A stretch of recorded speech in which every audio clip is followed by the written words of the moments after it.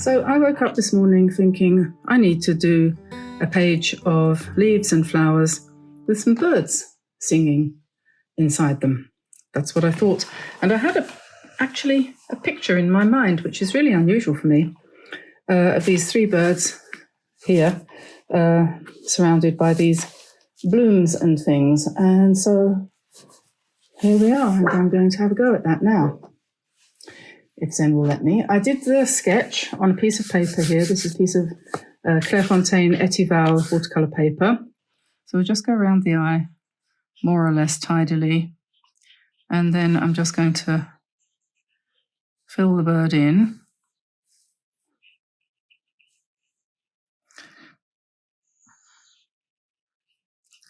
This is kind of a little bit folk arty, I think. Been looking quite at a lot of quite... Yes, I have had my coffee today. I have been looking at quite a bit of folk art lately. That's what I was trying to say. It's probably influencing me when I go to bed at night. Now, the question is, shall I do the wing in the same colour, or shall I put in a bit of something on the red side? I think I might add a bit of this. It won't show very much, but it might just give a little bit of a lift to the whole thing. So I'll try that. And I'm going to put his legs in to match, although you'd never see a bird with legs the same colour as his body. It doesn't matter really, because this is all artistic license. And this one is going to be more or less the same. Maybe we'll use a little bit more of this purple colour as well. I haven't bothered to tape the paper down because I know I'm going to have to turn it round as we go, and I'm not using any heavy watery washes, so it shouldn't buckle too much. It's obviously going to curl a bit, but I think I can probably live with that.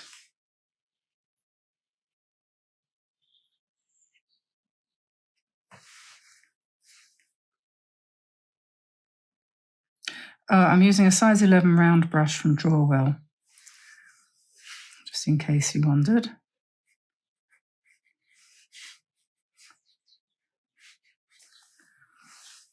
And the information about buying them direct from Japan is in the description below. You can contact Mr. Miami, who owns the company and makes the brushes, and he will send them to you wherever you live for a very reasonable price. He's a very nice gentleman. I only know him by email, but he's very kind and helpful and very appreciative for everyone who's been buying his brushes from our channel. I don't get any commission or anything like that.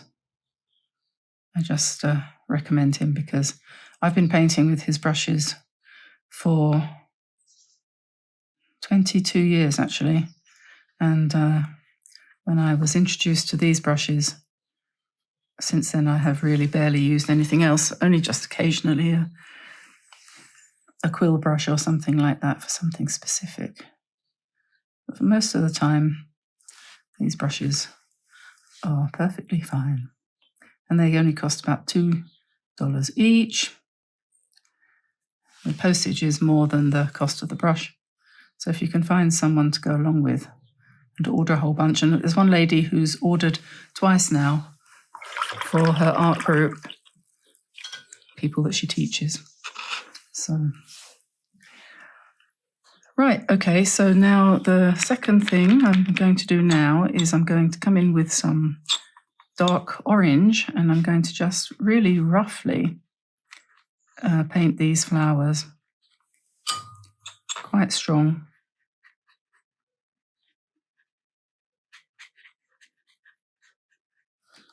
You have to have a bit of, to just let it go at this point. Oh, that reminds me, I wanted to say I was listening, I expect you all probably have heard of Deepak Chopra. I was listening to him last night before I went to bed, and he was saying that the most important thing that you can do for yourself is to learn to let go. And I suffer with breathing issues. I think it's asthma. I've had it all my life. Hope it's not going to turn into anything worse. But he says that holding on to things is what causes you to suffocate. So I'm going to start having to think about what it is that I'm holding on to, aren't I? Okay, so that's 2 big flowers. And then I'm going to put another one down here. I suppose these are sort of like chrysanthemums. And we'll put another one up here. Let's get the big flowers in first.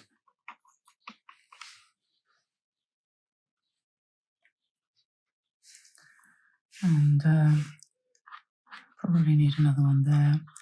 I'll probably change this sketch a bit because my colour sketch came out reasonably well. Okay, so now we need some dark greens. I'm just going into that one. It's a lovely dark green. And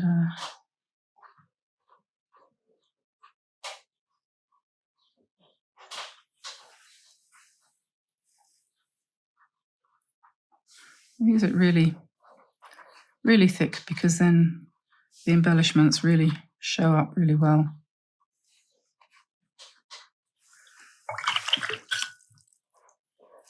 And we'll put some purple leaves in there as well.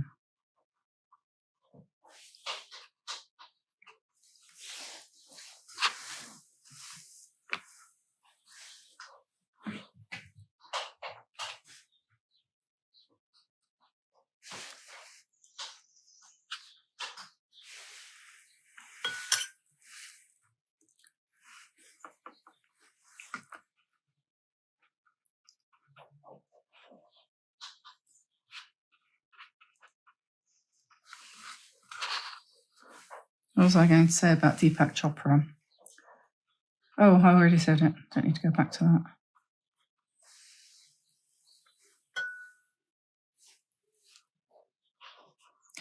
Anyway, I think it was partly due to listening to one of his meditation things last night that I woke up in the morning with a picture in my head. I have a feeling that that might have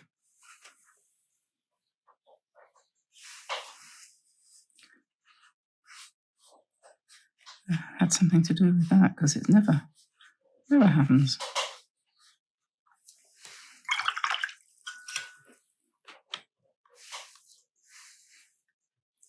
I'm going to put some, I'll try and make a bit of a brown for the centre here. So that's dark purple with a bit of green. And we'll put some highlights in that with the pen or the gold paint. So we're basically creating sort of background here.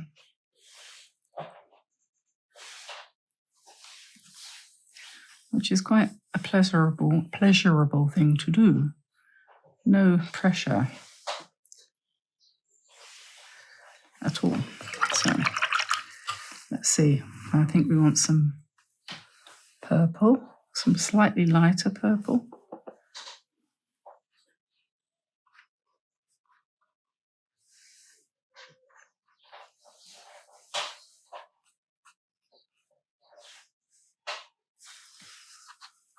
Oh yes, and yeah, we were going to do some nice purpley berries.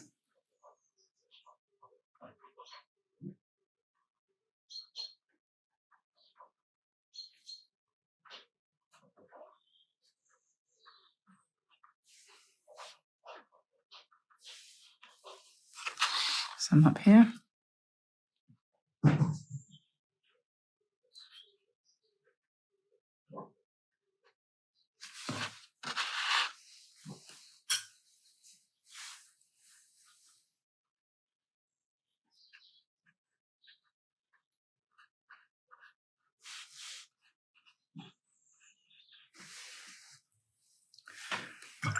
excellent kind of painting for when I woke up this morning, like I said, with this picture in my head, but I also felt a little bit kind of dizzy and shaky. And this happens quite a lot to me, and I think it happens quite a lot to a lot of you too. And I don't know, I hate to say it's a function of getting old, but older anyway, but maybe it is. It sort of wears off during the day usually. But if you are feeling a bit shaky, but you want to take your mind off of it, then paint something like this, which doesn't require, in fact, it benefits from being unstable, unsteady. It actually benefits from a shaky hand. Looks better. I'm trying to cultivate the lack of control, because I think it's I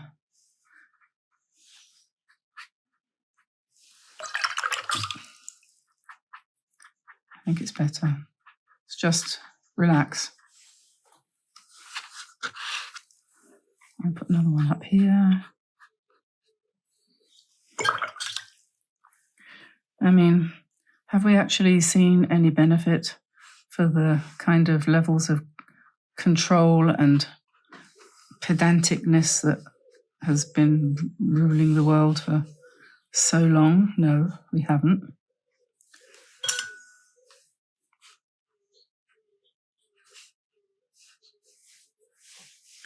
So anywhere you've got a space, you can put a lighter one in. It doesn't matter what colour it is, yellow or purple or a mixture of both.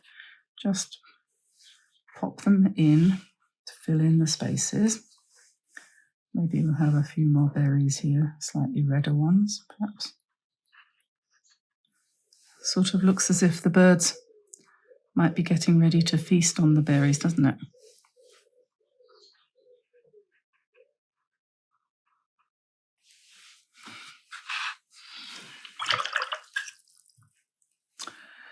Okay, and I need to put the beaks in.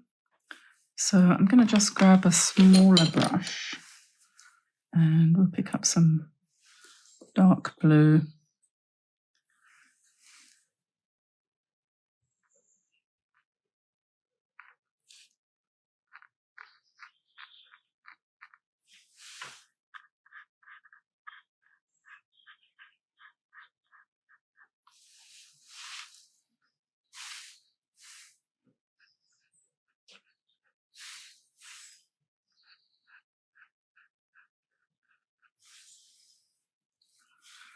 And probably best to try and make the eye round, but use a pen perhaps.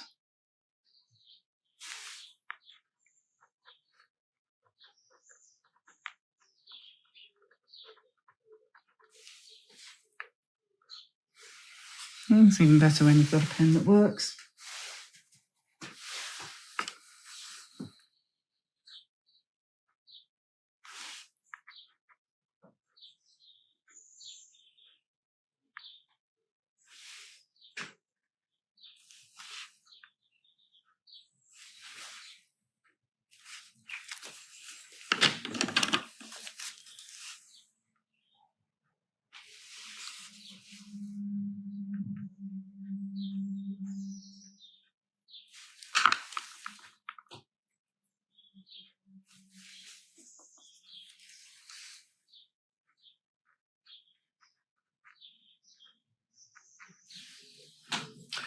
Right, okay, so end of stage one. I'm going to dry it and come back and do the next step.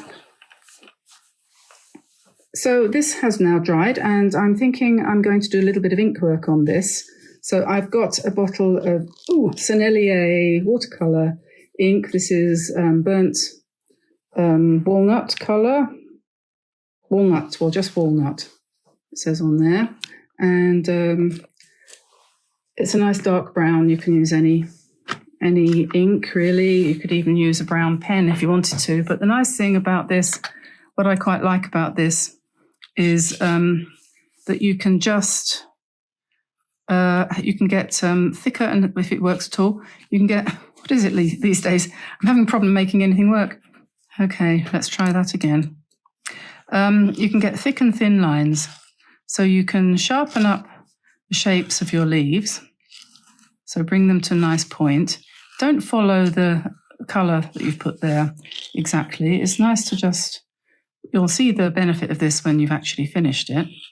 It's nice to go on the outside, and on some of them, not necessarily all of them, you might want to put a centre vein.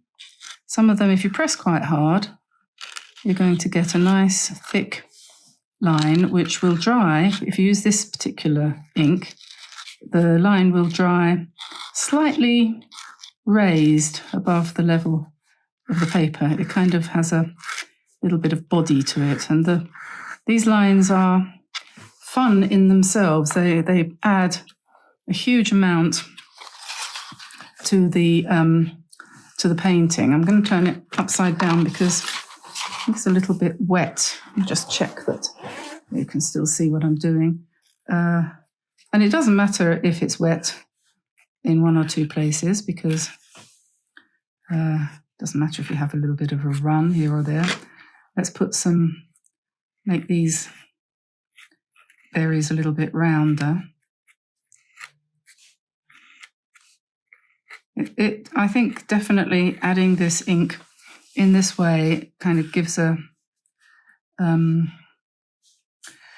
dimension to the whole painting, which is easy to achieve, easier than many other methods that take years.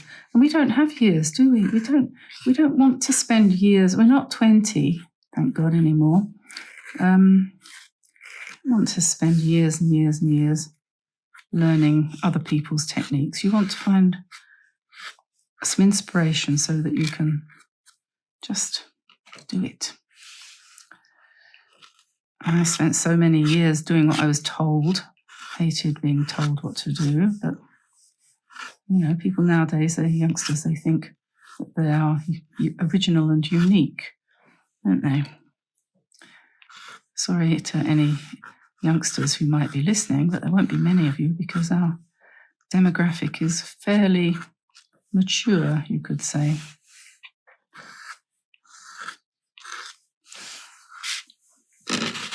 Turn that back round the other way.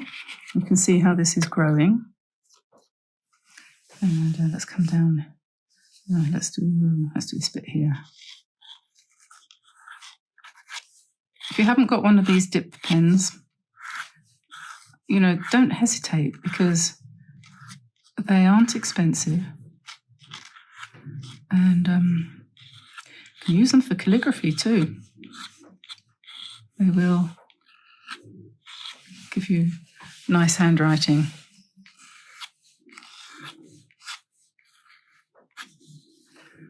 Somebody was making a birthday card and she put it on Facebook, and she'd got some lovely calligraphy on it saying happy birthday, and I asked her how she got that, and she said she used a stamp. And that's a brilliant idea if your handwriting... My handwriting sucks, really. I mean, it's okay as far as handwriting goes, but it's not calligraphy. So to have a stamp that says happy birthday in a few different ways. You can get them from Alibaba, from China.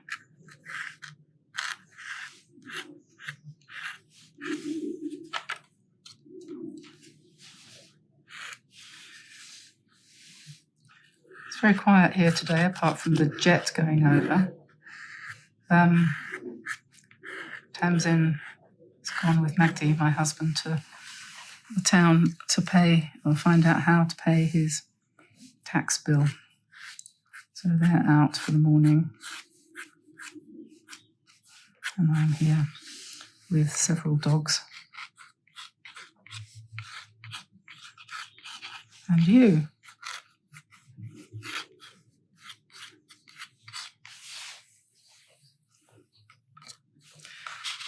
You need a little bit of courage to come in and do these flowers, but just vary the strokes. Do sort of whatever comes to mind.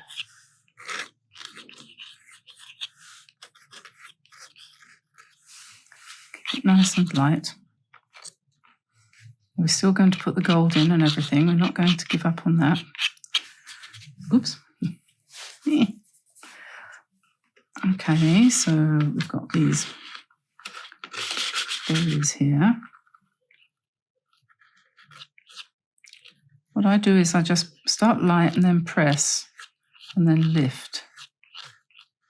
And that way you get a variety of lines.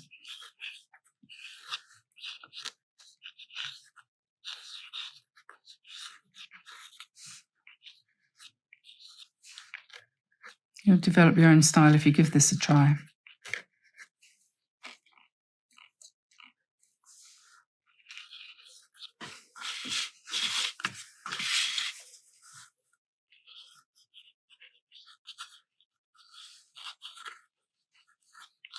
So, 2nd of September, autumn's coming. It's my birthday month. And I'm not going to make too much of a fuss about that. What was I going to say? We have to go to England for a fortnight. We're going for a break fortnight from the 10th, but it won't affect the channel. Everything will still be going up as per usual. Doing a little bit of planning ahead, trying to make sure we've got a selection of videos that we can put up from England.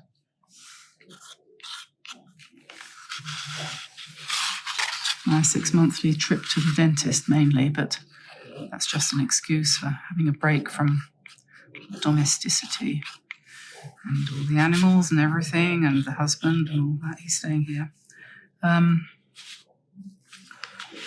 And do some shopping, because shopping in France, when you live in a rural area, is just non-existent. So there we are. I think I've covered every possible leaf and berry there. So I'm going to pop my lid on because you never know. And I'm going to wash out my pen and I'm going to whack the hairdryer on it again before we come back to do the birds. I think it's probably completely dry now. Some parts of it are a little bit shiny where the paint has been quite thick. So that's quite nice. And got a choice here. You can either, if you have any of these gold pens, you can put like stamens and dots and things into the center here with these, and it's really easy. And they come out very regularly. Or if you want, and you've got the starry colors, you can do little dots using a small brush. You want about a size 3. Or maybe smaller. I don't think I've got a smaller one at the moment because I don't tend to paint very small. So that's, you have a choice there if you want the effect of dots, or you could mix them up. You could do some like that, and then you could kind of intersperse or do half of the center with bigger ones and half with smaller ones like that. So that's an option. I like using these paints. I like using the pen as well, but I like using these paints. And it's quite fun to get a fair amount of paint on your brush and then just draw in fine lines on some of the leaves. It doesn't matter if they're not absolutely straight or anything like that, or even, because this is not realism, but doesn't that look lovely on the dark green? Thicker ones on that side, for example, and we can put another one here, and you can put little dots. You'll find once you get started on this, honestly, it's not rocket science, really. It's just something fun to do. And you'll just use your imagination and do whatever. Put the gold line next to one of the dark lines to emphasize it, for example, and we can do sort of biggish kind of strokes on the flower just to make that look really dressed up.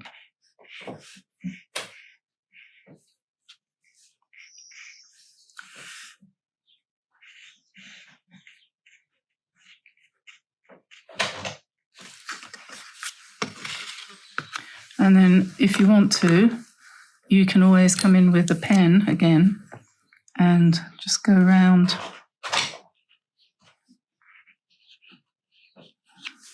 these shapes, just roughly.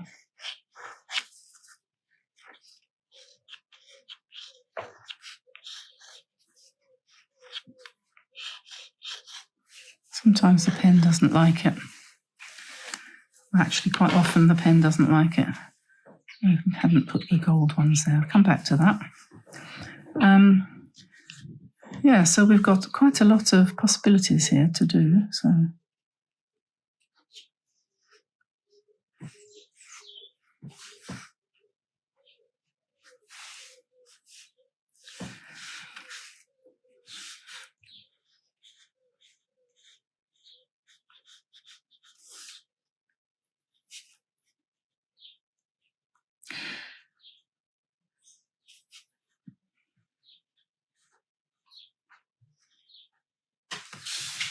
nice, peaceful.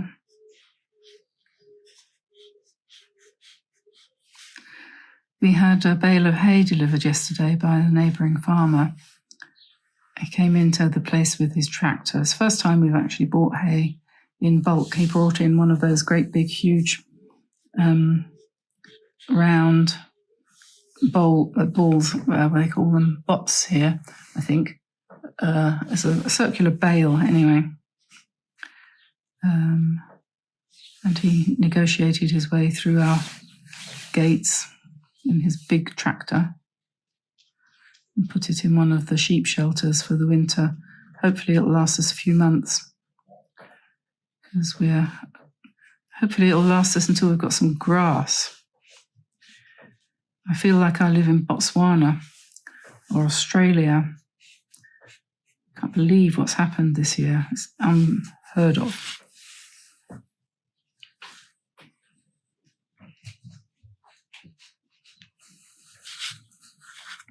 Unheard of. Okay, I'm going to start on this bird here. Let's give him some lines going up his tail.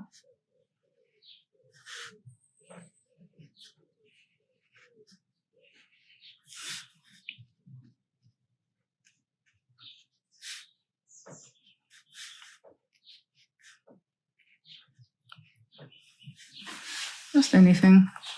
Just need to quickly look at my reference, see what I did. And I think I'm going to just outline his wing.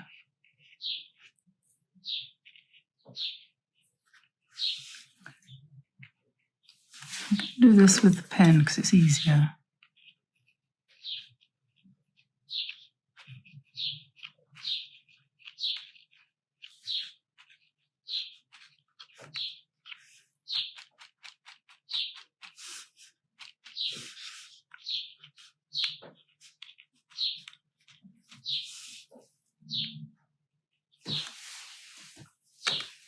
I give him a gold beak. And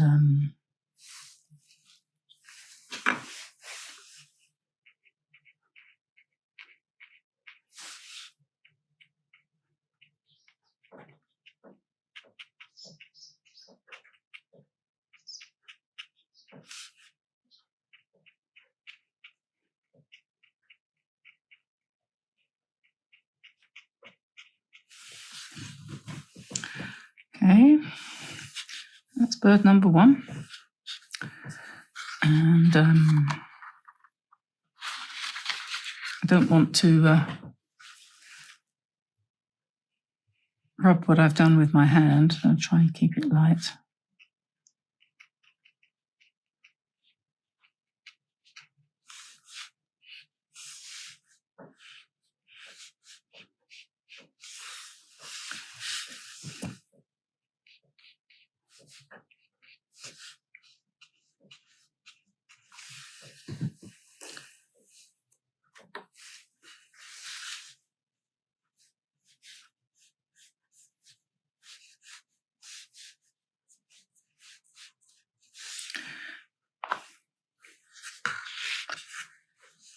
And what should we do with this bird?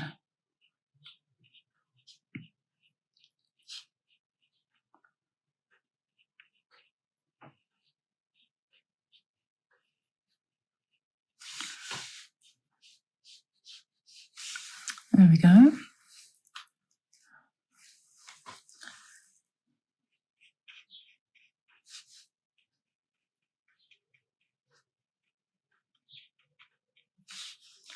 And let's do another wing outlined.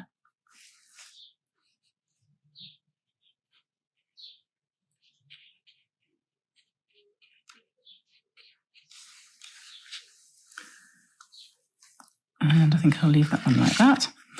And then up here, let's do some simple strokes coming down this tail, like that, perhaps. Hello, Zen. Zen's coming in to go to bed.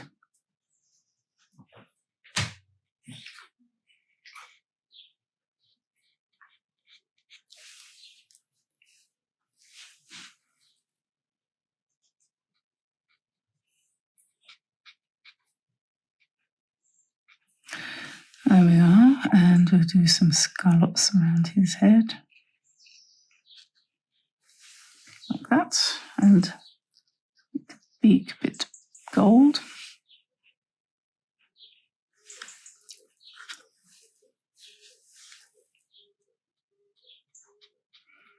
Go around the edge with dots, it makes it look like they're kind of embroidered.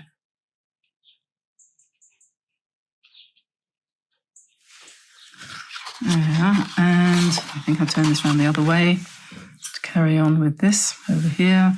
I suppose you could call this a sort of meditative process. This one definitely wants stamens coming out here with nice circles at the end. I think we might do that with a few of them.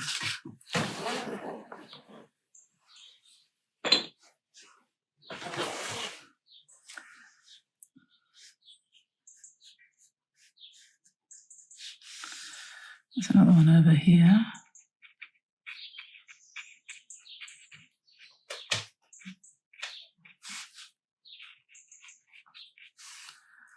And up here.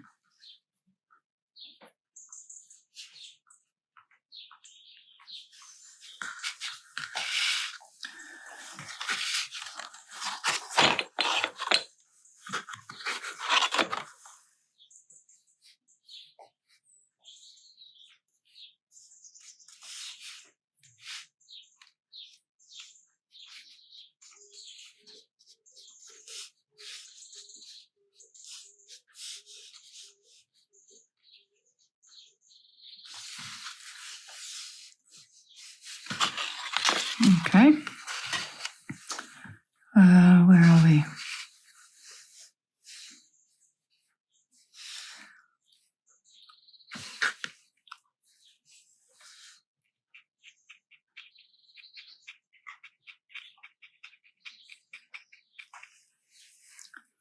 I think this one, I'll just put a few lines like that. This got a bit of a run back there, so the beauty of this paint is you can just go over any ugly run backs like that one. There we are.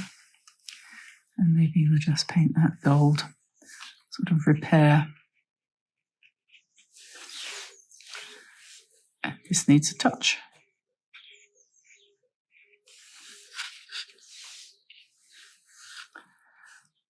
Okay, I think it's time to let that sit and come back and see what we think. I'm going to do it I'm starting in the middle. And I'm not going to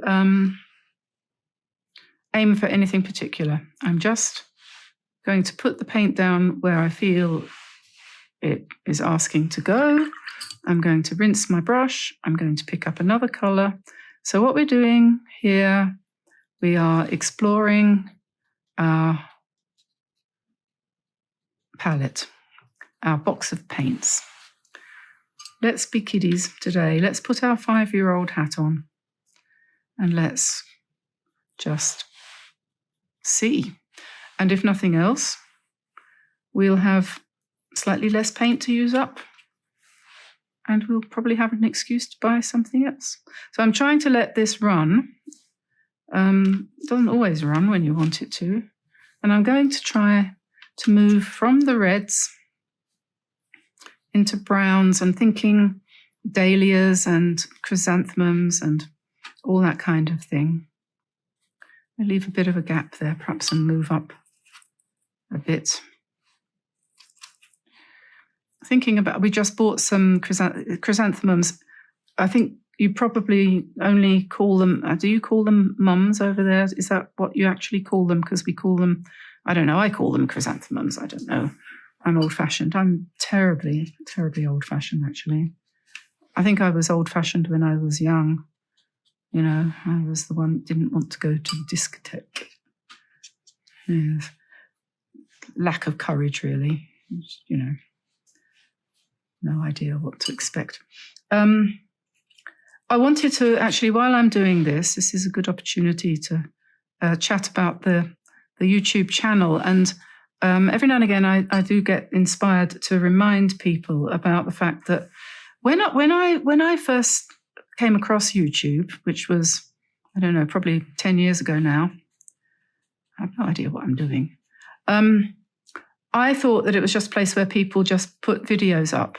I didn't realize, and it's possibly the case that at that time it wasn't even true, that people had channels. So like you have a Facebook page, everybody on YouTube has a channel page, which is in my case called Diane Antone Studio.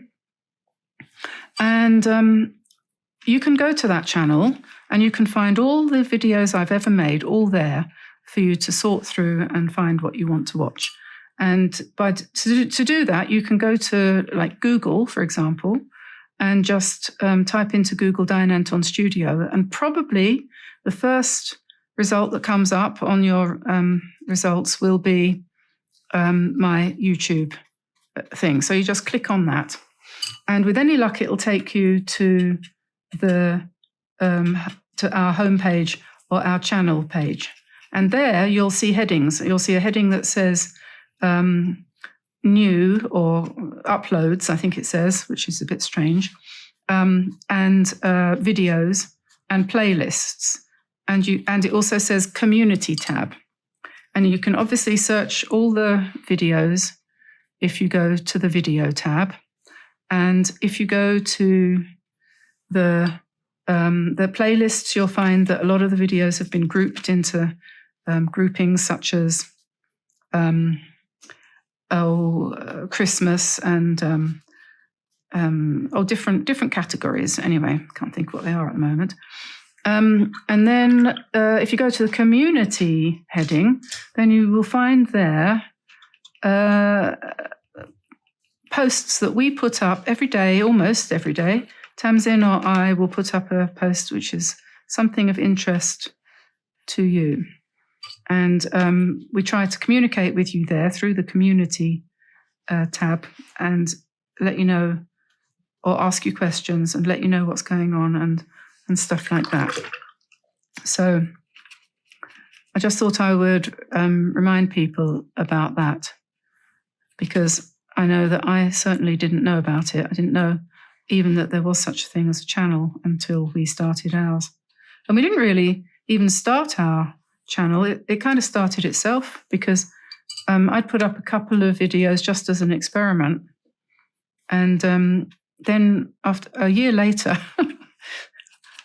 when the pandemic had been going for a year and we were just about getting to recover from our traumatization, starting to think about what we could do with our life since we'd now lost our existing employment. We got a message from YouTube saying, "Oh, did you know you've got 100 subscribers?" And we're like, "What? Why?" we better put something else up then. We can't disappoint those 100 people. So we did. And that's all history. So now I've made a lovely colourful mess on here, and I've got these Inktense pencils here, which are just crying out to be used to paint some stems. So I'm going to pick up leaf green, and I'm just going to see if I can find some places where there could be some stems, and I'm just going to draw some stems in because I feel like it. I don't know whether this is going to lead anywhere. And we could use the. I want to see what happens when I wet them.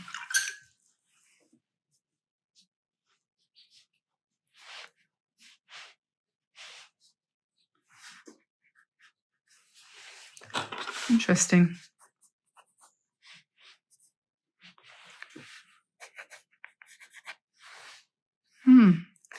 Not sure about that. You know, sometimes you think, oh, that would be a good idea. I'm not very good at visualizing things, you know. I'm not. I find it hard. And I think pencils are probably not going to work for today. So I'm going to go back to the paints. And you can live to fight another day. We'll do something else with you later. And now I'm going to be looking for complementary colours. So we need a greenish violet, a sort of grey, greenish grey, I think. I need a test sheet. Test sheet, come here.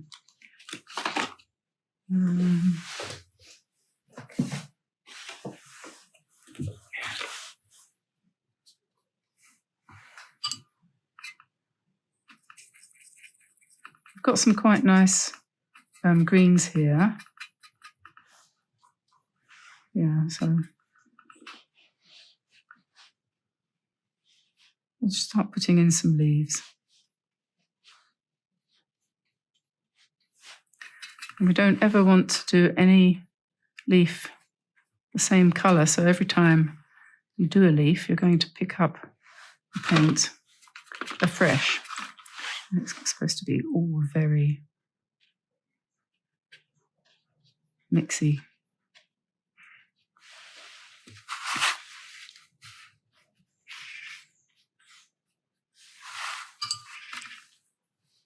I have to put in at some point obviously I like it when that happens, you know.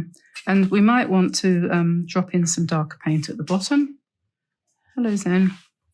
To let that bleed up a bit. So we just go around the ones we've already done. That's a nice mix there, isn't it? And I do need to think about the centres, actually, don't I? So I'm not quite sure. I think a dark brown probably would be. This is Davies Grey. Can you see that? Yes, you can see that. Davies Grey is a good subtle colour. And if you mix that with a bit of green as well, then you're going to get a nice soft green, grey green, bluey grey green. We don't want these leaves to be too green. This one is, I think that's oxide of chromium. Don't like that. I'll get rid of that. Oh my goodness.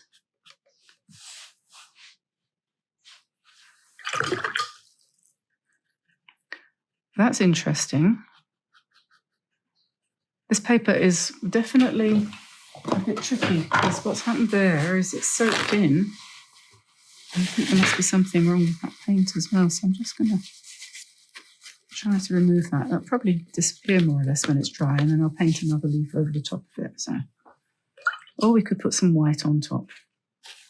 Doesn't matter because, you know, at the end of the day, it's just a play. You can use these pencils to put some veins in as well if you want to. And see how they turn out. Just keep them nice and loose.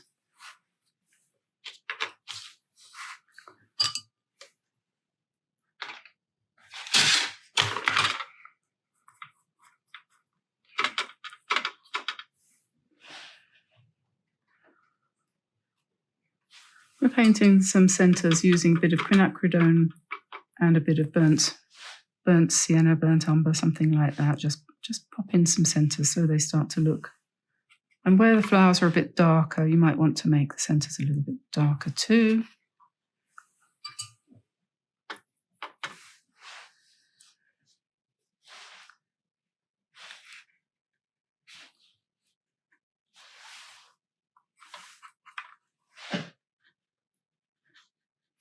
Leave a little bit of light.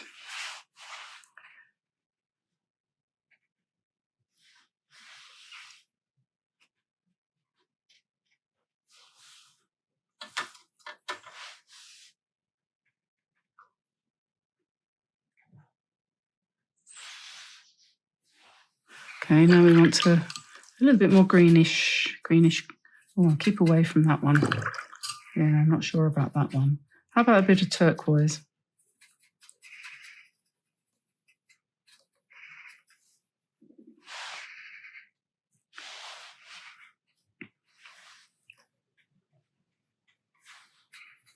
Turquoise and grey.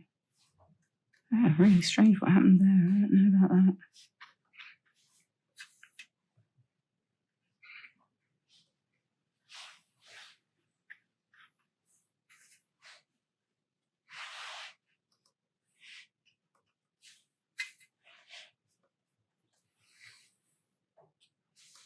And then as it begins to dry, you can come back into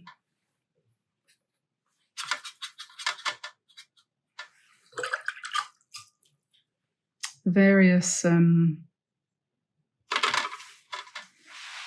areas where perhaps you think maybe you want to emphasize it a bit more. So just the same color, but a little bit darker.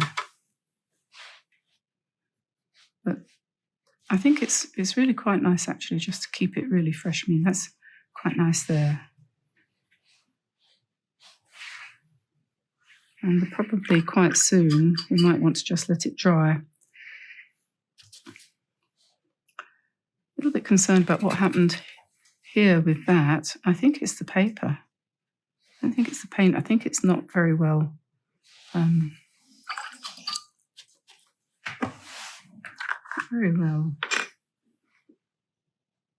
sized. I don't know. Put some white on top of that and let that dry.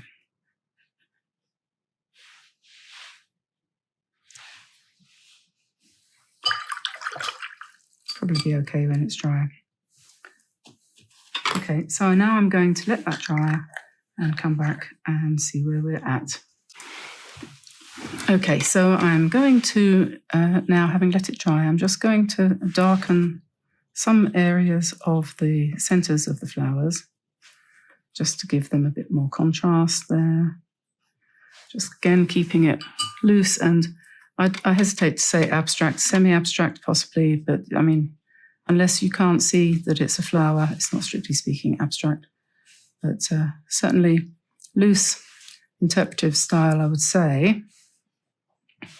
You might want to put a few more small dots in here, I suppose, to indicate the centres of some of these yellow flowers.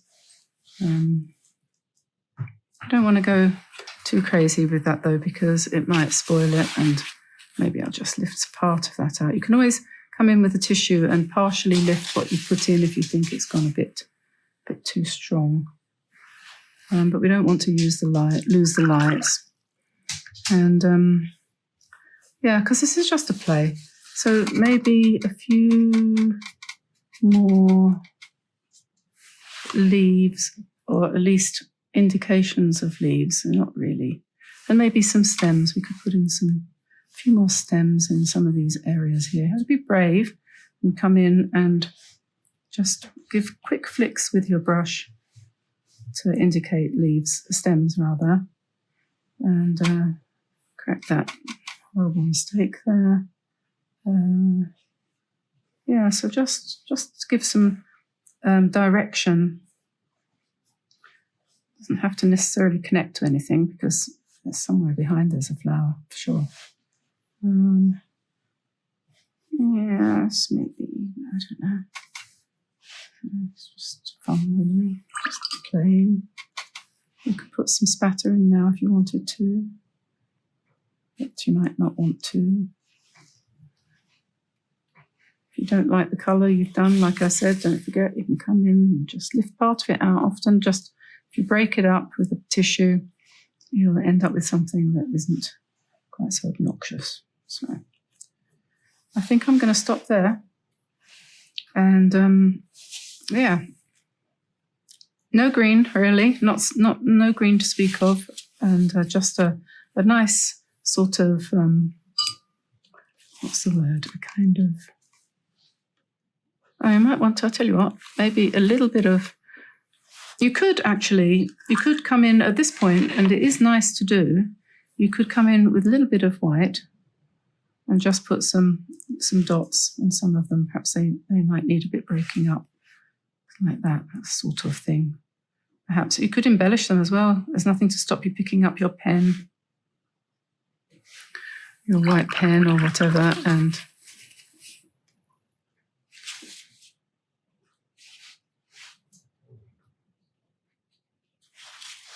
I'm not sure if I improved that. I don't think so. I think I'll probably just dab it out. But, try these things out. This is what it's all about, exploring your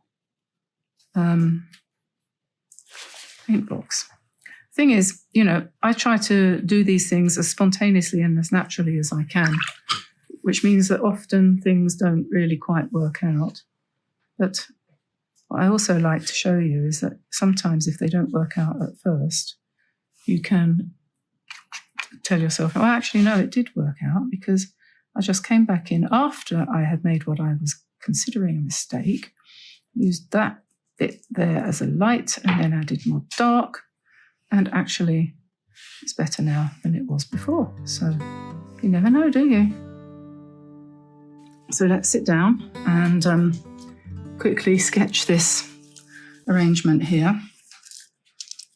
I'm going to start off with a fairly large mushroom on this side here. I'm going to give it a bit of a skirt, but don't take any notice of that because it's basically the same idea. You're going to just do a big U shape there and basically a U shape here, and then the squiggly edge, so nothing special.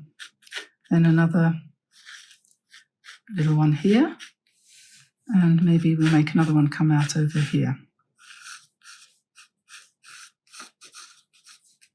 Okay, then I think it's a good idea to make sure that your mushrooms overlap.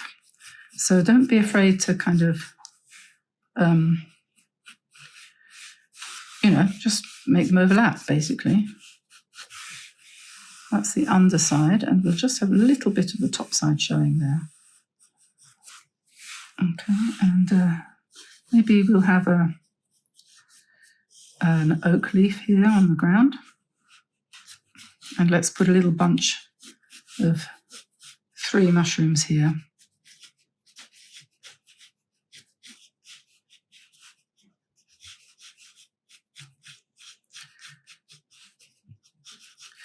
I'm trying to draw this as quick as I can, so don't imagine that you need to go anywhere near as fast.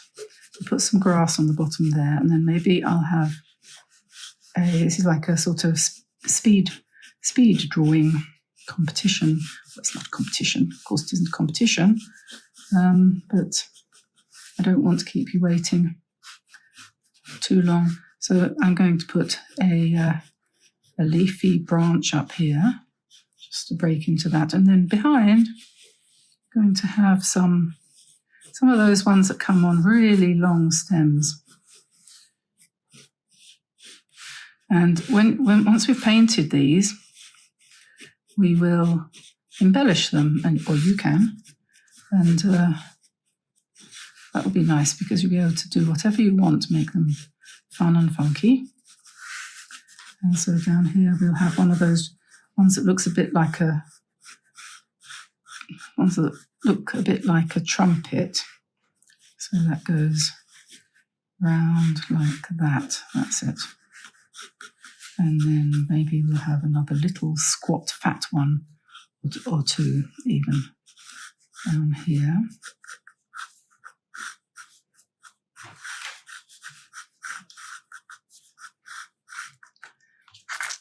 And then on the right-hand side, to match this one, we're going to do a big one, but it won't be the same. It'll be a different shape, but we're going to do it. Nice big toadstool.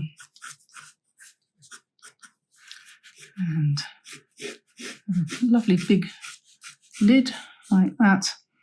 And then on the top, I just need to look at my reference material here quickly for this, because I can't remember what they look like. We're going to pop a snail up here.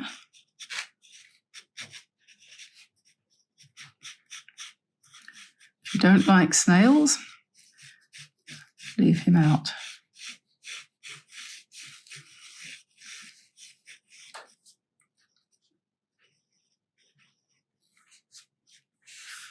Doesn't really need a mouth. So there we are. And then from the top, Lavis Fidelis, take that off.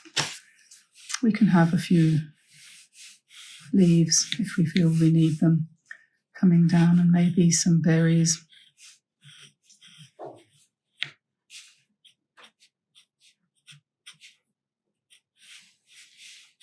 Like that.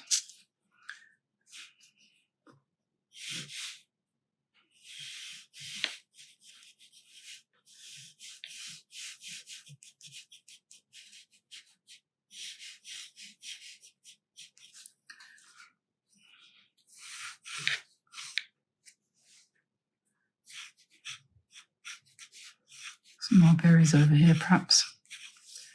And all of this, there's quite a lot of painting to do. So we'll see how that goes. There we are. And a little frilly thing around here, because that's where that was. Okay, so I'm just going to spray a little bit of water on these paints just to enliven them a little bit before I start painting.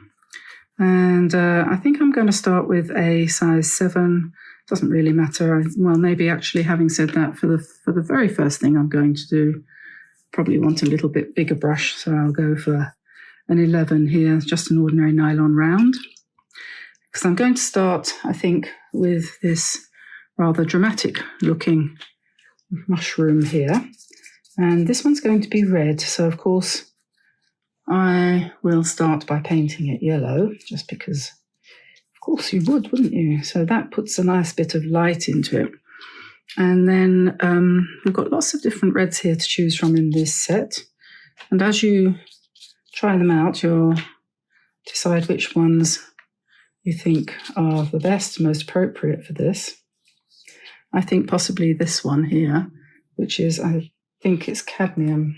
Got the guide to the universe here. Yeah, cadmium scarlet. That's always a good red to start with, because it's fairly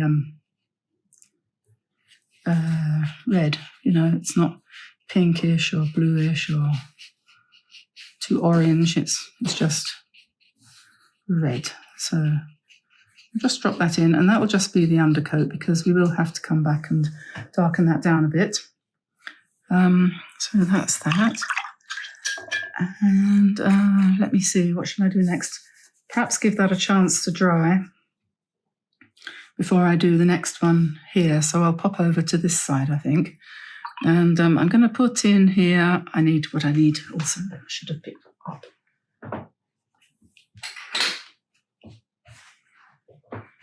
Need a little dish just to try out my colours. I'm going to put a little bit of blue. So let's say that's ultramarine. So just pop a little bit of that in for the top of the mushroom, and then I'm going to add to that some what did I just pick up there? I have to keep referring to my chart. That's a maroon colour, and we're just going to put that in and let that mix.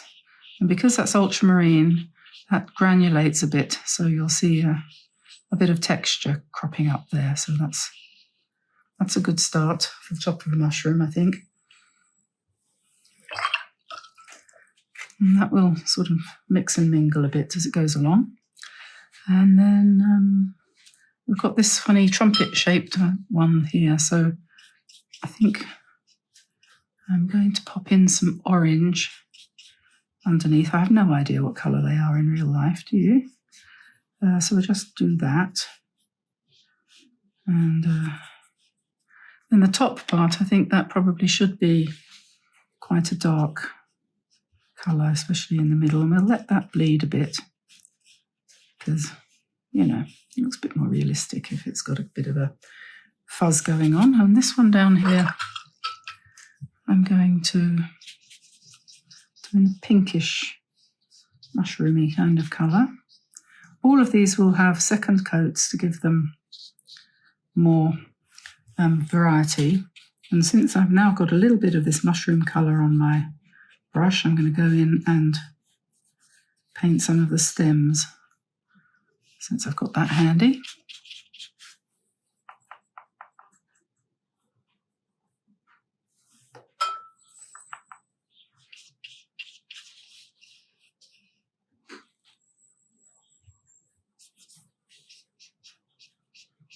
A little bit of a frill there.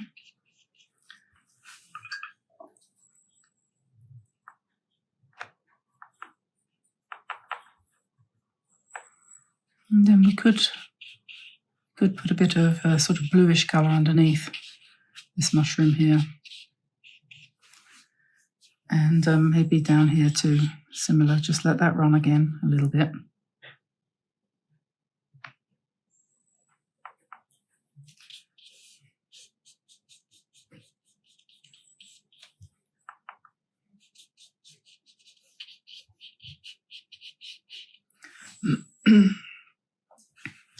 And then I thought I should have this over here, shouldn't I? Somewhere where you can see it. I thought I would make a kind of darkish green for this one, and then maybe a sort of blue colour for this one.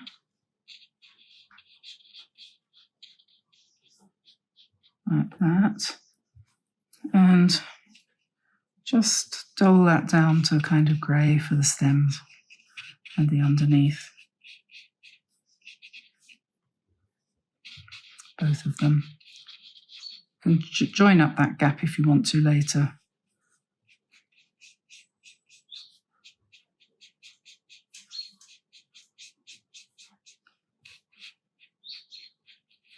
When we do the next coat. So there's that, and then perhaps we'll go a little bit greener again. The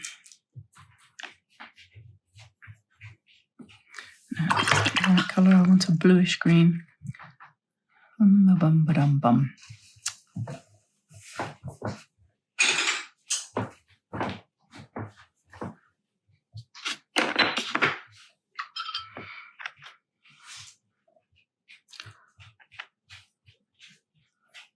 I'll start with a little bit of that sap green and then a little bit of blue. That'll do.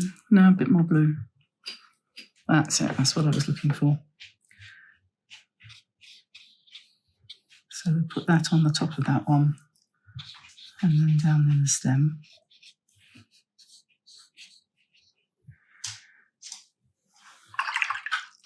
Right, and now I'm just going to swap to a slightly smaller brush because we've got to do the little ones now.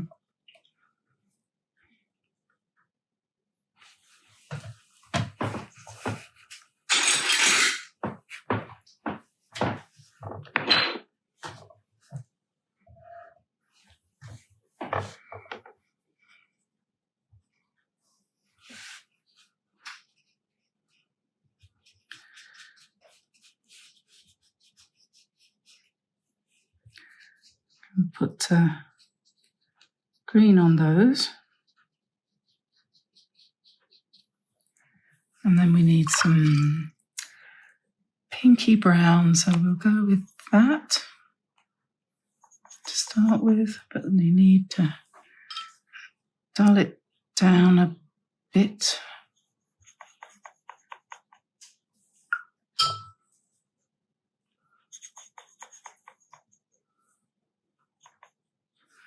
Right. So that was maroon and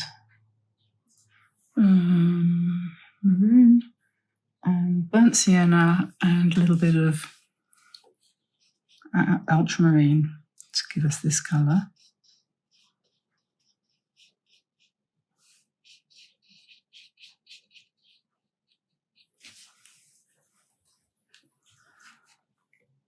And then up the top here, we were going to have some stripy ones. So I'm just going to give them a pink stripe on the top.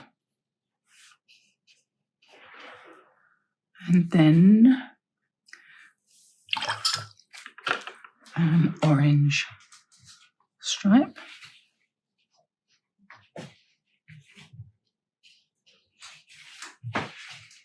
You know you're painting whimsical when you have stripy mushrooms.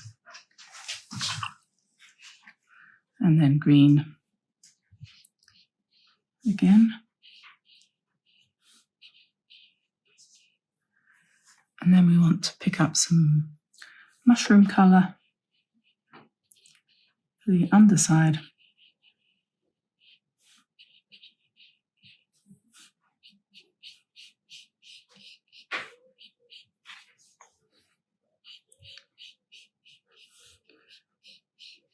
Not so much chatting today with this one because it takes a certain amount of concentration.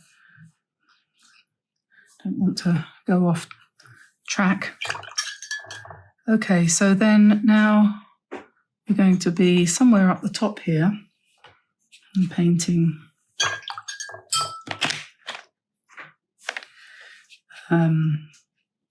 leaves. So I'm going to pop in some cadmium orange. Yes, that's right. Cadmium orange for these here leaves. And just put it in nice and loose. And then we'll go for some brown or something like that to let that, what's the word, blend a little bit. Just put it in here and there. And then if you want to make it easy to do the veins, just pick up a stick of some sort. This is a Pentel, I think, Holbein, Japanese bamboo pen.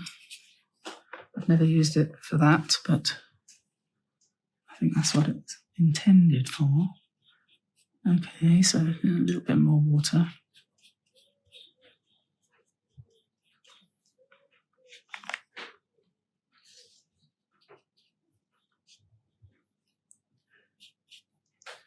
And this is maroon, this colour.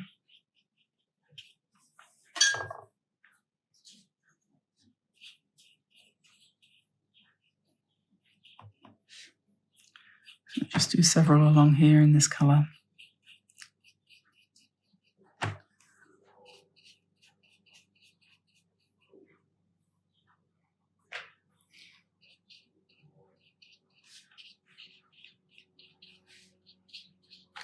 I'm not using quinacridone gold in this painting because I haven't got it in this set, I don't think.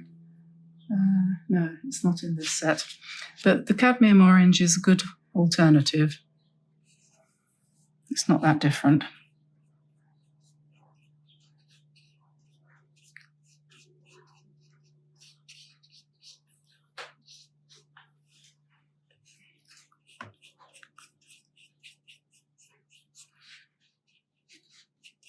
Yeah, it's a nice colour, that. And then maybe we put some burnt sienna in there and let that bleed a little bit.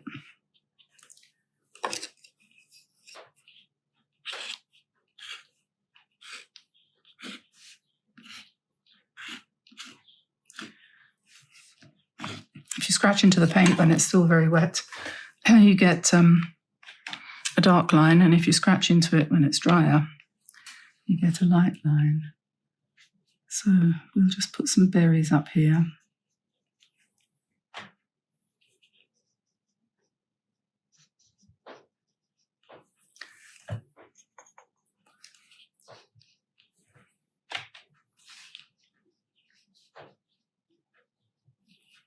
You can use paint quite thick and it's pretty opaque, or you can use it thinner and it's quite transparent. It's up to you, really.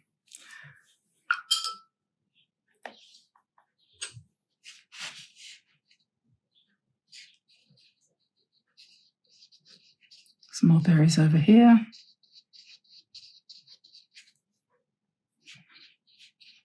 Put a little bit of red in that. I'm sure this colour is just the same as everything else, will dry lighter. So again, although that looks fairly dark over here, when it's dried, it will look different. Okay, here we have some more yellow leaves. Has definite autumnal feel about it.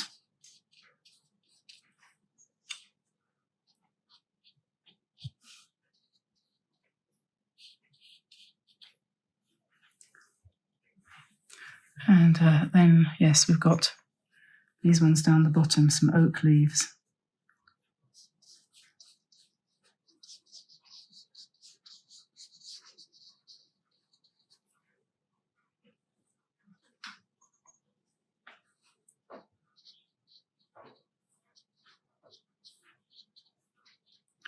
And this one. If you mix the paint loosely when you pick it up, don't mix it like it's gone into the food blender or something. Just give it a light touch is what you need.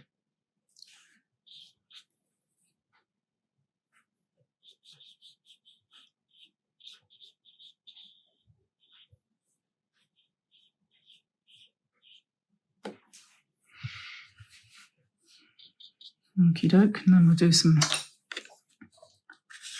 veins in this as well. Makes a difference to the shape. Going to have to let it dry in a minute because otherwise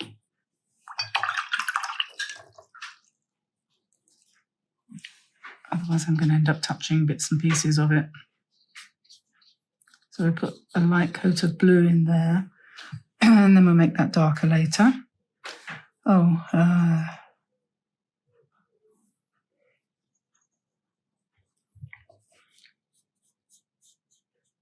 These stems here need painting in.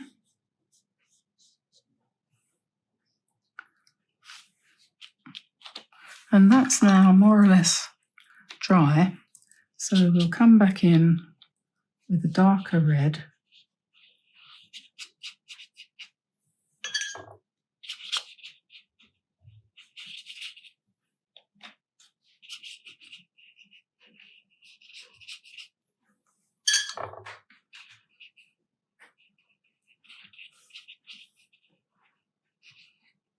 We let that run a bit. And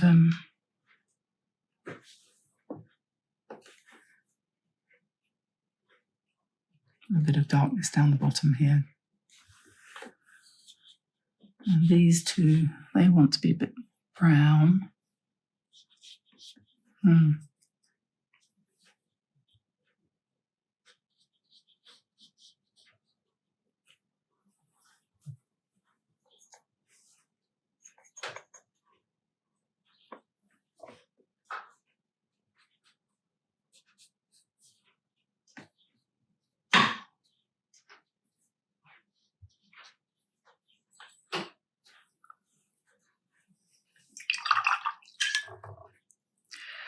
And then over here, once again, we have these leaves. have a kind of little bit of a repetitive theme going with the golden leaves cropping up everywhere.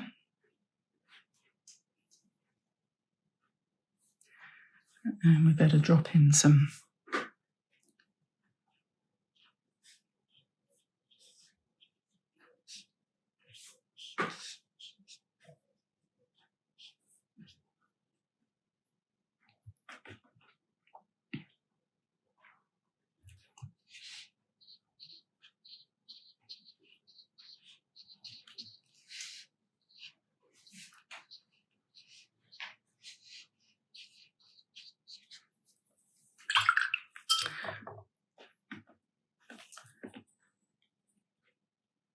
Now, I had forgotten all about the little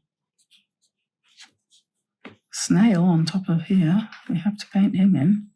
So we can do him in lilac. And then I'm just going to pop in the shell in a nice orange. And then when that's dry, we'll put some lines in to show the way the shell goes. Okay, so then now just down the bottom, we need some sort of undergrowth. We're not quite finished yet, but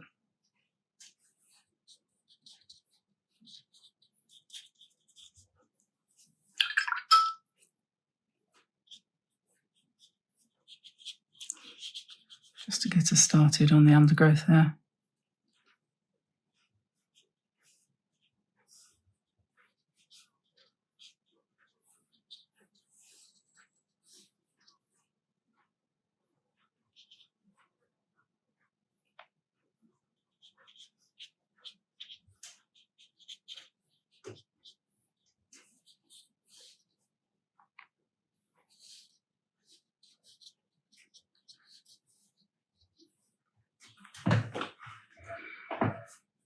Okie doke, I'm going to let that dry and go and feed the dogs because it's 3:30. Okay, so that's dry now, and I'm just going to mix up a little bit of a nice kind of neutral sort of background colour here. This is a little bit of yellow ochre and a bit of this, I don't know what they call that. They call that natural beige.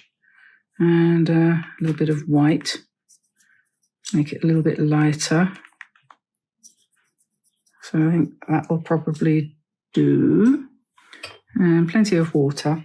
And then I'm just going to come into the picture and just very quickly, easily, and without too much worrying too much about accuracy, just paint round. Try not to touch too much what you've already painted because it will run a bit, but it's not the end of the world if it does because it's not finished yet. So you do this at this point. Let's come in as close as we can. And down here, we're going to put these other mushrooms in on top of this background layer.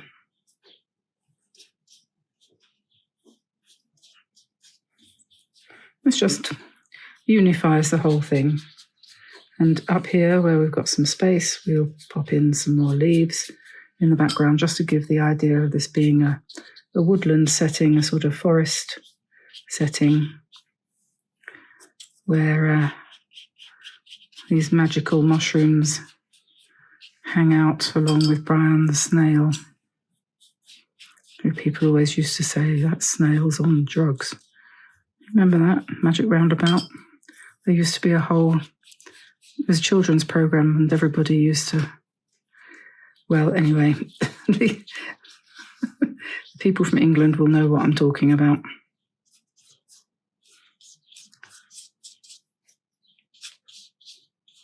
Time for bed, said Zebedee.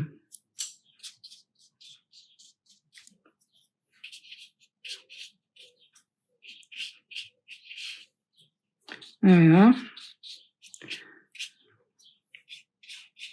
And keep that nice and loose and uneven because we don't need it to be anything else. And then we'll pick up a bit more. And I'm just going to drop in some odds and ends. Maybe grey it down a little bit as well.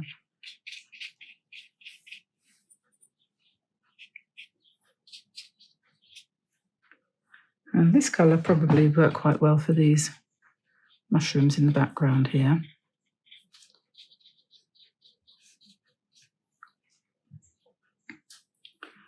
And a few more leaves down here.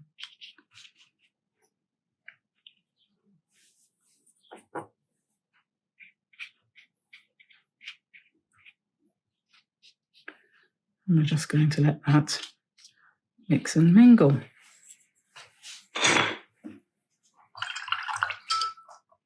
So, next thing,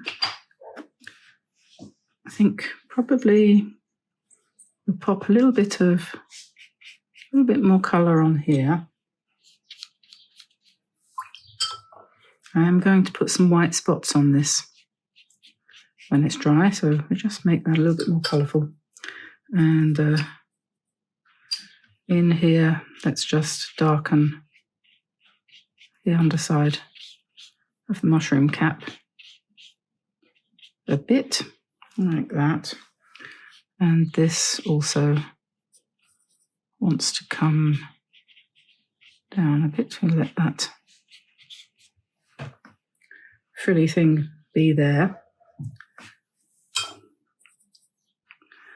And we're going to have to sort of build up the shadows as we go along.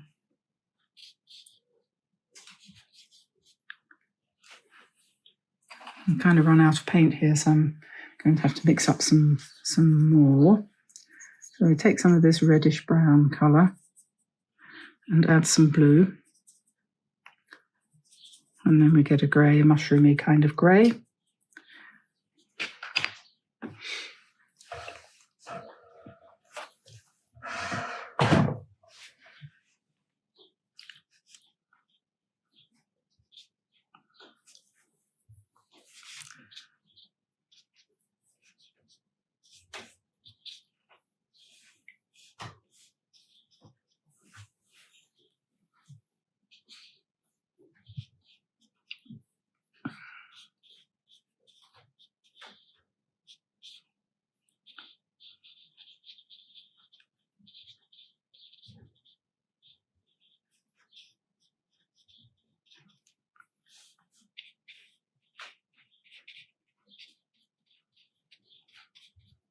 Just painting these ones in the background. Don't forget their stalks.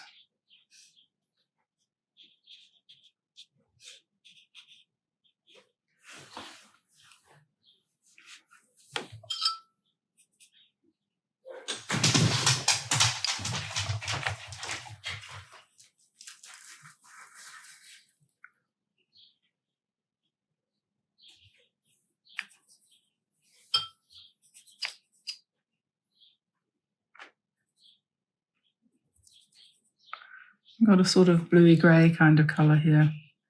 Just put that in. Always slightly different to what you've mixed, because you're going over the top of another colour, and that will influence the outcome.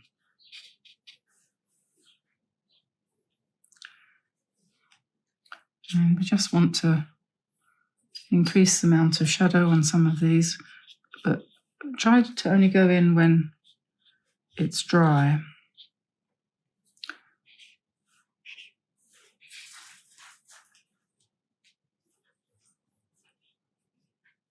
Getting to the point where we're going to stop painting for a bit and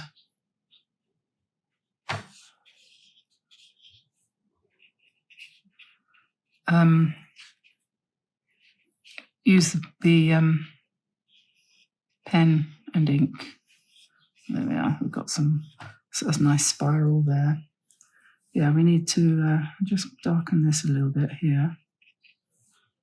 behind the stem and then a bit of shadow down the stem.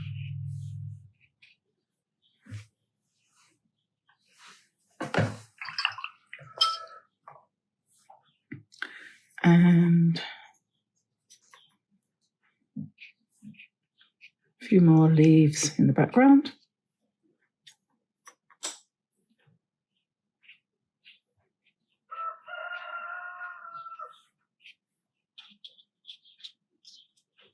Pretty random.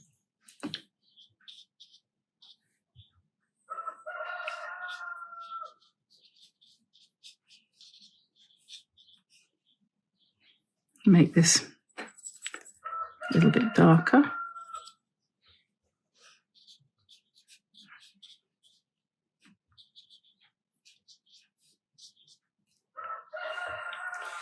And this one too is green.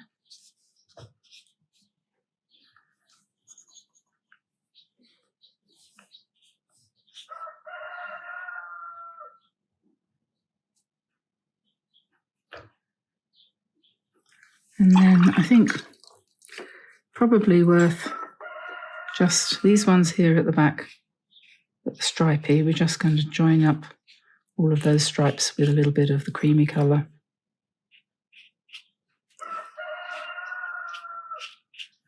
And probably just a few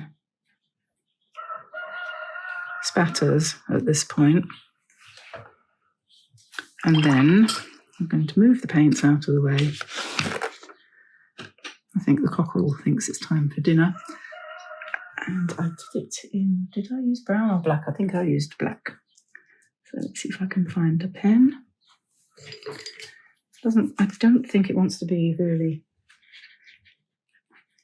thick. Probably a 2 or something.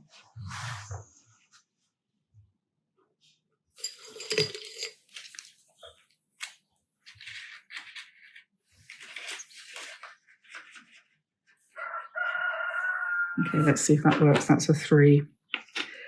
And now, basically, I'm going to sharpen this up a bit. I'll start in the middle, perhaps.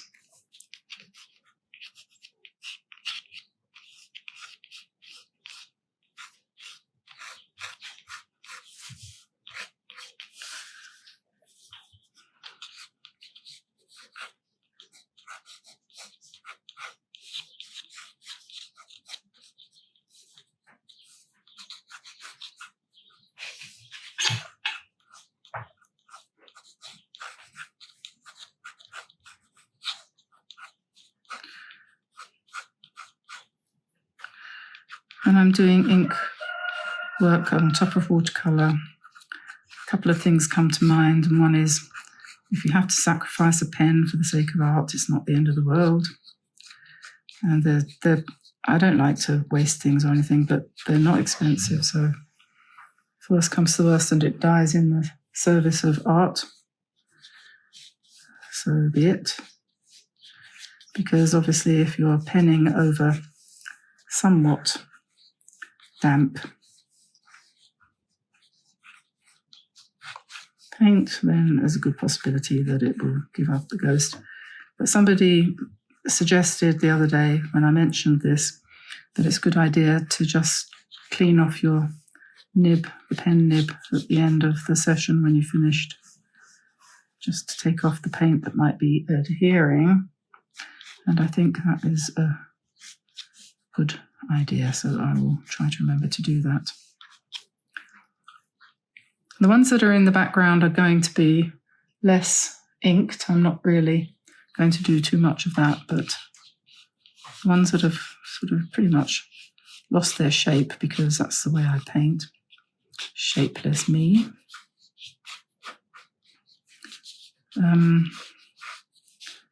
Those ones we will just kind of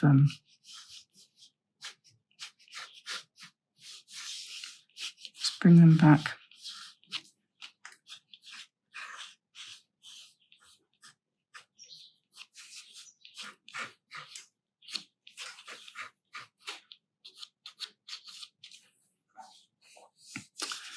Okay, and this one here. And then after we've gone right the way around all the important ones with the pen, just to give them a bit more identity, then I'm going to come back in with some white, probably. And you don't have to do any of this. If you feel that your painting is fine at the point where I stopped and said I'm going to ink, you know, it's not a problem at all, is it? It's entirely up to you. I don't know. It always feels to me that the painting sort of comes alive a bit more once it's got a little bit of ink on it. But that could be to do with my eyesight. You know, I mean, as you get older, you don't see things quite so vividly. So maybe it's a function of that for me.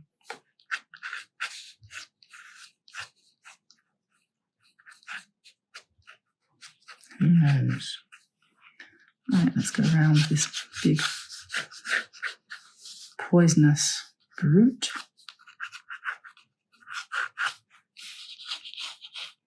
That one's desperate for some white spots.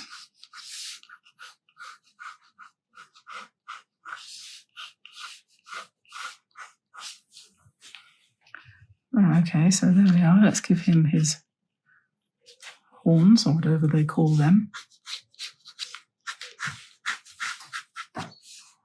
I'm sure I've missed some, but I don't want to all do these ones in the background so much, because they're meant to be in the background.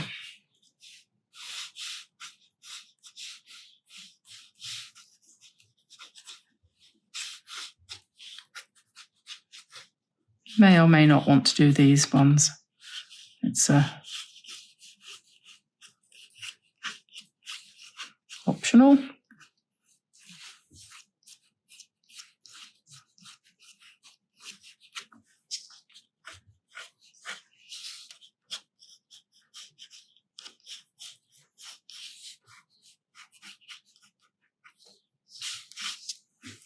Okay, so that will do for that, I think.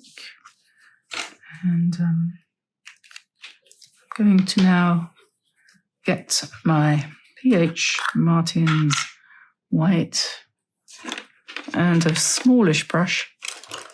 This is a number 3 round.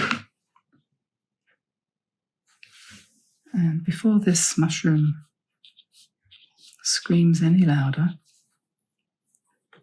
we will put some white dots. We have these ones here in France. I don't know if you have them where you are.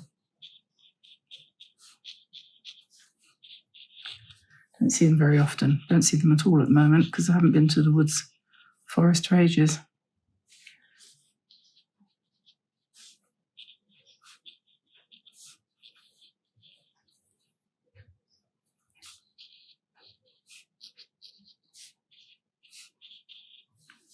Right.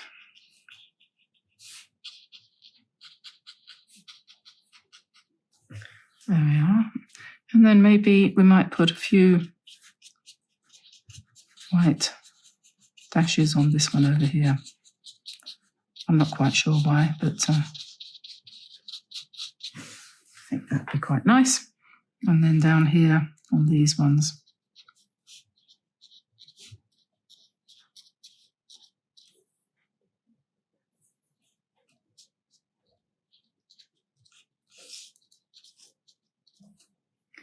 And here, little tiny ones.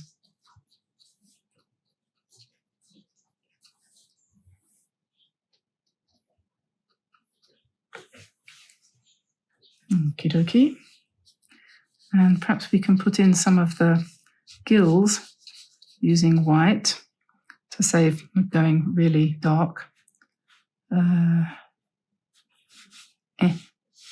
That would be in the middle.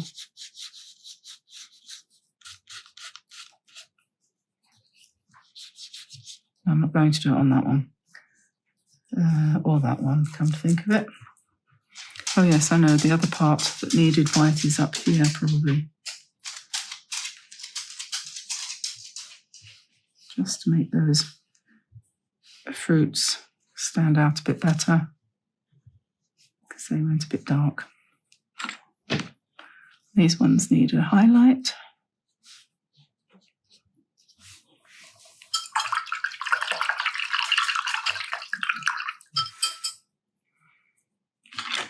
I think the little snail needs some eyes.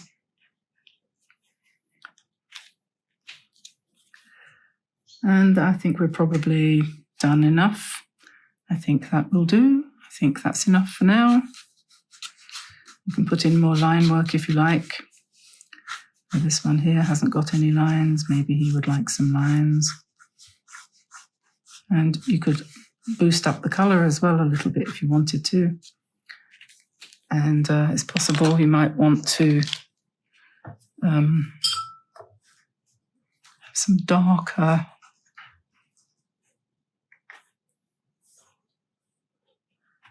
ultramarine blue, and light red makes a good dark brown, as you can see. And sometimes just little dashes. You don't have to paint anything particular, just put in some dots and dashes and bits and pieces and thises and that's, and the whole thing looks more complete. And as I said, you can carry on quite a long way. Hello, do you want your dinner? All right, okay, whatever.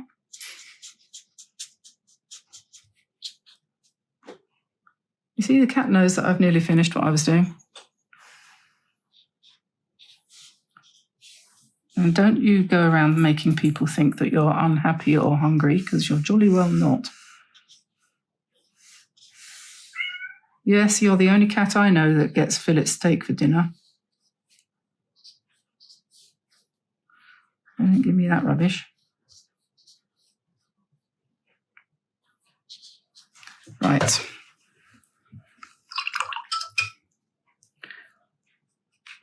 Very nearly done. We're just going to put some, a little bit of, what do you call it again, a bit more of that spattery thing, because that always looks good.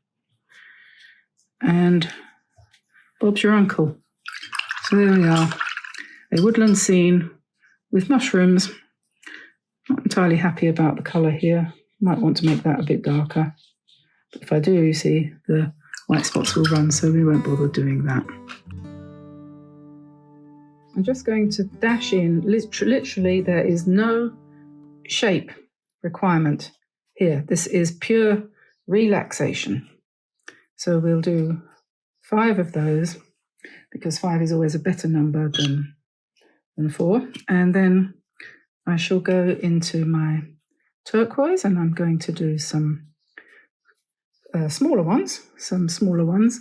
And I want them to be a little bit more round than that, so I'm going to use a little bit more water.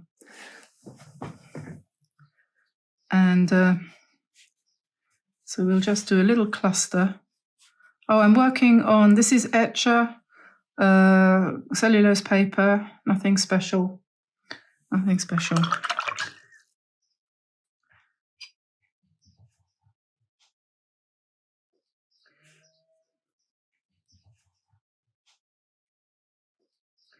So what we're going to do is see how this goes on differently from the blue. It's much more fluid, this yellow. We're going to just drop in some red at the bottom of some of these flowers to let that bleed and give us some red and yellow. And then we'll pop over with red, and we'll do something similar over here.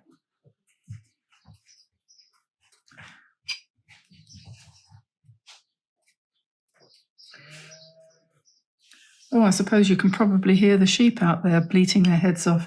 They seem to think they should be fed. And then we'll have some more here like this, and just try and make them a little bit more round and not so pointed. And then similar to the original that I just showed you, it's got some purple as well in there like that. And then these ones had nice sort of dark blue blobs at the bottom. Okay, so we've got red, yellow, turquoise, red and blue. We're obviously going to need more than that. So we'll put some nice big purple ones here, perhaps overlapping.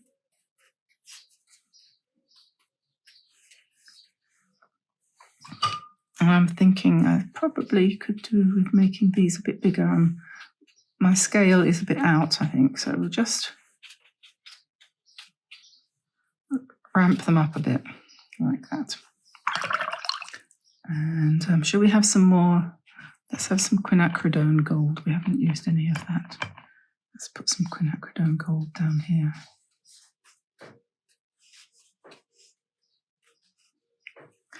And then maybe some orange, which we haven't used.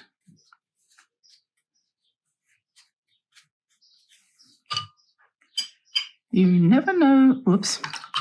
Quite. Don't want that. Dirty colour. Dirty colour. Blue. There's a certain hydrangea sort of thing going on here, don't you think? These plants, flowers look a bit hydrangea-like. So I'm just going to increase this one. What was I going to say? You never know where a painting is going to take you if you let it. A little bit of red. I'm looking forward to the autumn a bit. Not only is it too blooming hot here at the moment to be comfortable, but I do like the autumn colours, don't you? So we'll just put a few more of these up here. And then I'm going to switch. This isn't going to look anything like what I thought it was.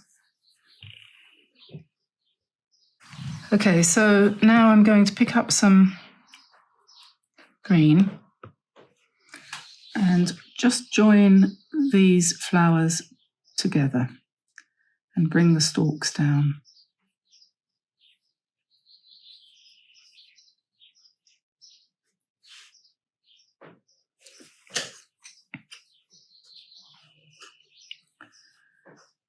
And make that go a little bit further, and then we'll put some leaves.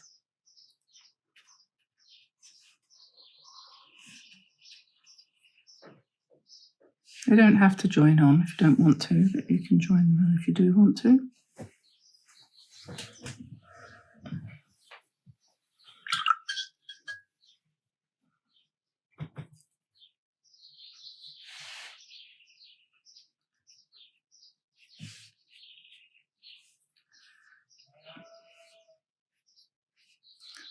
So this is, again, practice with your fine strokes. As we all know, you need to be able to use a brush to get a fine stroke if you're going to paint. So holding it more vertically is probably a good idea. And that helps you to do leaves as well. And remember that we're painting loose, so we're not looking for anything specific. But it's probably nice to add darker centres to the flowers. So for this turquoise, dark turquoise, you can add some cobalt blue like that if you want.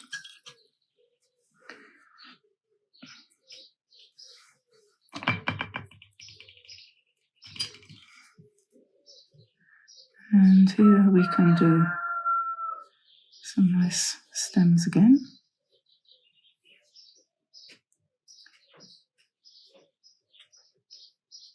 And pop in some leaves, just wherever. Doesn't matter if you don't put the whole leaf in.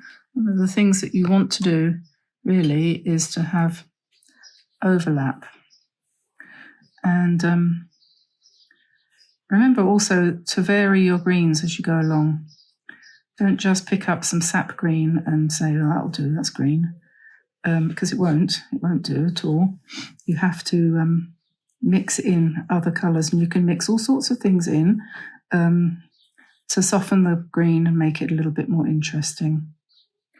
I quite like putting a little dab of turquoise in, and if you want to make it a little bit more soft, like this, just add some quinacridone, and then you get a nice old-fashioned green, sort of more of an autumnal colour perhaps.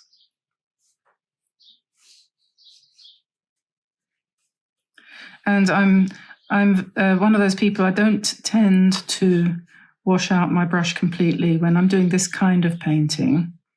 I don't necessarily, I often pick up a little bit more water, and then I just come in again with whatever it happens to be on the brush.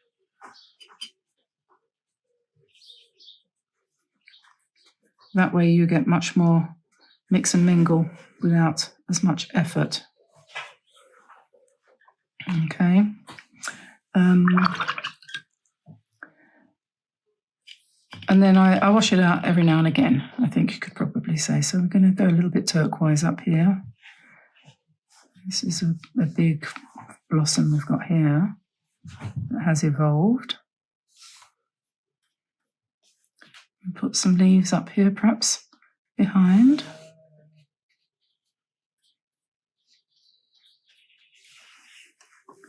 And then if I add a little bit of violet to the green, we get a more of a greyed down green, which might be quite nice for this one.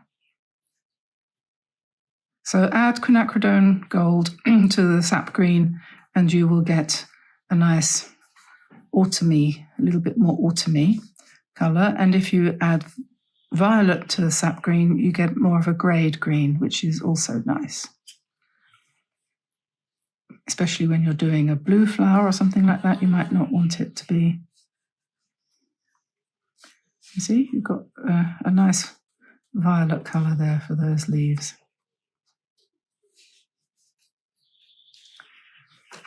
And then up here, I'm thinking we probably want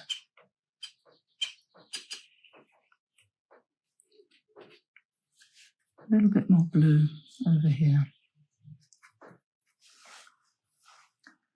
And some green too.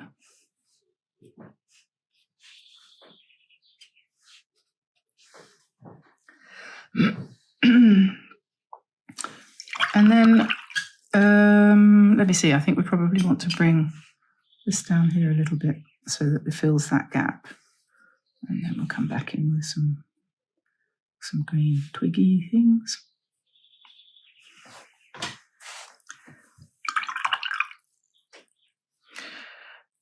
So to kind of then unify everything, what I think probably we need to do is to add over here some yellow and perhaps some gold.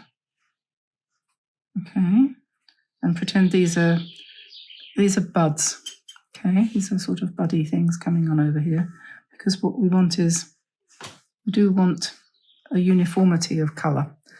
And the way it's worked out, I've got more yellow there and more red there. So now we want to bring some mauve over this side. And we don't really want to overlap, but just introduce a few. Because what we're doing is we're doing what you might want to call an all-over pattern. Like the other one that we did the other day. And so that's what we need to do, is bring in some colour from this side over to this side. And then I'm just going to mix up some darker blue again and drop in some centres, if you like. You want to call them centres, or just shadowy bits. I know a lot of people who watch us have some issues with keeping a steady hand, and I'm lucky. I thank God that That's not something that I have to deal with, but I do feel for you if that's something that you're blessed with. So that's why this kind of painting is so nice, because it doesn't matter a jot. In fact, if anything, you are going to produce better paintings than anyone else if you have a shaky hand. This is true. I'm not quite finished yet. I could leave it like that, but I'm feeling that I'm missing a little bit of definition. So tossing up here as to what to do. I could come in with some white, maybe. Or I tell you what else I could do. I've got a poetique here with a dark green. I think this is dark green. Let's just test it. Ink green. And I'm thinking maybe not. Maybe.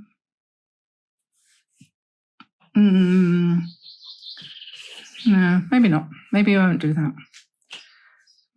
Maybe I will. Maybe I won't. Maybe I might up here.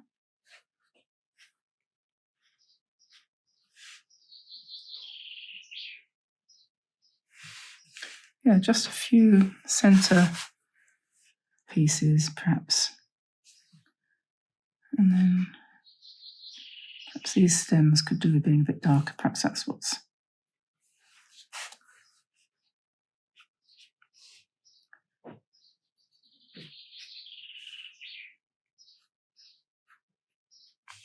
Just a few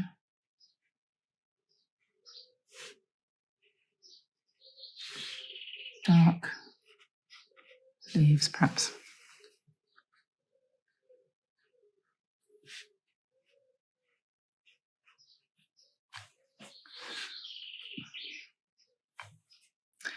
Yeah, maybe. Then I'm thinking I need some things which I haven't got here because my limited palette has not provided it. So I'll mix it up. I want some brown. So let's try cobalt blue with quinacridone and maybe a bit of red.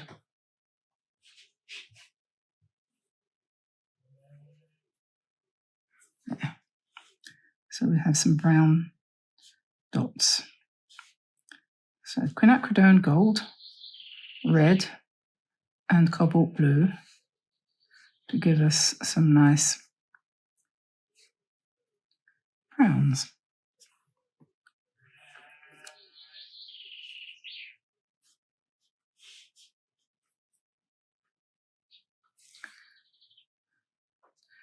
Yep.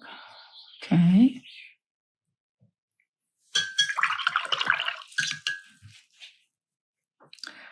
And maybe a little bit more orange up here on some of these yellowy ones.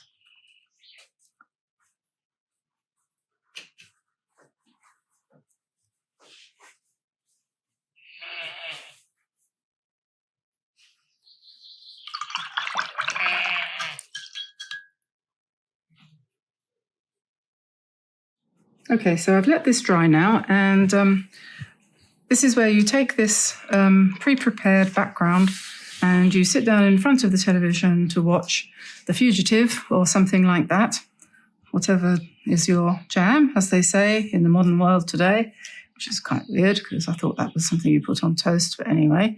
Uniball Signo Broad White Gel Pen is your friend. And I've tried this out by making a photocopy, first of all, of this and then giving it a bit of a go to see what happened. And so what I'm going to do is sit down in front of the telly. Well, I'm not actually because I'm in the studio with the air conditioning on. But I'm going to embellish this with white and we'll see how it goes. I'm going to start over here and I'm going to hope that my pen works. And we're going to turn these red blobs into embellished flowers just by doing spirals breaking up the colour there and giving us an interesting effect. You don't have to do all of them, just some of them. And then you can pop in, some of them might just get a circle or two like that. You can pop into the leaves and you can give them also a white line down the middle, like that, make them a bit more leaf-like. And you can also go over a little bit over the white, over the green of the stems if you want. And you can do other lines there as well. And then it's up to you really what you do with these. You can do all sorts of different things.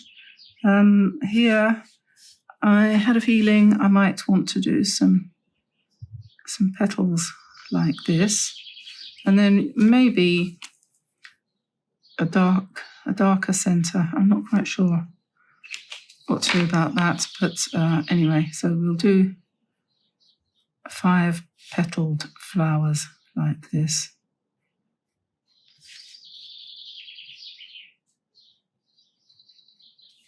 All exceptionally good practice for your pen work. And then we could give these little leaves some white veins to liven them up a bit, for example.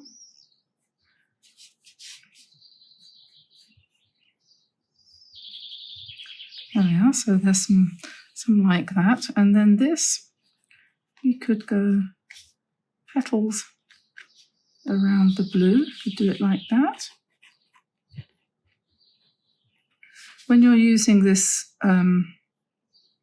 gel pen, you mustn't press hard. I always forget, and you have to slow down a little bit because otherwise the line breaks up and you don't really have the right effect. Unlike the gold pen is better actually. Yeah, it makes a more consistent line like that. I don't know if you can see that, but yeah, so I think we'll do very smaller ones of those around here.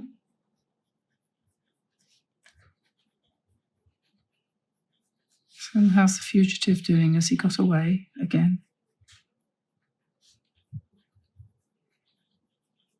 I was watching Better Call Saul again yesterday, and it's awfully sad, that program. I find it terribly sad when it gets to the point where he becomes rather more criminally minded than Kim is comfortable with, although she does try to keep up. But she's just about to go off on the bus trip, or send him off on a bus trip to get all those people to write letters supporting Yule and keeping him out of prison. I think it's a very cleverly written show. I do like it. And I need to put some darker lines on these stems down here. So as you continue with your embellishment, you will see what you need to change. Okay, so don't be afraid. Don't be concerned. It will not harm you. It's only me pursuing something I'm not sure of. Cross my dreams with nets of wonder and chase the bright elusive butterfly of love. I don't know where that came from. And there's some more of these down here. I like these ones, don't you? This is another one that you could cut up and make into bookmarks if you haven't already got enough. Or you could use this kind of a design for a card to give to somebody if the design appeals to you.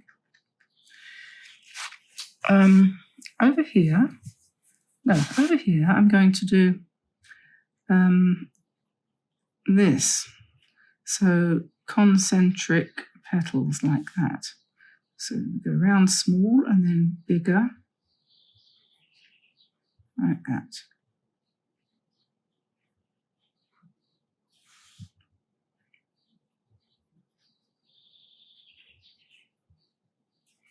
Like that. Small ones and then bigger ones. I found out that there's something called a glue book. I've just started to explore junk journals, and seems that what I've created isn't really a junk journal, more of an art journal, but that's possibly, I don't care really. But then some people say, well, there are no rules. So I don't know whether I care what it's called, but it is fun to stick bits of paper into other bits of paper, so I'm going to carry on doing that. But what's this with the glue book? It looks just like a scrapbook to me. I don't know. Anyone got any answers?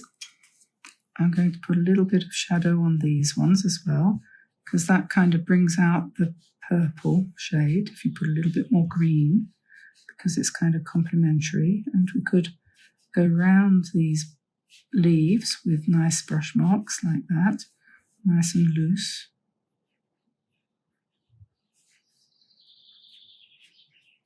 Like I say, you never know where a painting's going to go when you start it.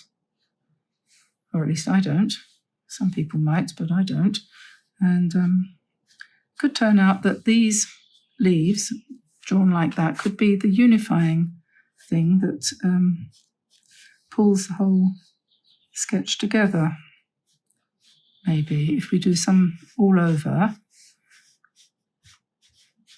because we've got these very distinct clumps of colour, which isn't what I had in mind actually, but it happened. So I think this pen wanted to be used.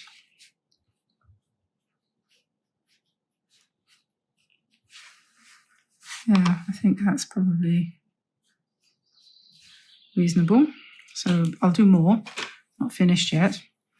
Then let me see, maybe we want some spirals on this one.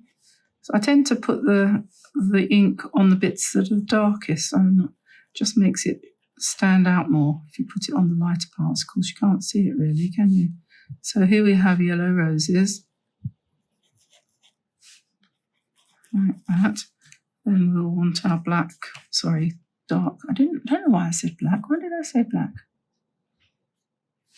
And a few, perhaps little leaves just dropped in there.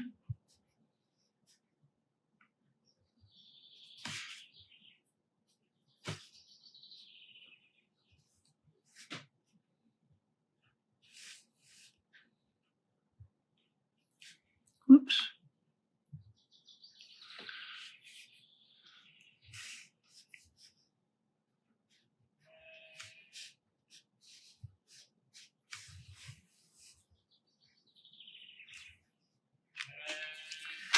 And over here, let's do sort of tulipy things, like that.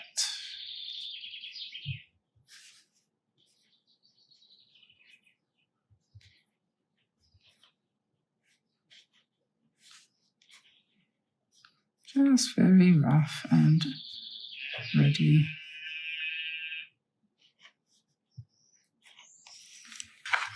And a little bit of green to emphasize the stems.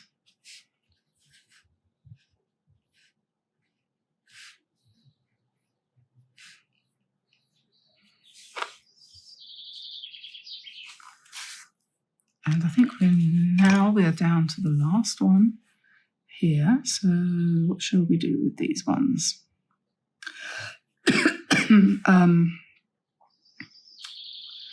How about just some straight lines inside circles, like that. I don't know what kind of flower they look like. Bicycle wheels. I'm not sure I like the outside bits, but let's curl them instead. I don't want them straight. Okay, so we'll do it like that instead.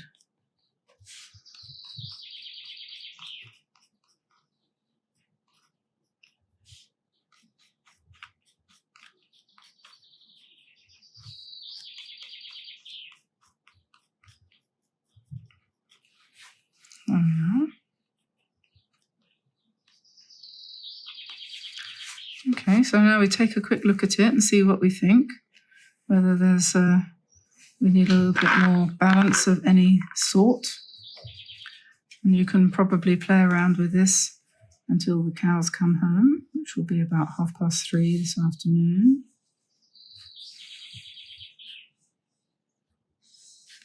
And they go to be milked.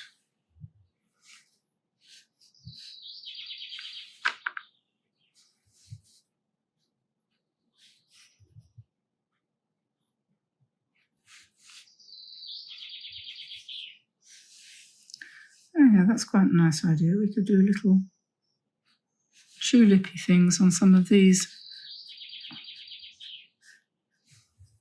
to fill the spaces, you know, because that's the way these kinds of paintings work. You have to have all the spaces filled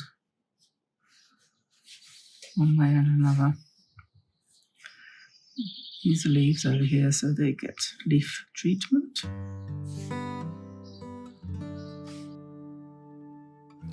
So I've got a sheet of Bockingford here. This is just an A4 or 20 by 30 centimetre sheet. I've also got 2 cats going mad around me. They're having a jolly good play at the moment. But let's not take too much notice of them.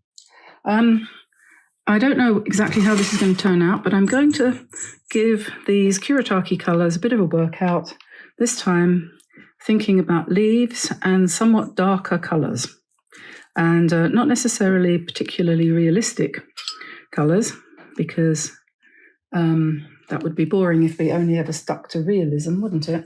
So just need a piece of paper here so I can just check the colours that I'm using. Yeah, when I do things like this, I do need inspiration, so it takes quite a while sometimes, excuse me, to come up with what I'm going to do, and then you never know how it's going to turn out. So, but what I've got here, I've got my set of Kuretake colours, and I'm going to paint some leaf shapes, quite generously sized, biggish, in other words. And big, so that I'll be able to do some embellishment on them. And just going to see where that all takes us. I'm mixing together at the moment black with purple. And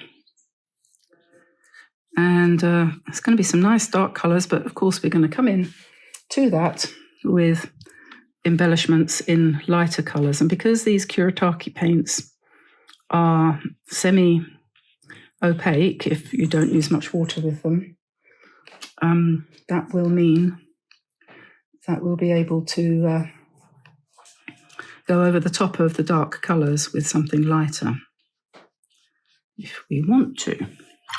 So I'm using a number 11, I think this is, round brush, yes. So now I'm looking for a dark blue. This is, the benefit of this set is that it gives you lots of ready mixed colours that you can pick from. Now, that's not to say that you can't get these colours. This is indigo to my mind. I don't know what they call it. What do they call it? Blue grey deep. And I've got indigo in my tube sets. But if you don't really know what way you want to go, a set like this is handy. I'm all for the laying out of the ones that you're going to use, but if you don't really know what you're going to use, this is quite a good way to go. So this is fun, and I'm going to sit down now, and next thing I'm going to do is I'm going to attach some of these. I think, what am I going to do next? I think I might do some circles, actually.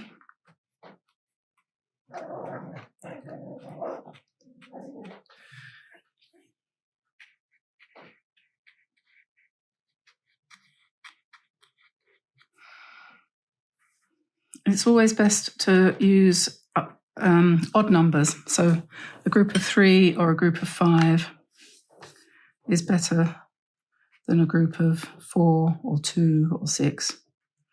It just is more aesthetically pleasing, if you know what I mean.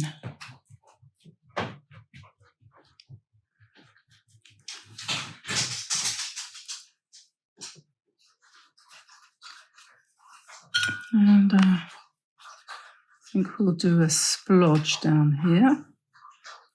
And maybe we'll do a mauve splodge up here, which will turn into flowers, perhaps.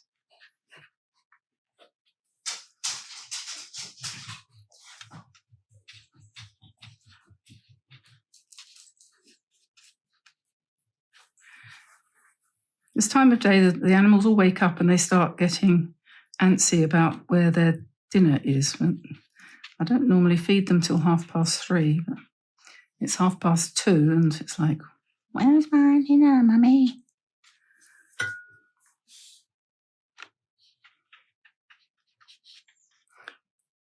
Another thing is that you shouldn't ever do one of a shape. So if I've done one like that down there, then I've got to turn this one into that sort of shape. Otherwise, it just looks silly.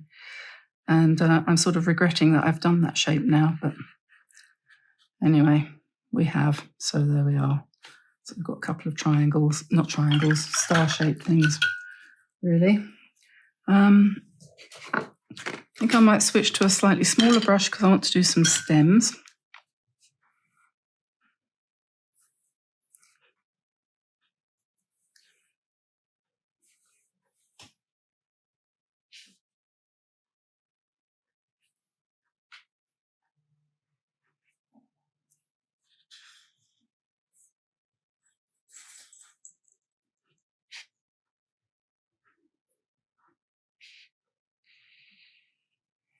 Just for the sake of the pattern, really.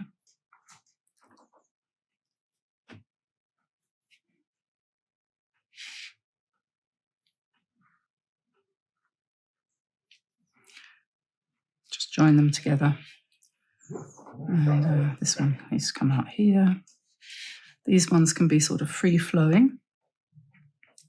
And then I think we probably still need some more berries. So we'll go for slightly lighter.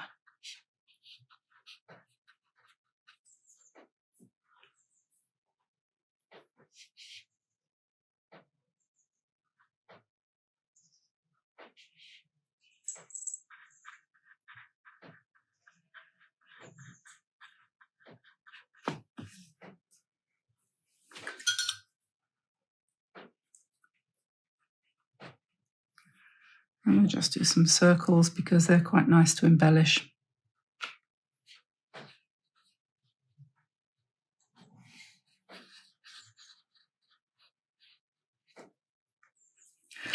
Now I'm going to try some of these golden thingies down here.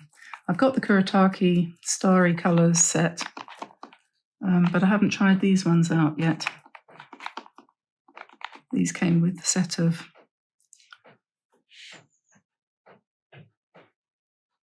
48. So we'll just see what happens when we drop that in, shall we?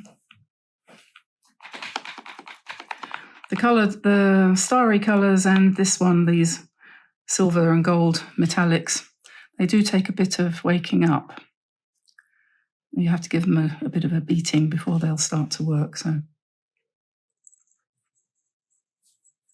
But they do work.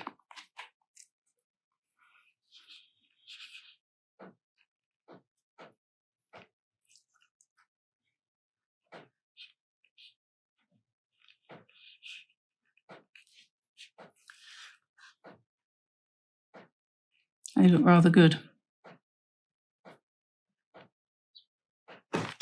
Whoops.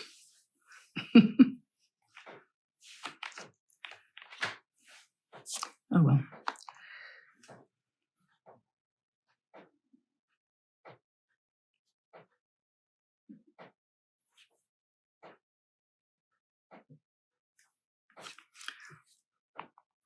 The fun of this is you don't know where it's going to go. If you drop this metallic stuff in, it kind of surges outwards. And I'm going to put metallic on the petals because I don't really like what I did here. So we'll have to make a virtue out of a vice.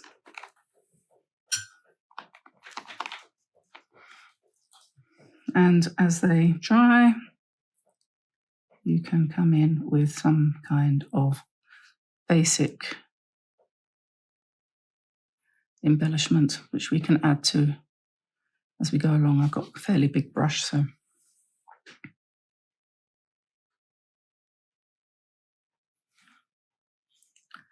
And it looks pretty ugly at the moment, but I think it'll be okay when it's done.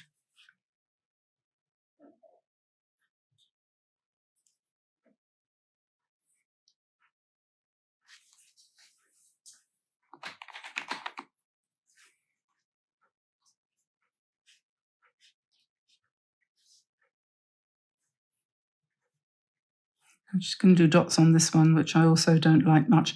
Thing is, when you have done a painting like this, if there's part of it that you don't like, if you're lucky, you will find that you can just cut that bit off. So, you might do a painting that was 10 by 12 inches or something, 8 by 12, 8 by 10, get it right in a minute. And you accidentally did a corner of it that you don't like, just cut it off or hide it behind a mat when you put it in a frame. And I haven't said this yet. In the 2 years I've been doing this, I don't think I've said it once, but I'm going to say it now because I just suddenly thought of it. When you've done a painting and you're not quite sure whether you like it, find a mount. You get them free nowadays with frames. Didn't used to, but you do now. And stick the mount around your painting. And then better still, stick it behind a piece of glass in a frame. And then see what you think, because it's absolutely astonishing how much better a painting looks in a frame. So it's always worth a try.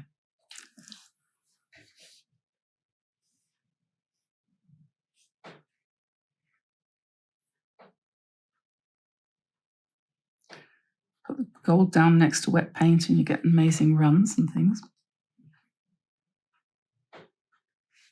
It's very interesting.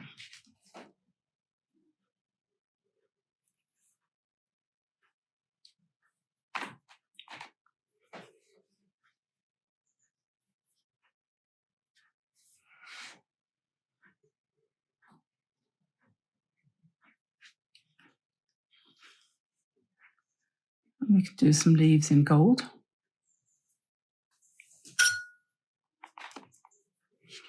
Could do some blobs, some circles.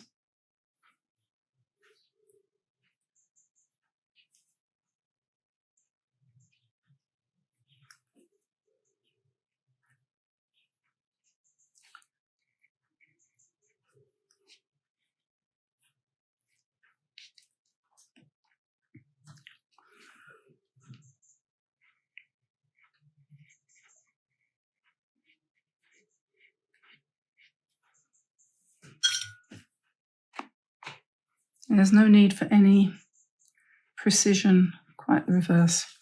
I'm all for letting go of precision. Especially, we are, some of us, perhaps not in our first flush, and there's nothing we can do about that, except enjoy it, because there's lots of advantages to getting older.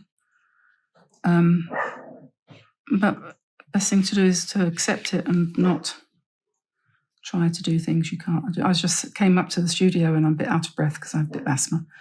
And I thought to myself, oh, well, just as well that I went up Goat Fell on the Isle of Arran when I was 50 and didn't try and do it as I'm approaching 70, because I would never have made it. It was hard enough then. I've never been blessed with the best lung capacity, never.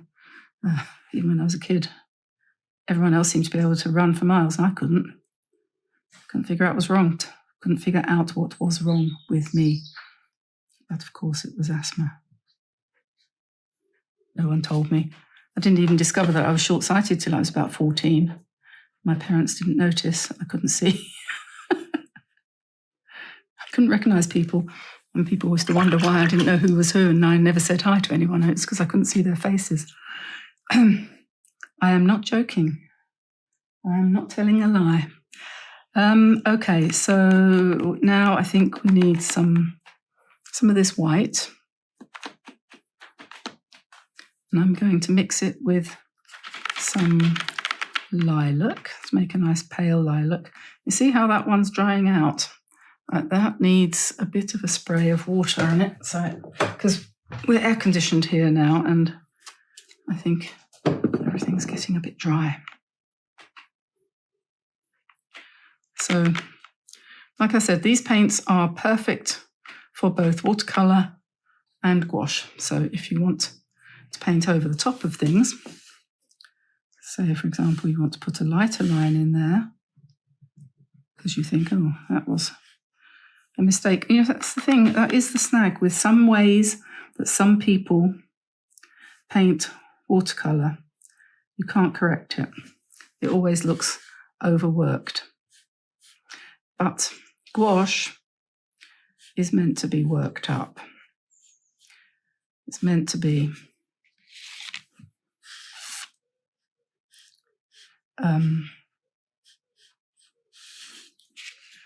able to be corrected.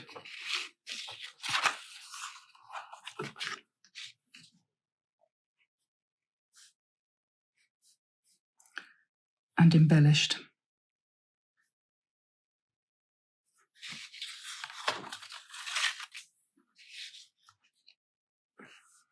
That one's still wet. I can't really do much with that.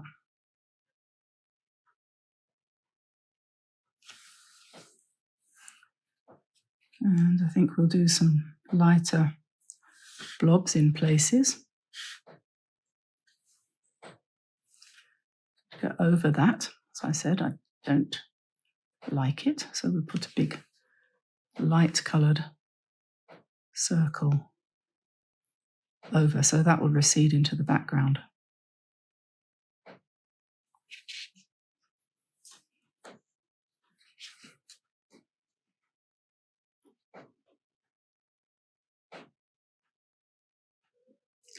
We made our first sale today of, not our first sale ever. We've sold many products to people in America and a few in England. But today, I live in France at the moment, as you know. And today we sold something to a French lady. She bought a book with a sunflower design on the front of it from our website. And she lives just down the road. She, amazing. Actually lives just down the road in a place called Landerneau, which if she's watching this, she might know who I'm talking about. So, bonjour, madame de Landerneau. There's a lovely museum at Landerneau that's was set up by the Leclerc family. I think that's right. I think I'm thinking about the right place. Leclerc, they do their supermarkets, and they have this wonderful art museum just down the road from here.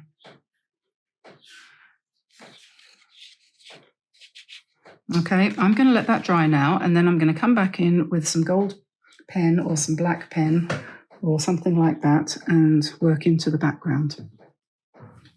Okay, so this is now dry, and I think probably it would be sensible to just tape down the corners a little bit so it doesn't curl up quite so badly.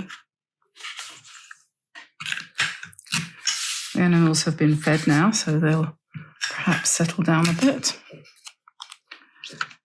Okay, so I've got here my gold, silver, white and bronze Signo Uniball gel pens or whatever kind of ink they've got in them, I don't know, and a 0.05 Staedtler pigment liner as well. And I'm just going to come into this with any and all of the above.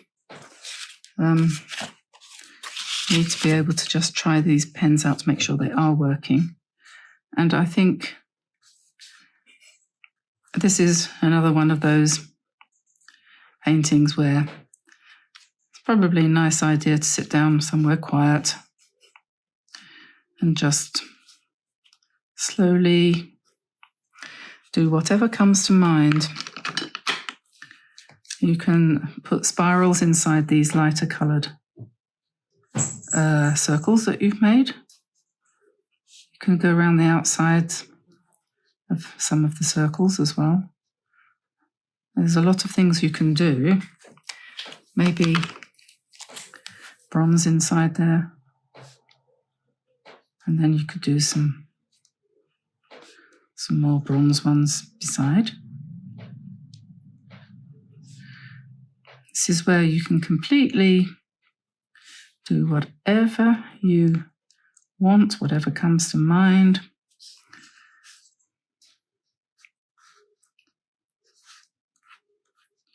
This is where there really literally are no rules whatsoever, and it's all up to you to do exactly what you feel like doing. Could put dots in the middle of these ones over here. These have dried with quite nice lighter coloured lines on the outside, so it'd be a shame to lose those, but it's quite fun to go inside to the middle like that. And then we could put a bronze line down the middle of the veins, like that. And then we could come round the outside edge.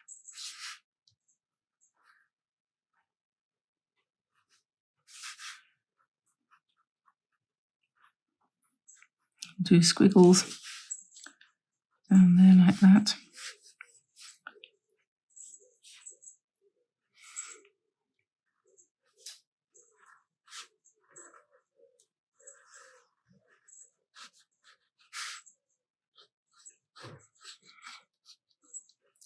It's just completely limitless what you can do. Do a little bit with the bronze and then perhaps we'll swap to gold or white.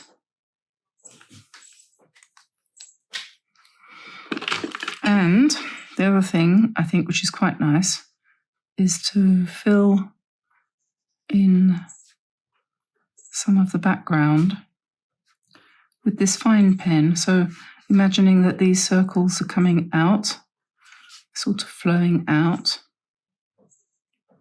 And then we can do finer leaves in the background, like that, on these stems.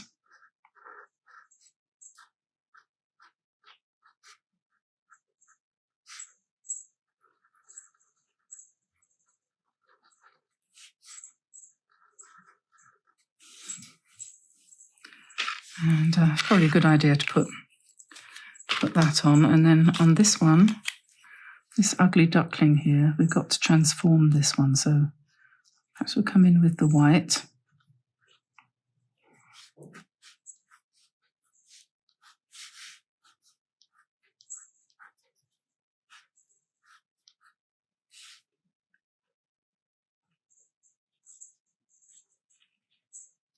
And break that outside edge a bit.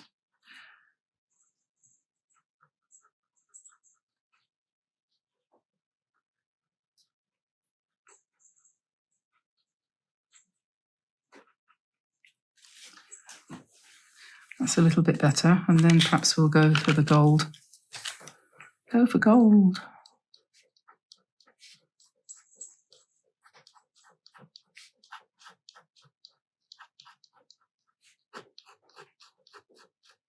Sun's come out again. We had a bit of rain and the grass has started to grow again, but they're predicting another heat wave next week. I hope that's not going to happen. There we are, that's better. That's much more pretty now.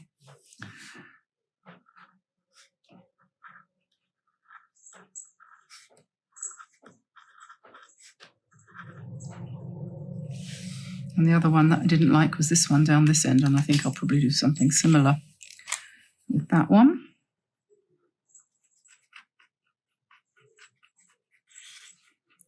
Do kind of, looks like, what do you call it? buttonhole stitch, you know, those of you who are sewers.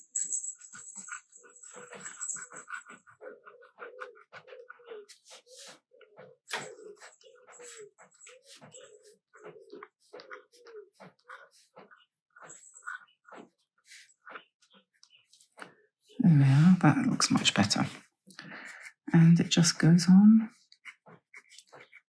and the beat goes on.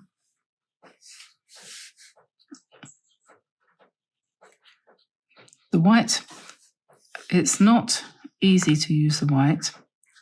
Somebody said the other day that they had managed to buy some of these pens which had Japanese writing on them instead of English, and that they worked a lot better than the one that they had that had English on it. So I don't know how you could make sure that you only got the ones with Japanese on, but it's worth looking out for. I don't know, might be worth a try. Let me see, what shall we do? Maybe put some white around these pink dots.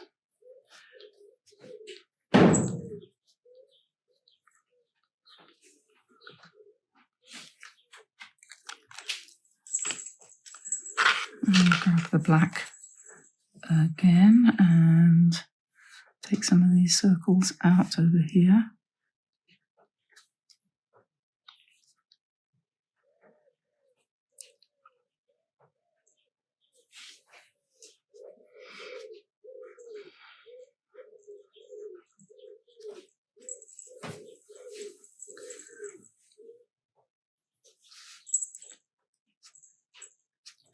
And where you've got a little bit of space around some of these, you could bring some squirrels out, like that. It's all about making a lively and interesting pattern. Requires no skill. Let's put some flower shapes in the middle there.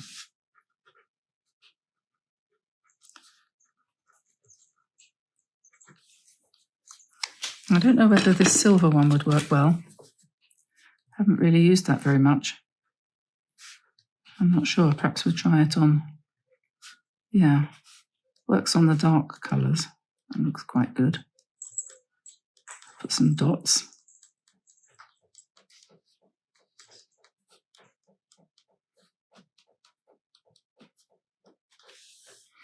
That's nice.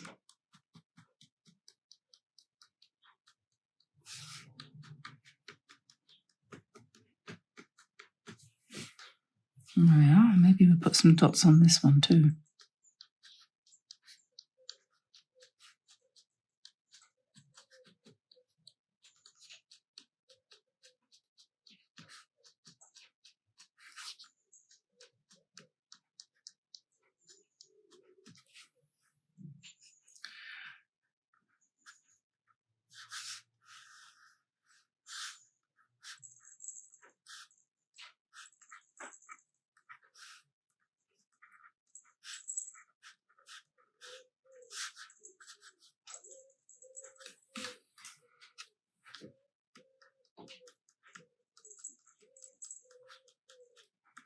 You can hear, perhaps in the background, I'm not sure if you will, because the sound reduction, noise reduction on the video is pretty good, but if you can hear it in the background, there's a sort of jingle going on. It's one of the cats playing outside, and we just bought them some new collars, and they've got little bells on them, and to try to protect the birds from the cats. Because you can't have it both ways, can you? We've got 5 cats and we love them all very much, but the birds aren't so fond of them. The cats like to catch the mice. We don't like to see them being eaten. So the bell will help. definitely will help the birds.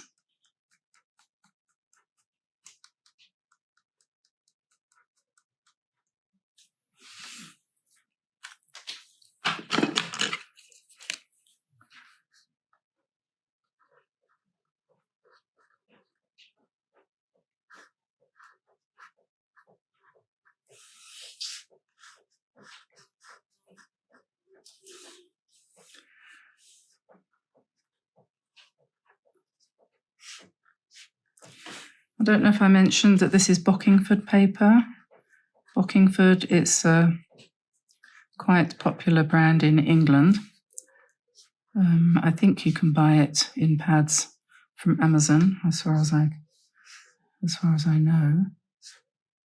It's quite good. It's not very expensive, and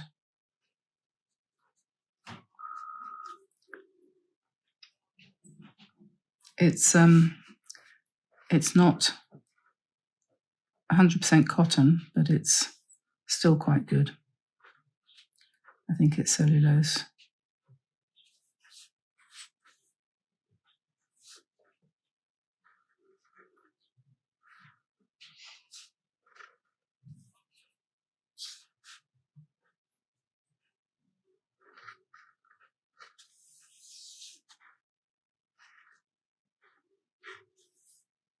You might not like the pen line on the outside. You might prefer to leave that out, but I wanted to try it out and see how it worked.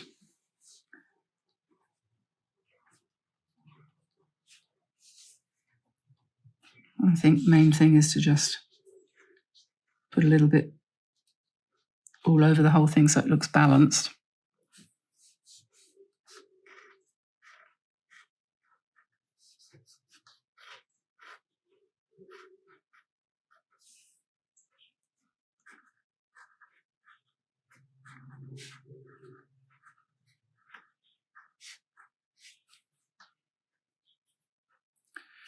Maybe a little bit more over here.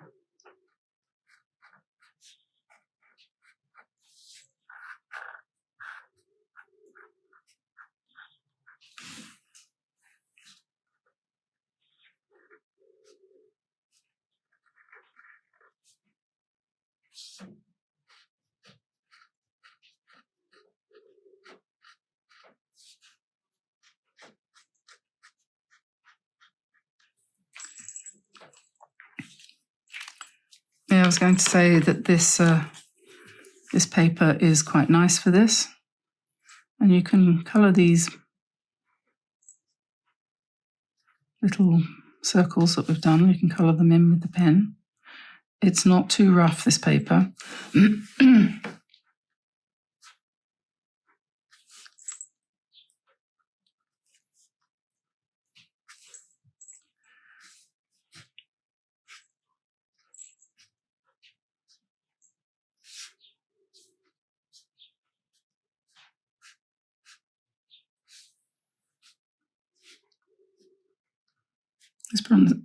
This bronze colour is quite nice. It's a bit more powerful than the gold. Gold's nice too. Silver is useful as well.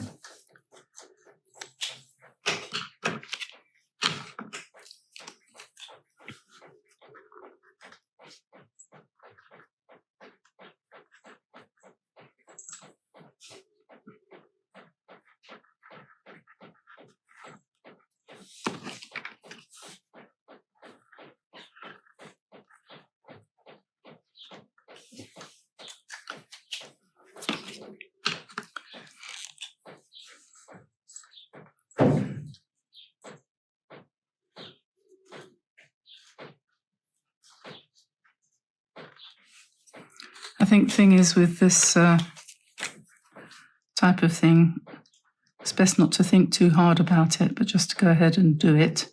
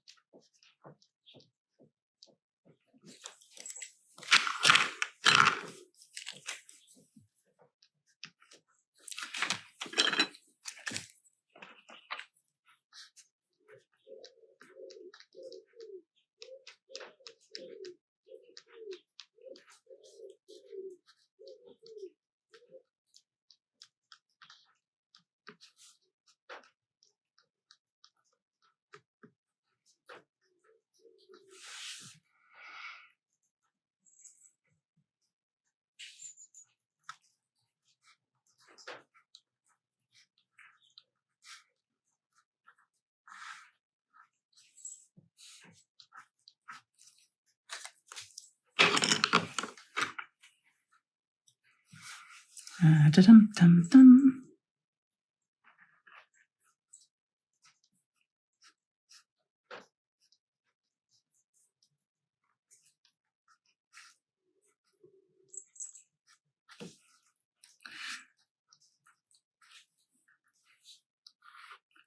Listening to the pigeons outside, they're making quite a lot of noise. Don't know if you can hear those too. Just wondering what's happened to the cockerel. He's shut up. He must be asleep.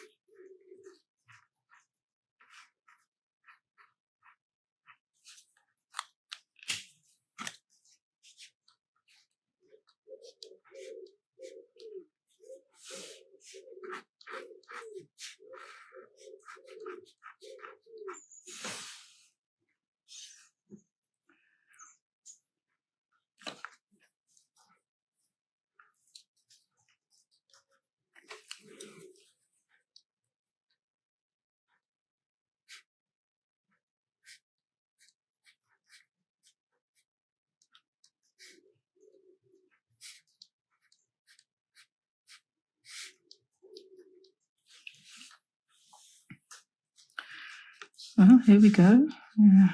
Getting towards the end, I think. Although, like I've often said, where is the end? When is it done?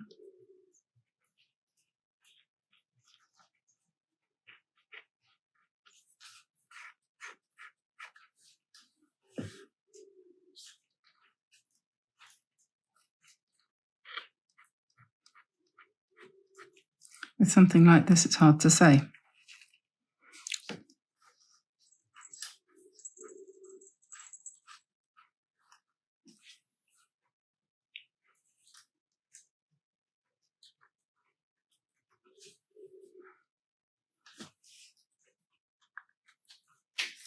Just going to turn this round. Look at it the other way up for a bit.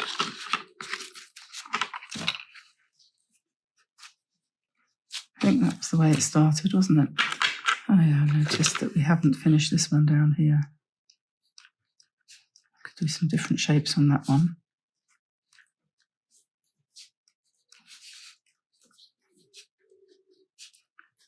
And here too.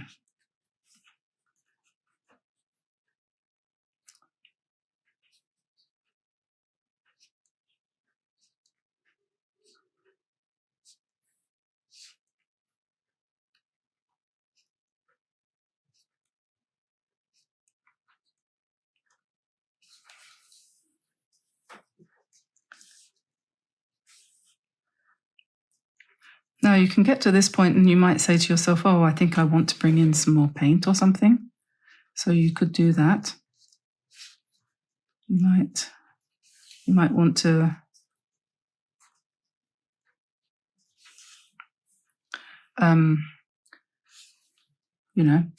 add some more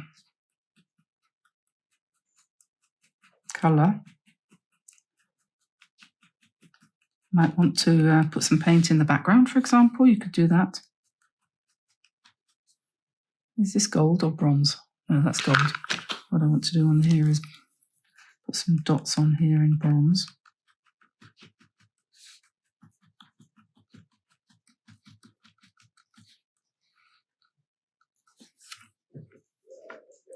And you could, I think, possibly add some lines overlapping, going behind and sort of linking up. This one looks like it wants to join onto something, but I don't think I can make it join. So that's just going to have to sit there.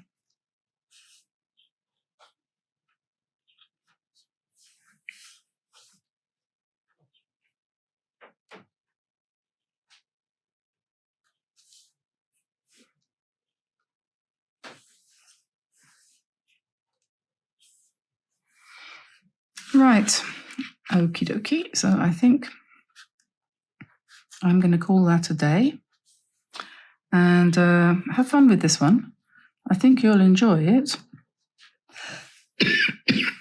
It's completely up to you exactly what you do. And basically what I did at the beginning was I chose two colours, really. The purple from the Kuretake colours, this one, and this one over here, which is called blue-grey deep. And that's all I used on there, really. Just mixed that up and put it on more or less randomly.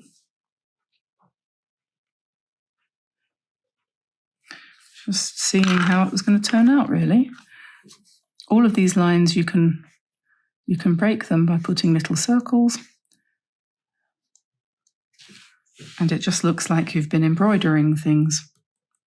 Put some more dots on this one.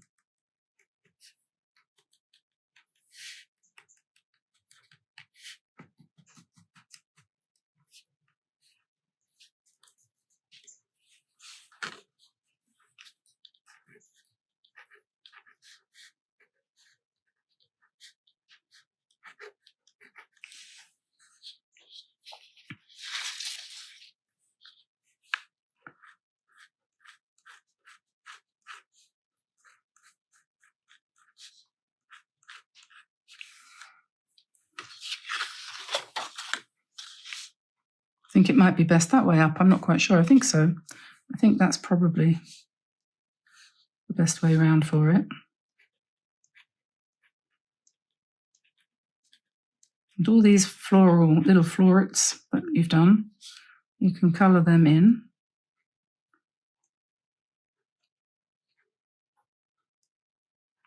There won't be a sketch for this one because I think it's the kind of thing that needs to be completely free-flowing.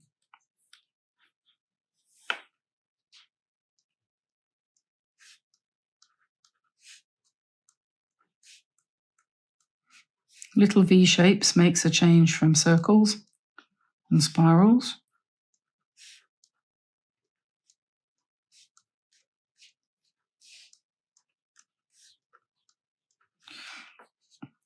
It's definitely worth having a set of these pens, whatever you're going to do with your art, and they're not expensive and they last quite a long time.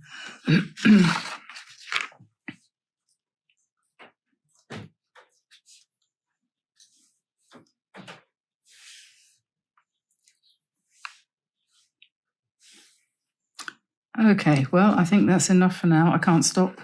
Every time I say that, I don't stop. I keep finding something else I really want to fill in. But I'm going to let you go now. Do have a go at this one. I know you'll enjoy it and make it your own. There's a few places where I think I want to put some white, but my white wasn't working very well. So let's see if it's working better now.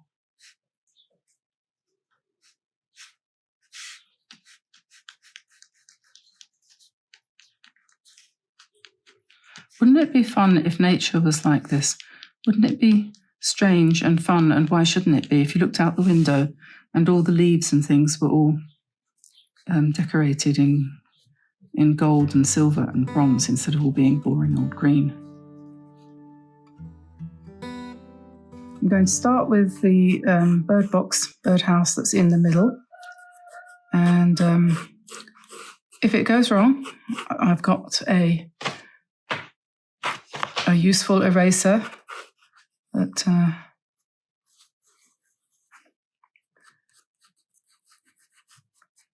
and as I go along, I'm going to be putting my little birdies in place. So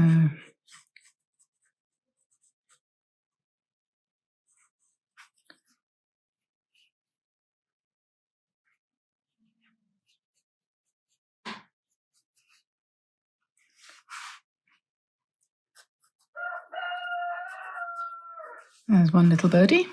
You can hear the cockerels outside, I think.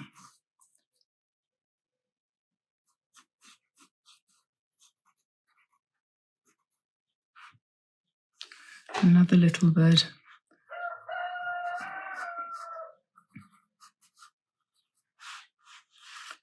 And then we're going to put the tray in front here. So the sketch for this, once it's done and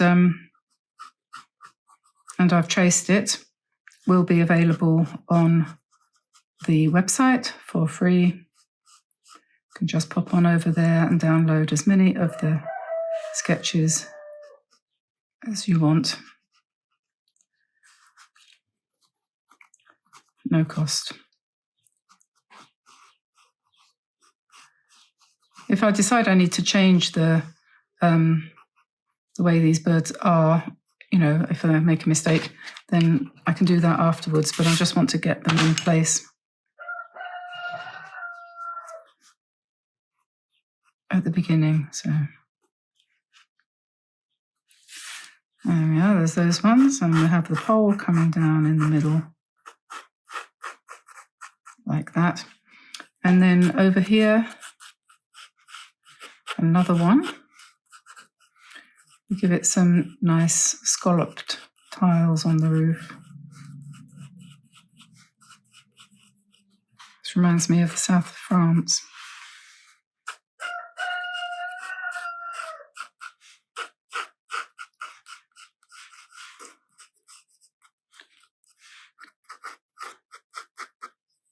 And then we're going to have, obviously there's a hole there for the bird to go through, and we'll put a perch there.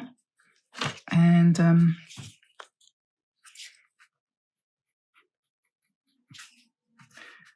just going to rub that bit out because we won't need that bit. I'll put a little bird here.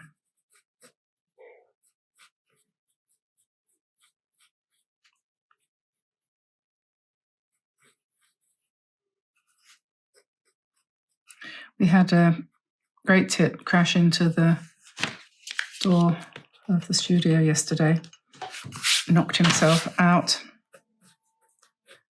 in the sense of he became unconscious. So I went out, picked him up. It took, I suppose, about 5 minutes, and he came round and then he said, "Thank you," and off he flew. Perfectly fine. Must put some more of those bird silhouettes on the window though. Tends to happen in the spring. I think they're thinking of other things. They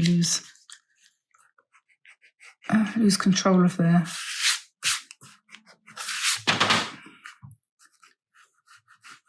flight path. Okay, so that's number 2. On the pole. And then up here, I was thinking I would put some nice big sunflowers. I wonder if you know why I'm painting sunflowers. Is that because it's the national flower of the Ukraine? Yes, it is. But they're also very interesting flowers, aren't they? Have very big leaves, or at least the ones we have in this part of the world do anyway, which is nice because that means we've got lots and lots of green that we can paint, and we'll make them a bit bigger than they really are, perhaps.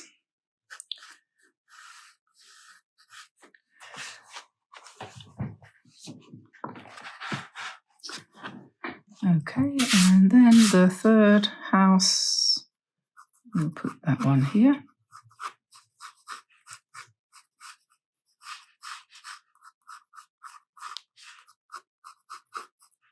Oops.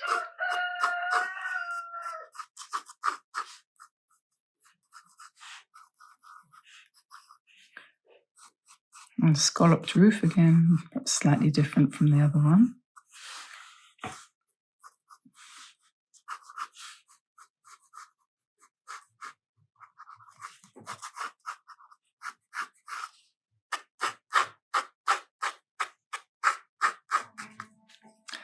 And we've got to have a bird standing on top here. Sometimes it's easier to get the pose of the bird if you put the legs on first, sometimes.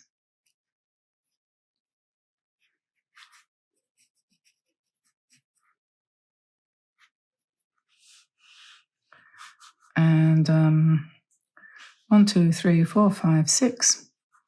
I'll put another one here perhaps on this perch.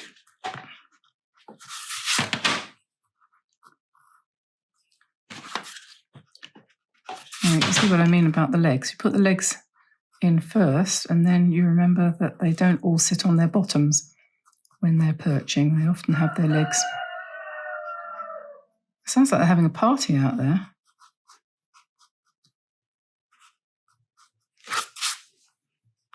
They were all sitting on a picnic table a minute ago. I think I better put one on here. It's better be a small bird, hadn't it? Because let's just put a little one here.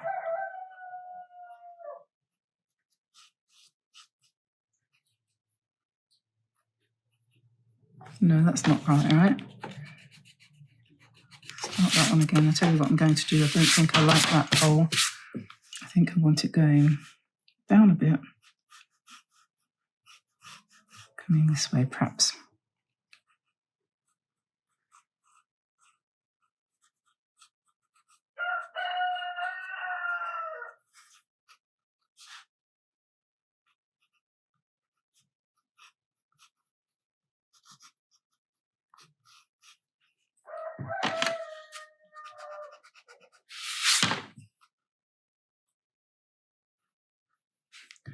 There we are. I have to find my this thing with the eraser in the end there is much better for rubbing out details that haven't quite worked. So then over this side we'll have another big sunflower. Put the leaves in first perhaps. Creates a really nice background. It should do, or it could do. And then let's have the center of the sunflower's kind of ellipse because it's sort of leaning over. It always makes me think of Bill and Ben when I'm drawing sunflowers. Remember, English people my age will remember Bill and Ben and Little Weed. I don't know whether Little Weed was meant to be a daisy or a sunflower, but she had this kind of big face like that. And she was huge compared to the flower pot men. Do you know what's really cool about the internet? I really like this about YouTube. If you suddenly get the urge to hear the jingle to I'm a Cadbury's Fruit and Nutcase or something like that, or Bill and Ben, or Listen with Mother, or as you do when you start to get old, you want to listen to these things again one more time. You can just type it into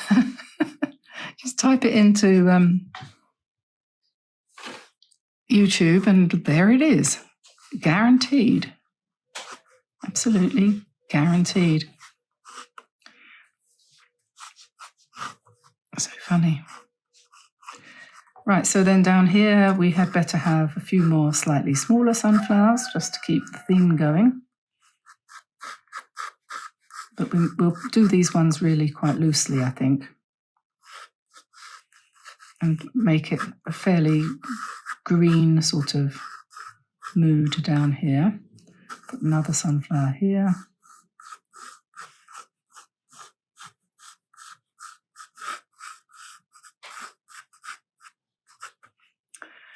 There we are. Don't know what that's going to look like when that's done, but we'll give it a try. And make the roof of the house a bit thicker.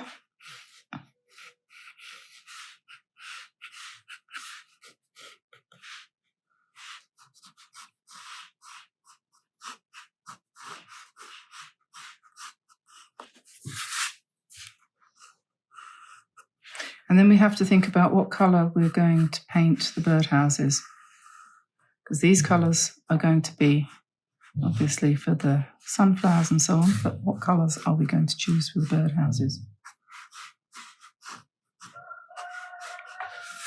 Then we have to decide, are we going to ink this in? Are we going to do it in line and wash? Or are we going to paint it completely loosely? It's a very good question, because you'll get a very different look. If you go for the pure watercolor, it'll be much softer. If you go for the ink, you're obviously going to have a lot more impactful painting.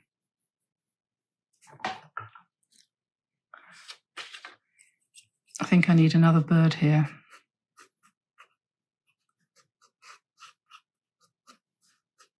So there's a bit of a gap in the middle.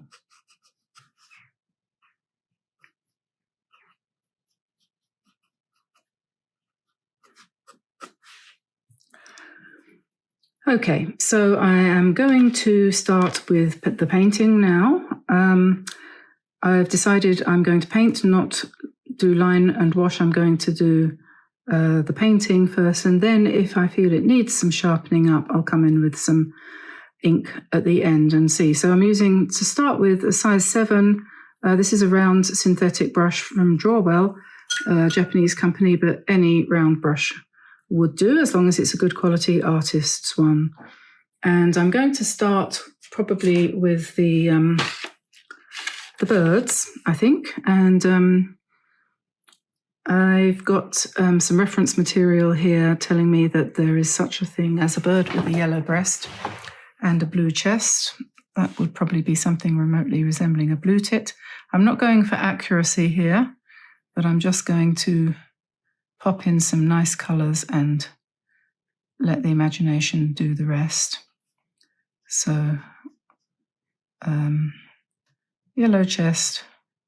I think the blue tit has a little bit of a dark line down the front, so we'll just indicate that to begin with.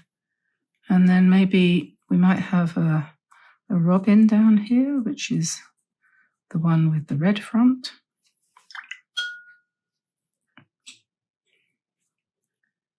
And we give him a sort of golden brown back and tail. And then this one here could be a wren, which is kind of a softer kind of brown. So I'm mixing that with quinacridone gold and indigo. So that gives me a sort of greenish brown colour, which will do nicely for that bird. And then maybe we'll go to a bit more quinacridone for this one up here. Make him a bit more yellowy. That could be a golden oriole, couldn't it? And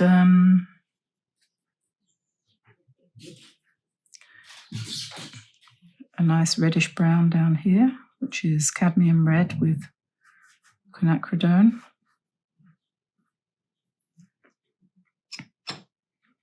And then maybe we'll make this one a bluey colour.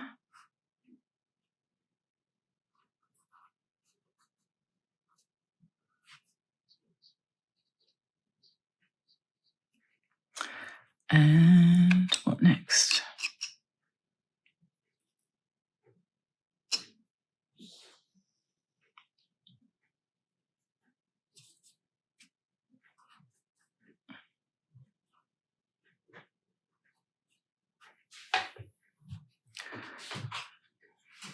Maybe a nice yellow one here as well, perhaps.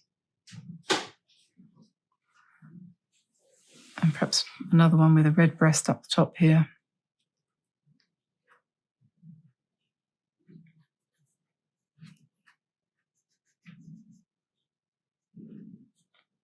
Have I got them all? Yep, I think so.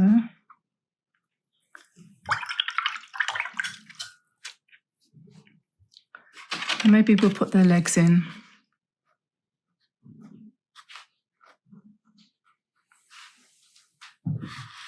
And their beaks and their eyes with the pen.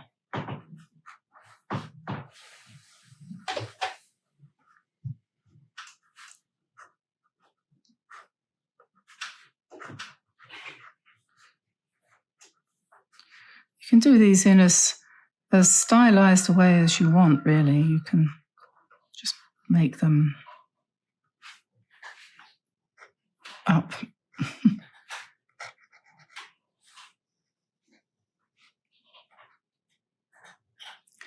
And you'll find every time you paint birds, they come out differently. Could put a bit of detail in using the pen if you want.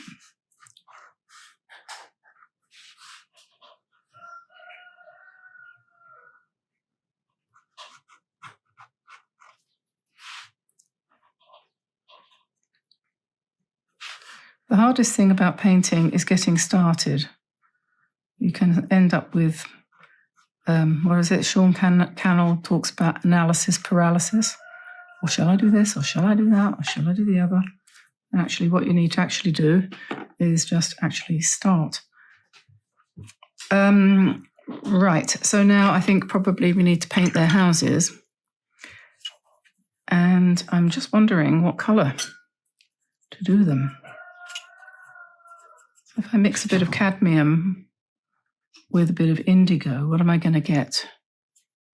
Sort of pinkish grey. Maybe that would do for the roof.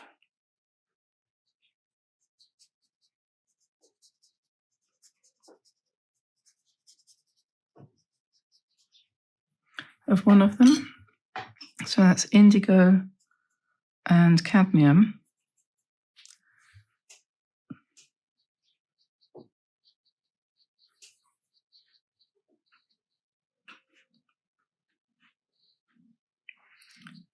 And then maybe we want to do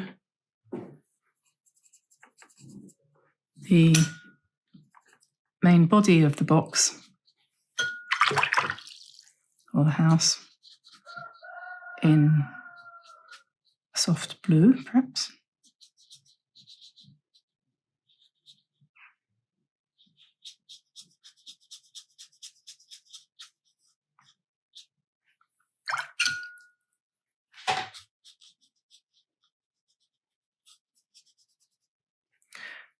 And then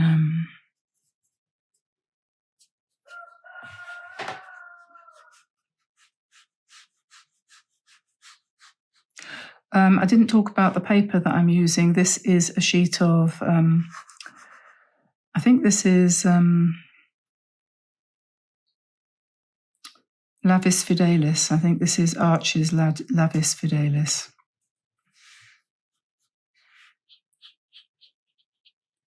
But it could just as easily be Bockingford or Clairefontaine, Montval, Etival.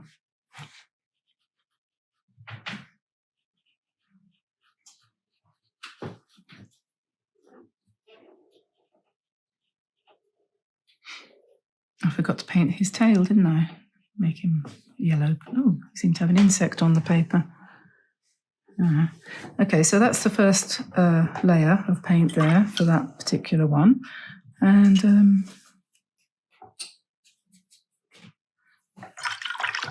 I want to paint the one in the middle in a brighter colour. I think I'm going to paint it yellow because we're going to have yellow on either side from the sunflower. So let's paint this in quinacridone gold.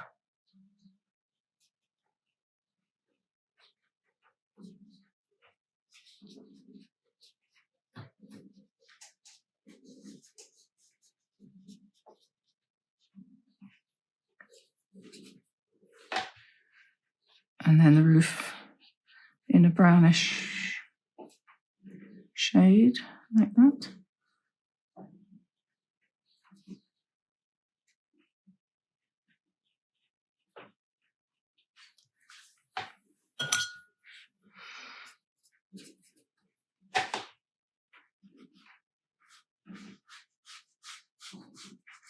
I'm going to just use a grey of some sort for the tray. Greyish green.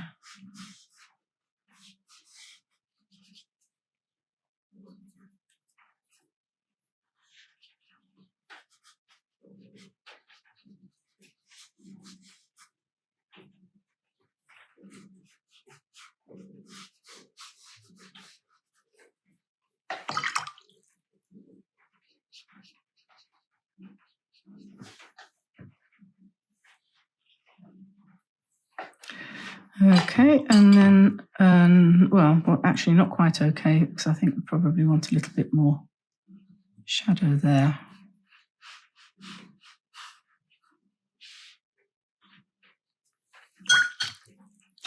And so we've got one blue, one yellow, and then perhaps the other one should be on the reddish side, perhaps. And we're still going to go for a greyish brown roof, I think, sort of something like that.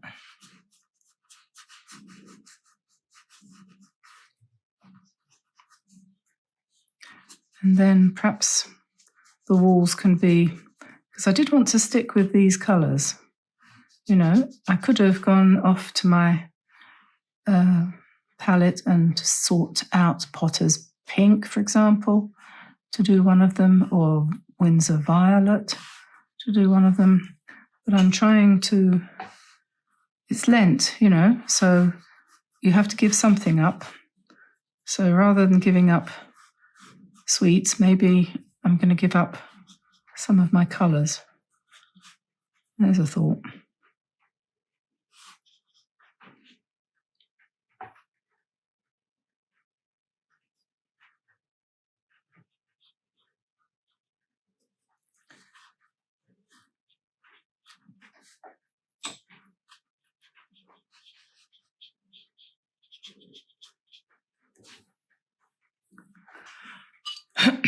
Okay.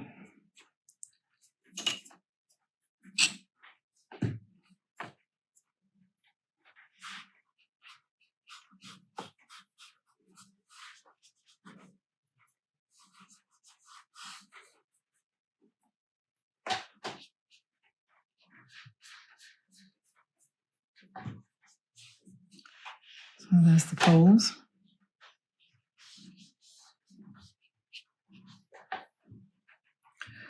And we will have to come back in with a little bit more shadow underneath the eaves of these houses, and it's still slightly damp, so it should bleed a little bit, which is a good thing. This one's quite damp, so we'll pop it in there. And don't fiddle with it too much, just let it do its thing. I see how that goes. You will want, obviously, more shadow down the side of the poles, like that. Keep the colour nice and loose. Okay, now I'm going to start on the sunflowers now, so I'm going to get a bigger brush. And I'm going to start with lemon yellow.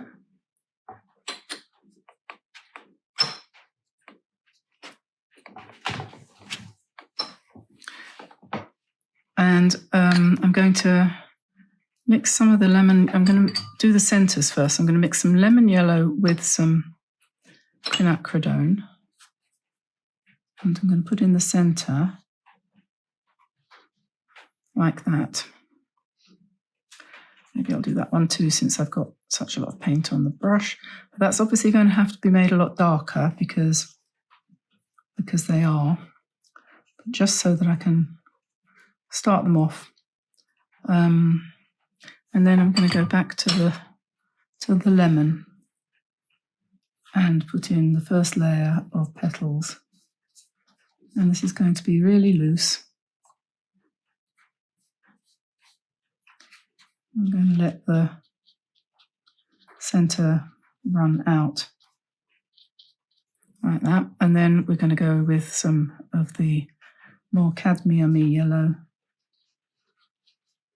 in there as well.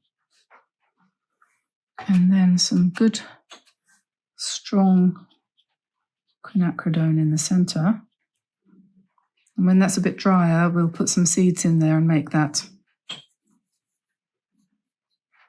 more textured. So then this one I'm going to do slightly differently. I'm going to come in with the darker yellow first. I'm a great believer in the fact that there's more than one way of doing everything. So I always try to use more than one technique when I'm doing anything like this. So put a little bit of red in that one. Maybe we'll put a bit of red in that one.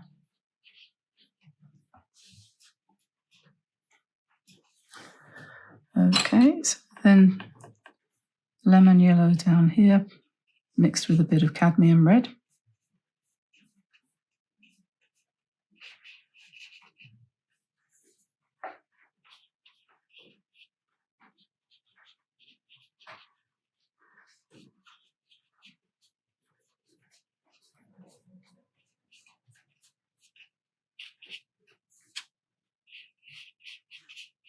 If you use a nice big brush, then you get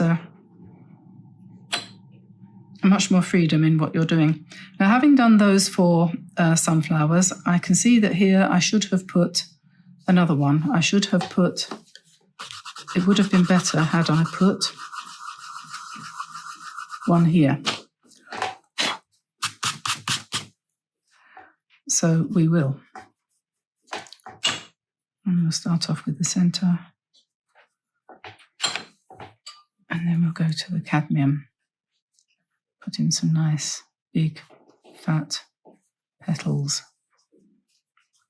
like that. And then perhaps a bit of red, like we did before. It's bleeding out nicely there. And maybe another one down here.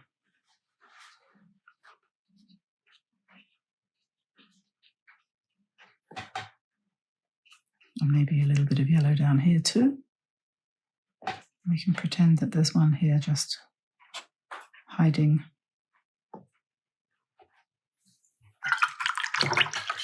Now we might want to think about the sky at this point.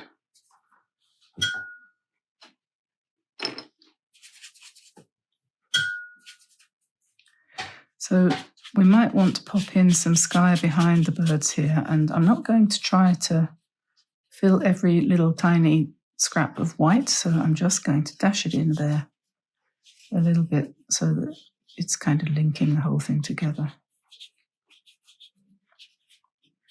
The middle part there. And then what we can do is, again, more than one way of doing this, but what we could do is we can come in with the blue down here, where we know that we're going to put the leaves. And because this is, as I said, a loose background, we start with that. So we've got indigo, and we're going to pop in some indigo really loosely. And then we'll go with the cadmium yellow, maybe, and just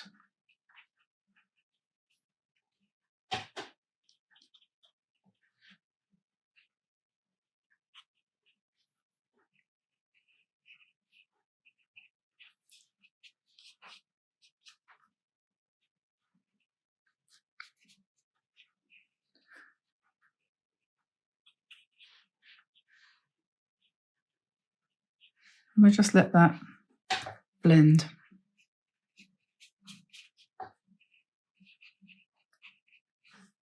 So it's a kind of background.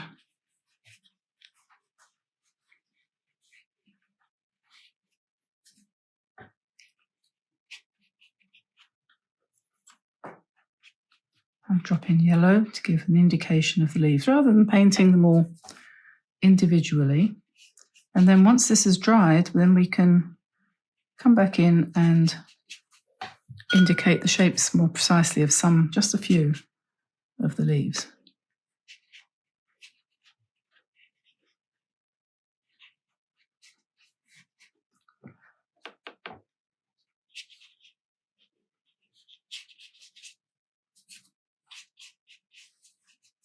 And in order to make it more interesting, I think we need some more yellow there. To make the whole painting a little bit more interesting, it's usually a good idea if you go from cool to warm. So this side would be more blue and this side would be more yellow.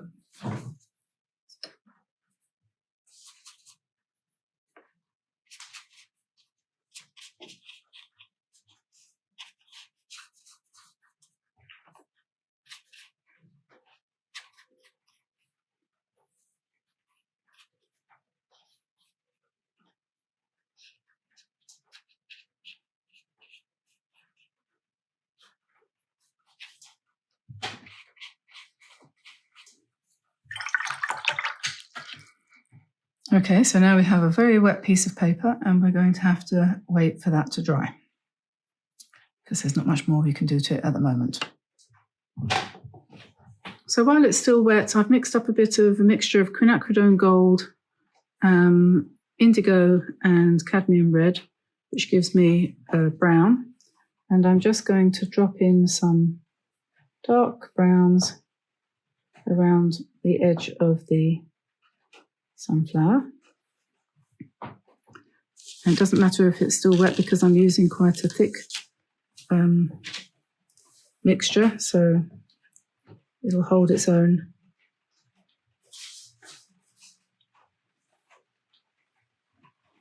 Against the damp.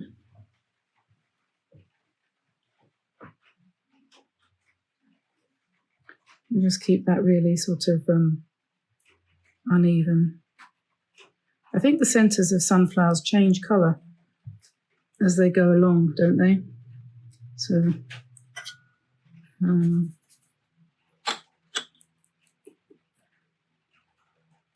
sometimes they appear to be brown and sometimes they appear to be green, which can be a bit confusing. But we're going to make ours brown. I suppose that's when they're riper.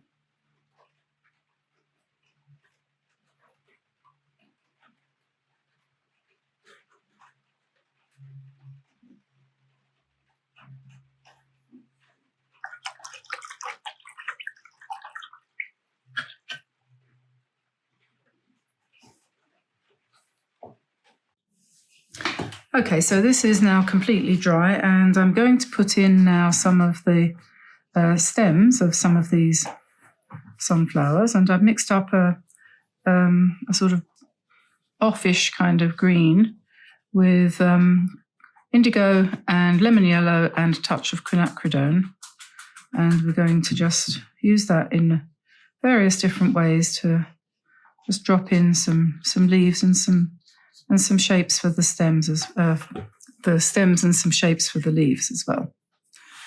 So kind of emphasizing what's already there and adding different amounts of color in here and there, just keeping it loose.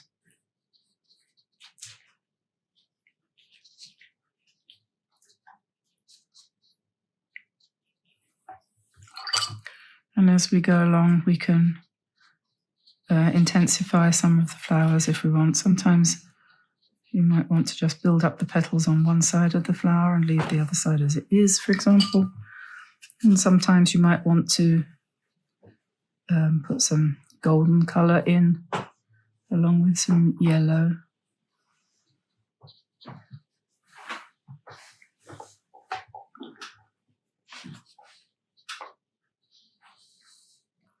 It's just a matter of finding your way, really, and letting the whole thing kind of develop.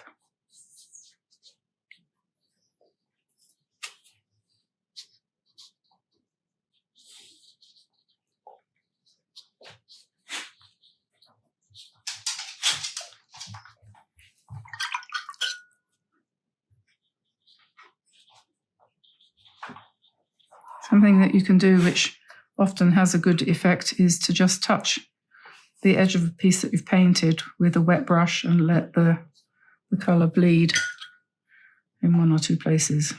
So like that. Just let it bleed a bit.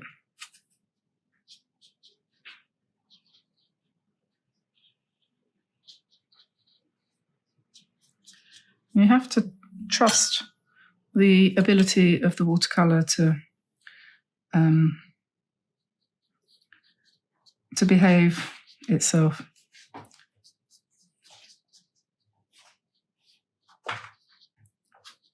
On this side, it's going to be a little bit bluer.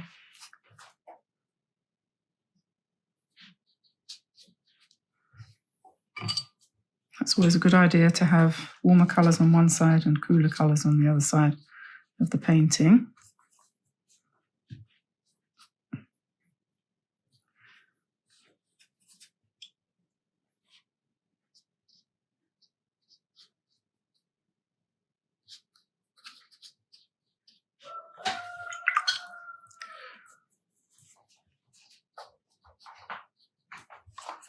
And then we're going to definitely come in and add to the yellow, make these sunflowers even brighter.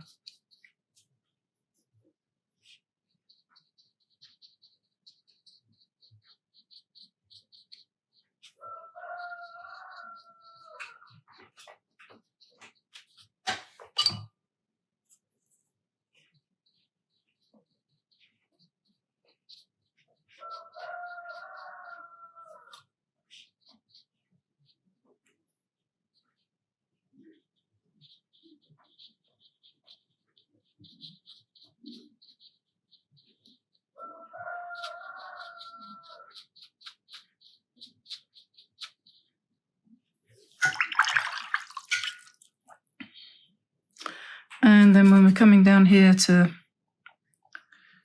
the bird boxes, bird houses, I'm going to want to intensify the colour a bit. So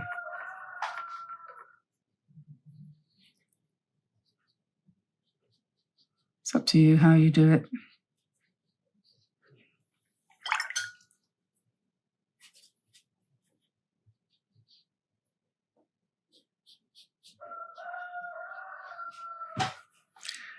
And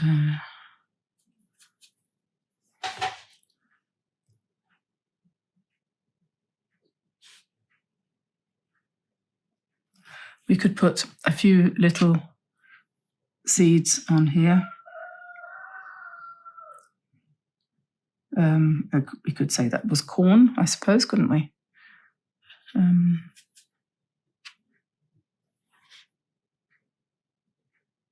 A little bit of shadow underneath.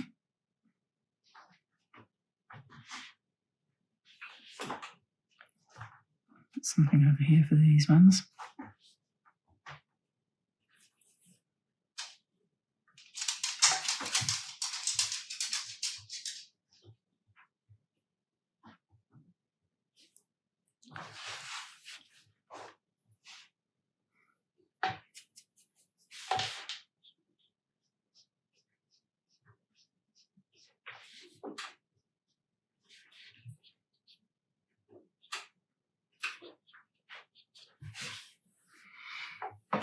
And this one here, let's put a little bit of blue, green under the roof.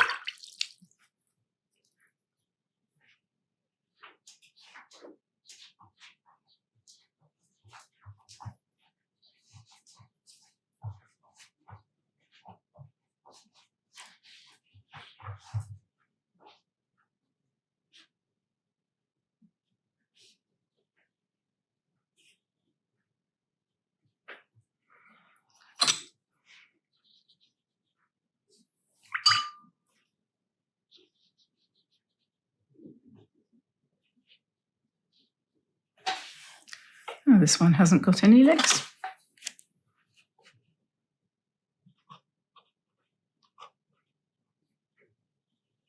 Forgot about him, didn't we?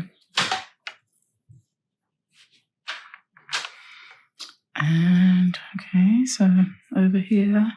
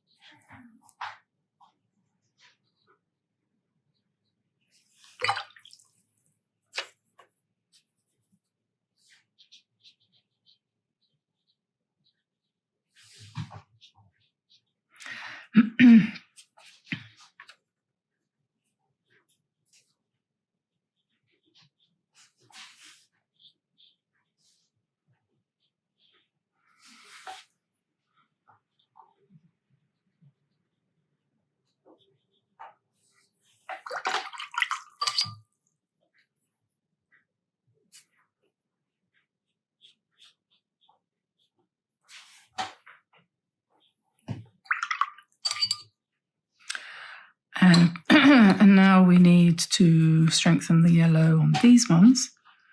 We want to put something to cover up the pencil lines for a start, but also just to make them look more complete.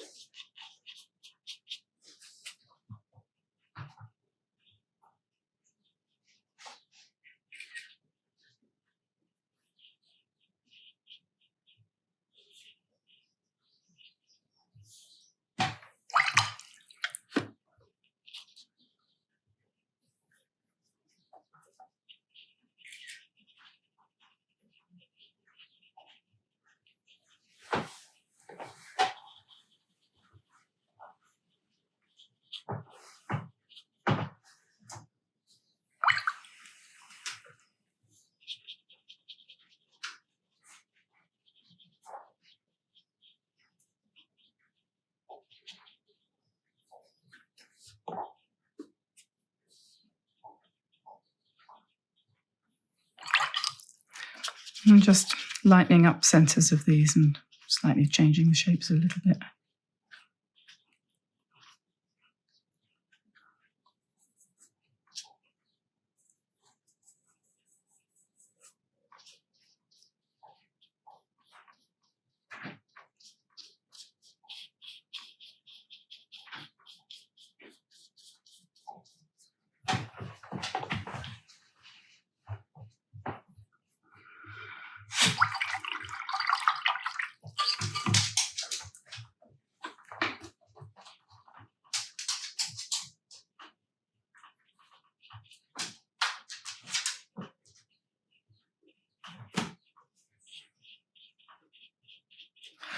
When you're painting loose, it doesn't mean you're painting necessarily fast, although it might look like it, but it actually can take quite a long time to complete a painting, which then at the end seems to be quite haphazard and slapdash, but it actually wasn't really.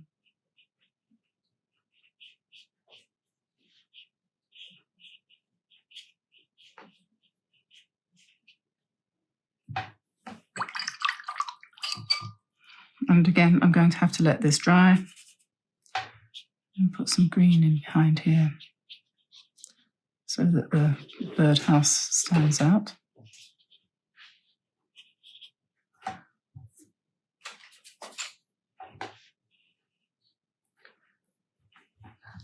And then I'm going to take the edging off and see whether I want to do anything with the pen. Okay, so this is dry, and now at this point I'm going to have to bravely take the tape off, because with this ugly green tape around the outside of the painting, you can't see what you've done. So you need to get rid of that for now, so that you can look at the whole thing independent of the influence that this green tape is having on your visual cortex. So we get rid of that. It's one good reason for using neutral coloured tape, but I didn't think of that. So I'm going to have to bear that in mind next time. Too much green is not good for anything. Ugh, horrible colour green. Anyway, that's gone. And immediately you can see the picture a little bit better. And I'm kind of thinking, well, I could carry on painting this and improving it that way, but something I really feel I want to do at the moment is to sharpen up the shape of the petals on the sunflower, which tend to be a little bit pointy. So I'm going to come in with, this is a light brown felt tip ink or whatever. And I'm just going to do some of that. And then in conjunction with that, we will then have more idea of how to vary the yellow on the petals, and also how to improve the brown, which I'm making because it's Lent. I'm making my brown with quinacridone gold and indigo and a little bit of red. And as you see, you can do it. It is possible. And just strengthen that centre to that sunflower there. And have a few bits coming down like that. And then maybe this stem up here. Going to darken that a bit. There's a lot of painting in this in this subject, quite a lot here, and I think I'm probably going to be running out of time soon.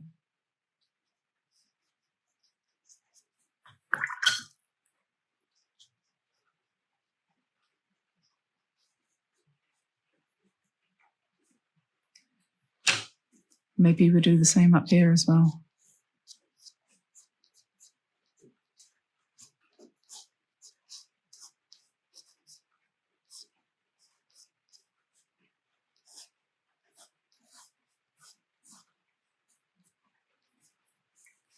Just emphasizing some of the lines for the petals. And then we'll come back in with that brown, made from cadmium red and quinacridone gold and indigo.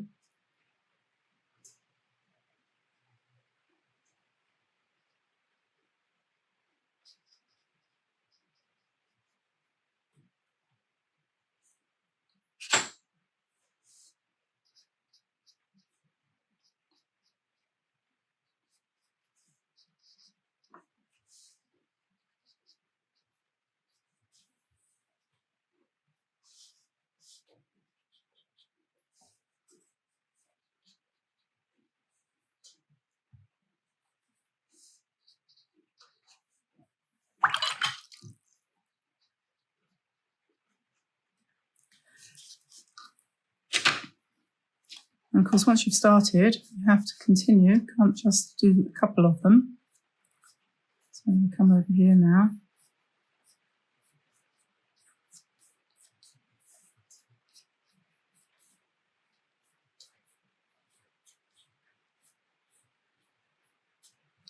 Sometimes putting in some line, a little bit of line, it gives you a little bit more confidence as to where to put the paint. You know what I mean?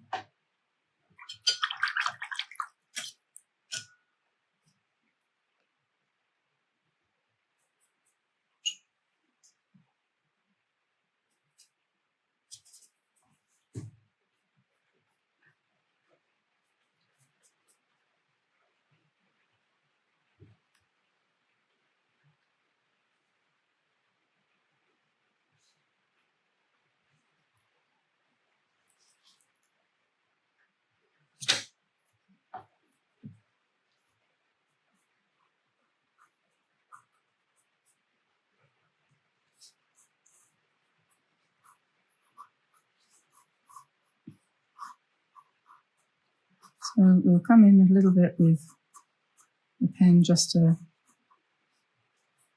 put some details on. Some loose details, I think.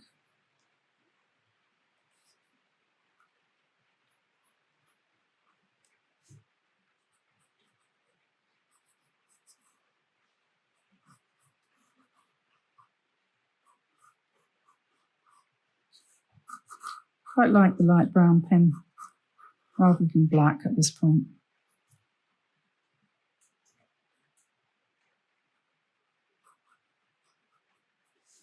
You can come into the birds again, and improve their shape a little bit if you want. I think his eye was a little bit too far back on that one. Never mind, let's make him a little bit darker.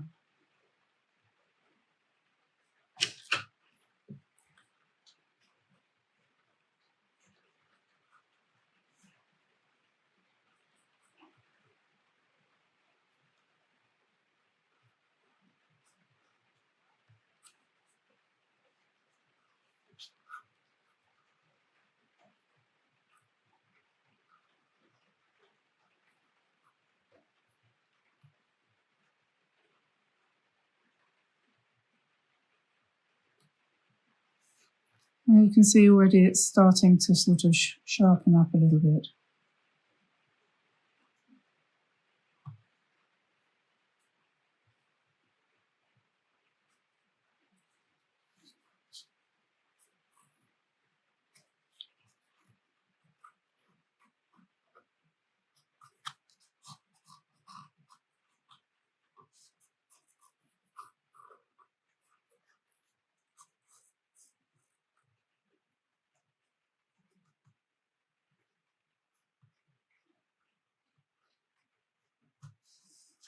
Definitely best if you allow your hand to be a little bit loose as far as control goes. So I'm sort of holding it kind of loosely and going a little bit up the pen so there's more movement.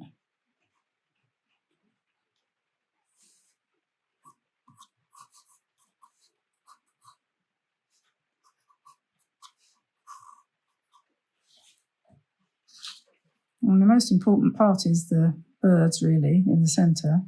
So you don't necessarily want to do all of the sunflowers in outline.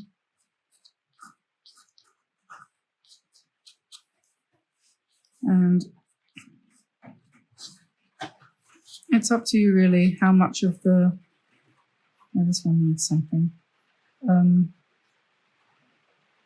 much of the greenery you do. I like them in a bit more green.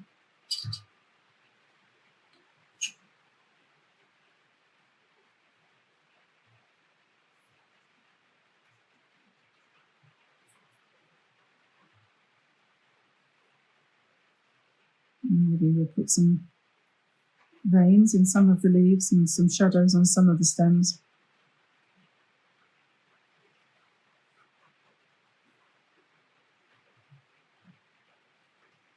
But again, we're keeping it really loose, so none of it is realistic, just colour.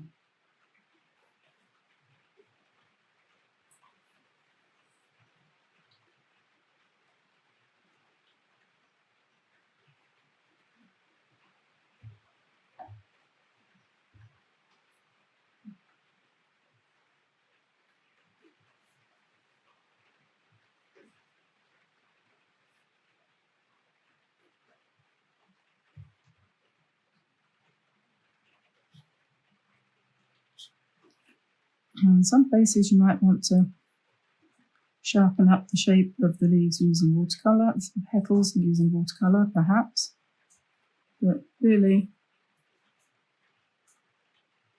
that's not the most important thing about sunflowers, is it? I'm going to sit down and I'm going to pick up my favourite colours and see where we go. So here's a little bit of quinacridone gold. When you put paint on paper, it's best if you just let it do its own thing and don't fiddle with it too much. So lay it on in the design that you feel you want. And don't rub it in. You're not polishing the living room furniture.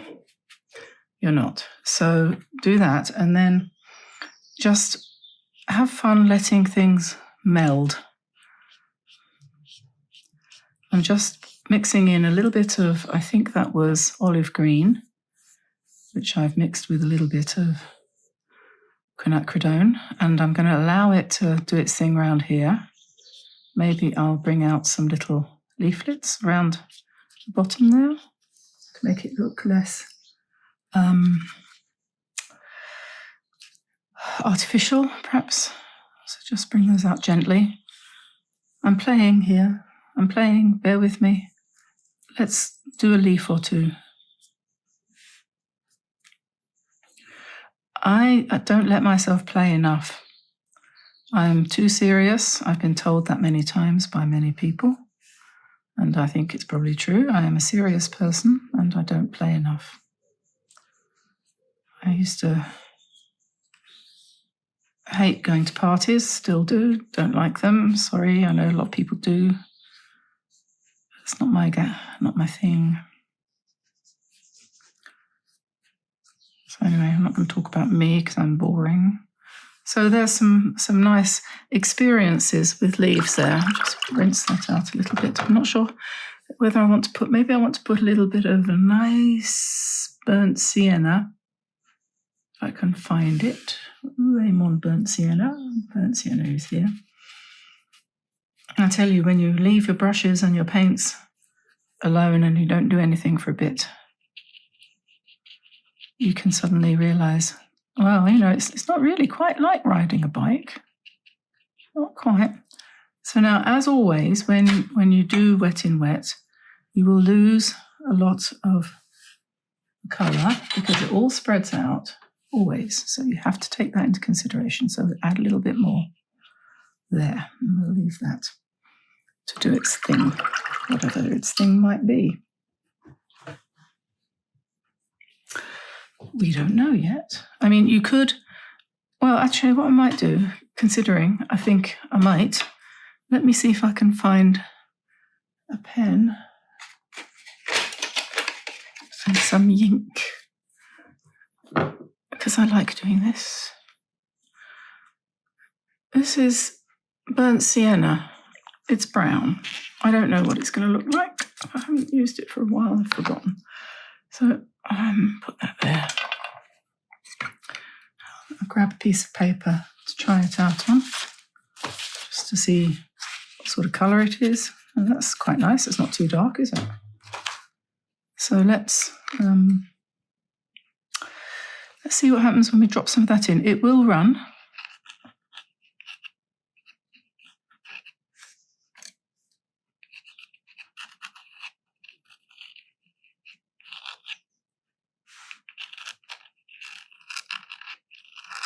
And some people might say at this point, oh, I liked it before, but that's not the point. I'm just doing something.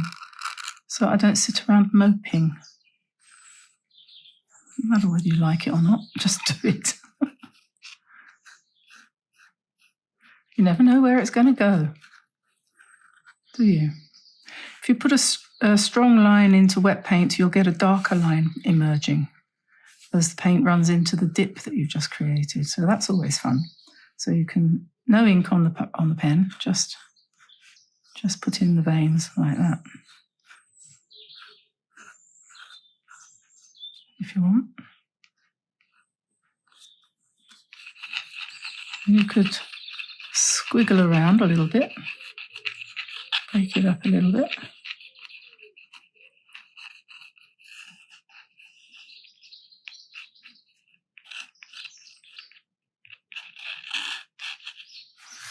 Okay, I'll leave that for the moment. I don't know where we're going, but I'm sure we'll be able to get home afterwards. Okay, what about some red? Or some pink? What about nice simple. I'm not worrying about making it look like a rose. That always gives me a fit to the heebie-jeebies. Heebie-jeebies not allowed at the moment.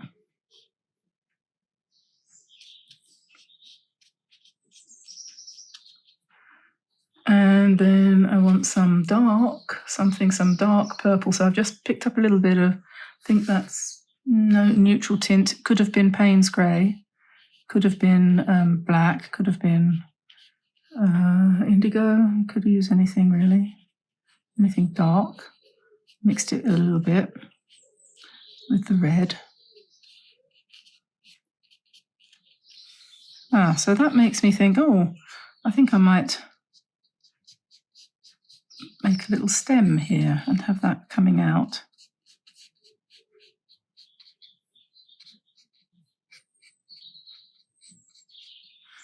And if I do that, then we can have another one coming down here, can't we? Just need to clean my brush a bit. I'm using a size 11 Drawwell round nylon brush. I like the Drawwell brushes from Japan, but any round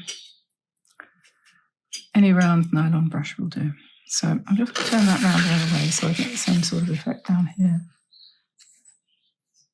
Because if I do it upside down, it won't be the same. I don't want it exactly the same. Make it a bit smaller. And back again, a bit more of my neutral tint.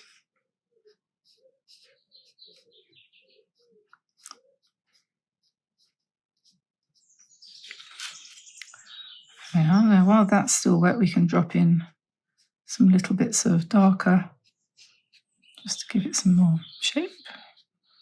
This one's still drying. We'll see how that all ends up. Now, shall I put another red one in? What shall I do now? Shall I put another, maybe I need another yellow one. Okay. I think, bearing in mind what I said about the colour bleeding into itself and losing the will to live, we'll just drop in a bit more red and let that do its thing. Maybe turquoise? What do we think about that? Not so sure about that, I think.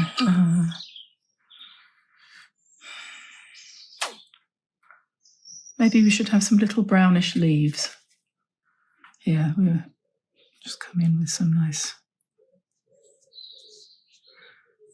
leaves to match the stem here. And you can see how, well, I suppose what I'm doing is building up a composition. And you don't have to have a composition planned out in advance, especially once you've had a little bit of experience. You can try, letting it go with the flow sort of thing a little bit. Just build it up as you go along. I'll grab my pen again and a bit more ink. And oh, that's exciting. Look at that. Did you see that? Just, whee, look at that. Now that's the sort of happy accident that you didn't expect, which is very cool. Oh yes, that's cool. Is it not cool? Is that cool or is that not cool? Wow.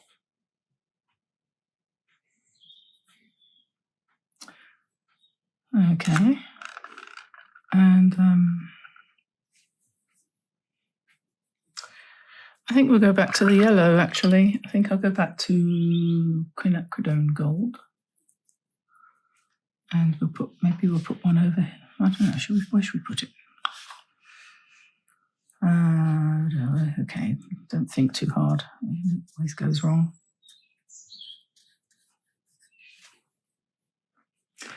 And then we had some olive green.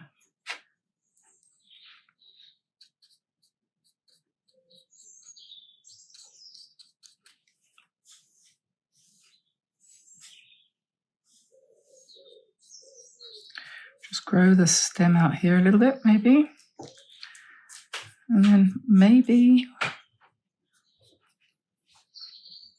hello Lottie. Sorry for the table shaking, that's my dog coming in.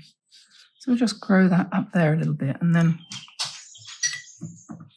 I can put some more of those nice big leaves in. Hello, Sam.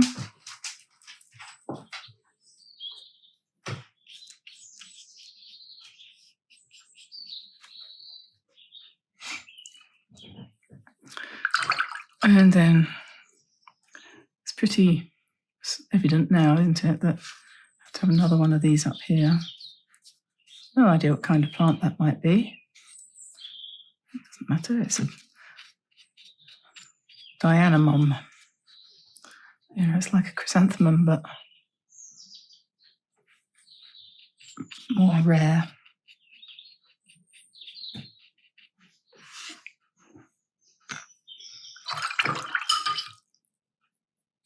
Okay, and then I'm going to go back to the red.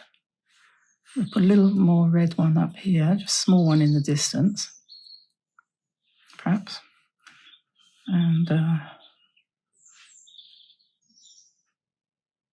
of course we'll need some kind of a support.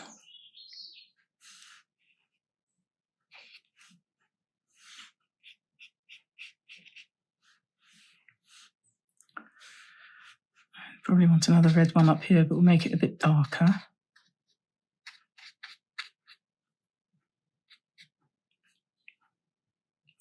think it's time to do a bit of pen work.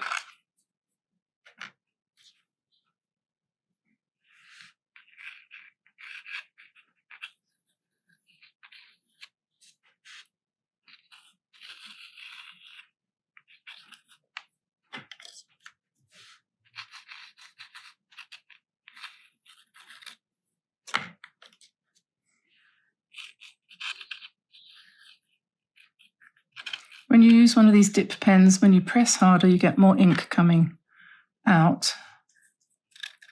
So you get interesting effects like that.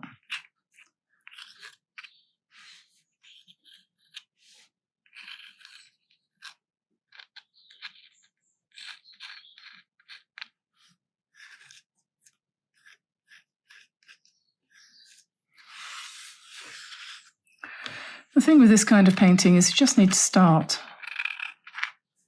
and then go your own way.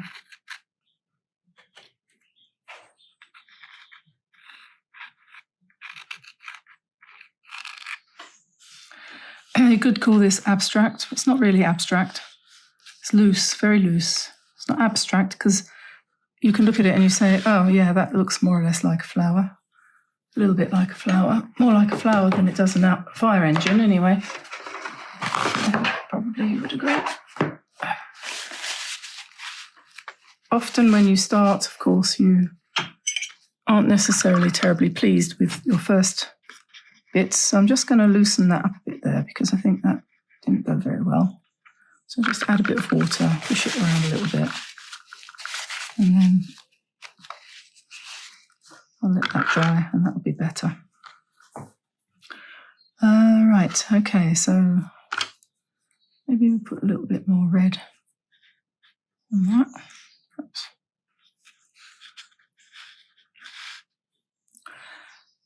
Okay, so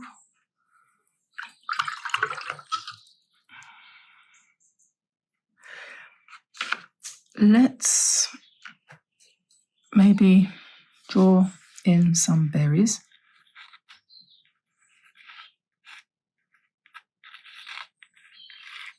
Which we will then colour in a second.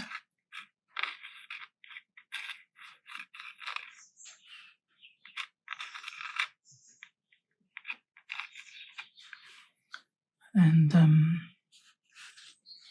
a bit tricky because it's wet now. So anyway, so we'll put a leaf in here.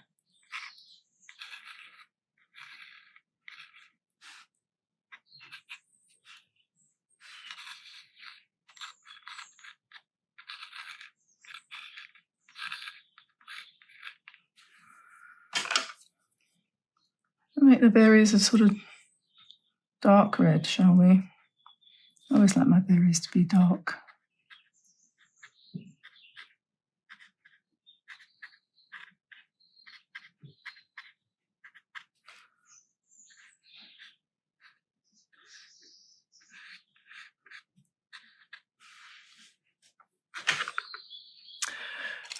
Might need a slightly smaller brush for some of this.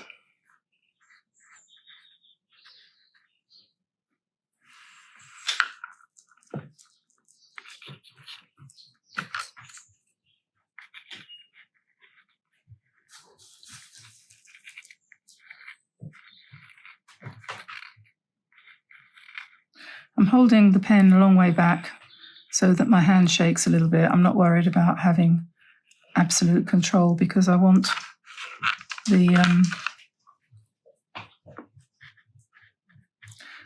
I want it to be loose, not tight.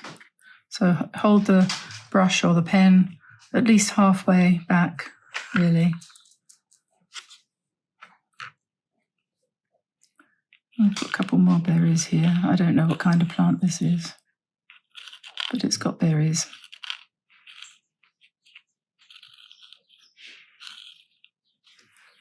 And they're reddish.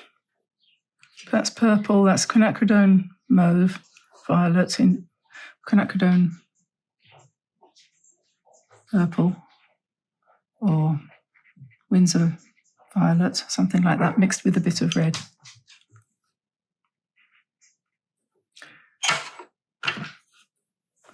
And what I'm showing you here really is all sorts of different techniques for keeping your painting as loose as you possibly can. And as it starts to fade down, then you're going to put thicker paint in to give yourself some stronger colours. It has to be thicker, otherwise it just bleeds into what's underneath. So just don't add so much water to it. Same paint, just don't add so much water to it and put it on kind of so it has some body. Don't try to construct petals though, just put it on where you want to put it on, and I'm going to come back to this one here and do the same.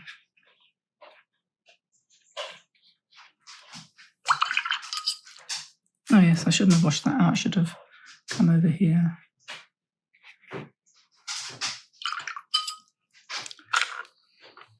Because we've started to put berries here, we have to put more berries elsewhere, otherwise it looks strange if you just have it in one place. Lottie, what are you looking for?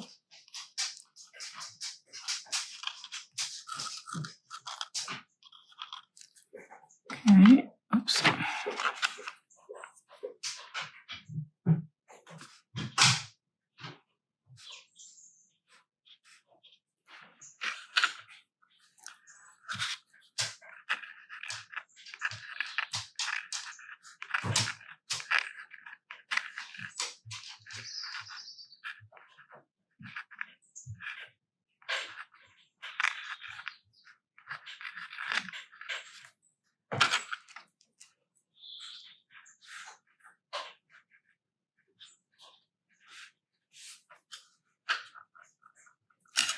I want this to stay fairly clean, so this is not going to be something that I'm going to put spatter on, because I want it to, as I say, remain fairly clean. So I'm not sure if I want to put any veins on those leaves either.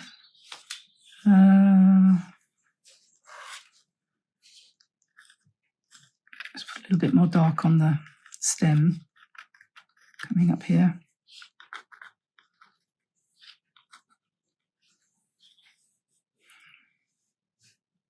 No, I probably won't. Let me think. I think I'm going to let it dry at this point because it will be lighter when it's done, and then I'll be able to decide if I need to do anything else.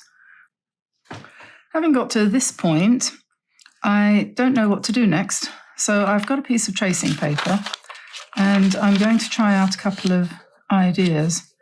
Not sure if they're good ideas or not.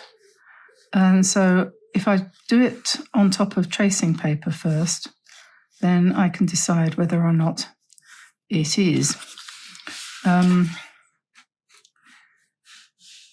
So I'm just putting in some, I've got a Sigmo gel pen here, a white one, and I'm just putting in some lines on there to see what that looks like. And I think that might actually be worth a try. So we'll come in and actually do it. Just kind of sharpen up the shape of these petals in front. And if you don't like what you've done with this pen, actually you can wash it off, but it will start to spoil then the whole overall effect. So it's not something to sort of do too carelessly. So we'll do the same up here then. It doesn't have to really mean anything. It's just a manner of speaking, so to speak. Then maybe we might want to do something similar on here. I'm not quite sure. I think I might leave. I think that one needs a bit of effort, a bit of attention.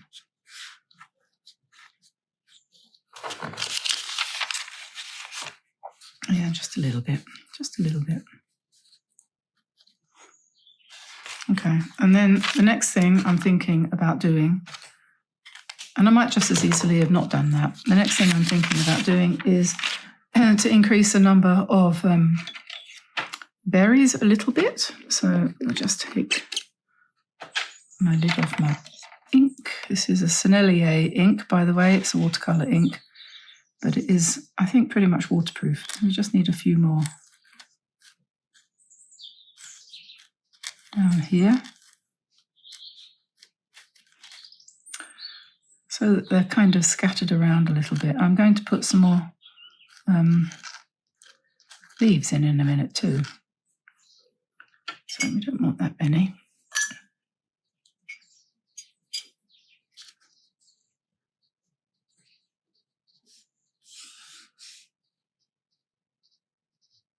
Notice we've got some berries on the holly today. We'll have to start thinking about Christmas, won't we? If the holly berries are starting to come. And now I think I might do some pale, some light, really light, washed out leaves in the background. I'm going to move that out the way for a second and just pick up some greens, and I want my greens to be sort of dirty, greyish green. So we're kind of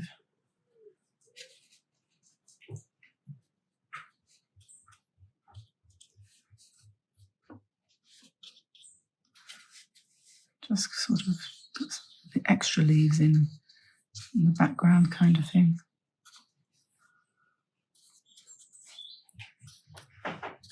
It's always the way, isn't it? When you haven't been well and you come back to what you were doing before, you go back to work or you start painting again after a break, you don't feel quite yourself, do you?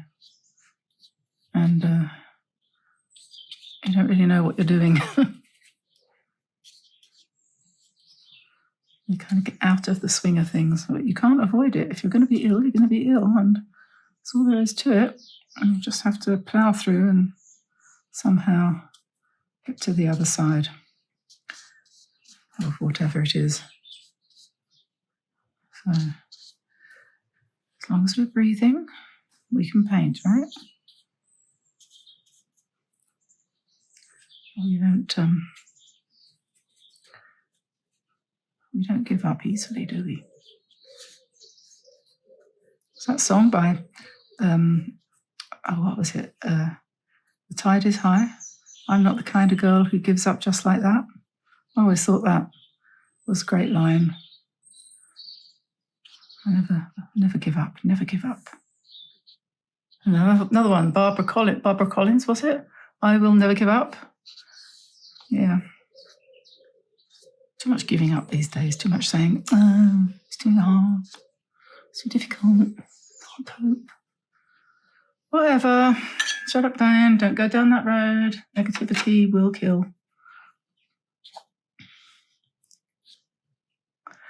Okay, so We've filled in some of those gaps. I'm still trying to keep it a little bit light.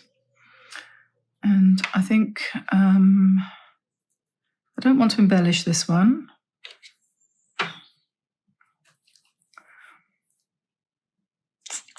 Don't want to put gold on it. Don't want to make it really dark. Maybe I might put, I don't know. I'm just wasting time now. I need to go in and do lunch and I'm putting it off.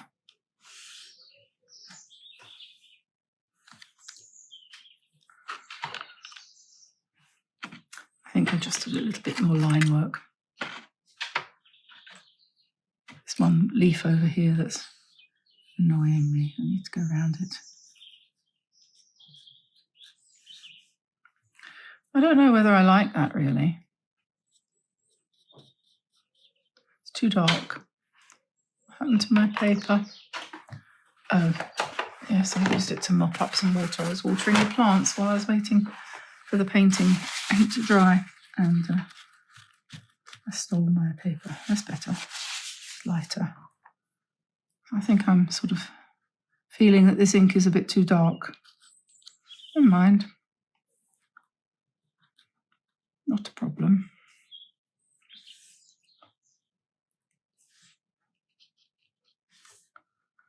One thing that people often do when they've got a painting that they've done and they're not terribly pleased with it is they tend to go back to the bits they don't like and work on them more. But actual fact, the bits you don't like are the bits you should leave alone, really, because you'll only make them more obvious. So if there's a leaf or a petal on here or a flower on here I really am not happy with, I'm going to leave it alone.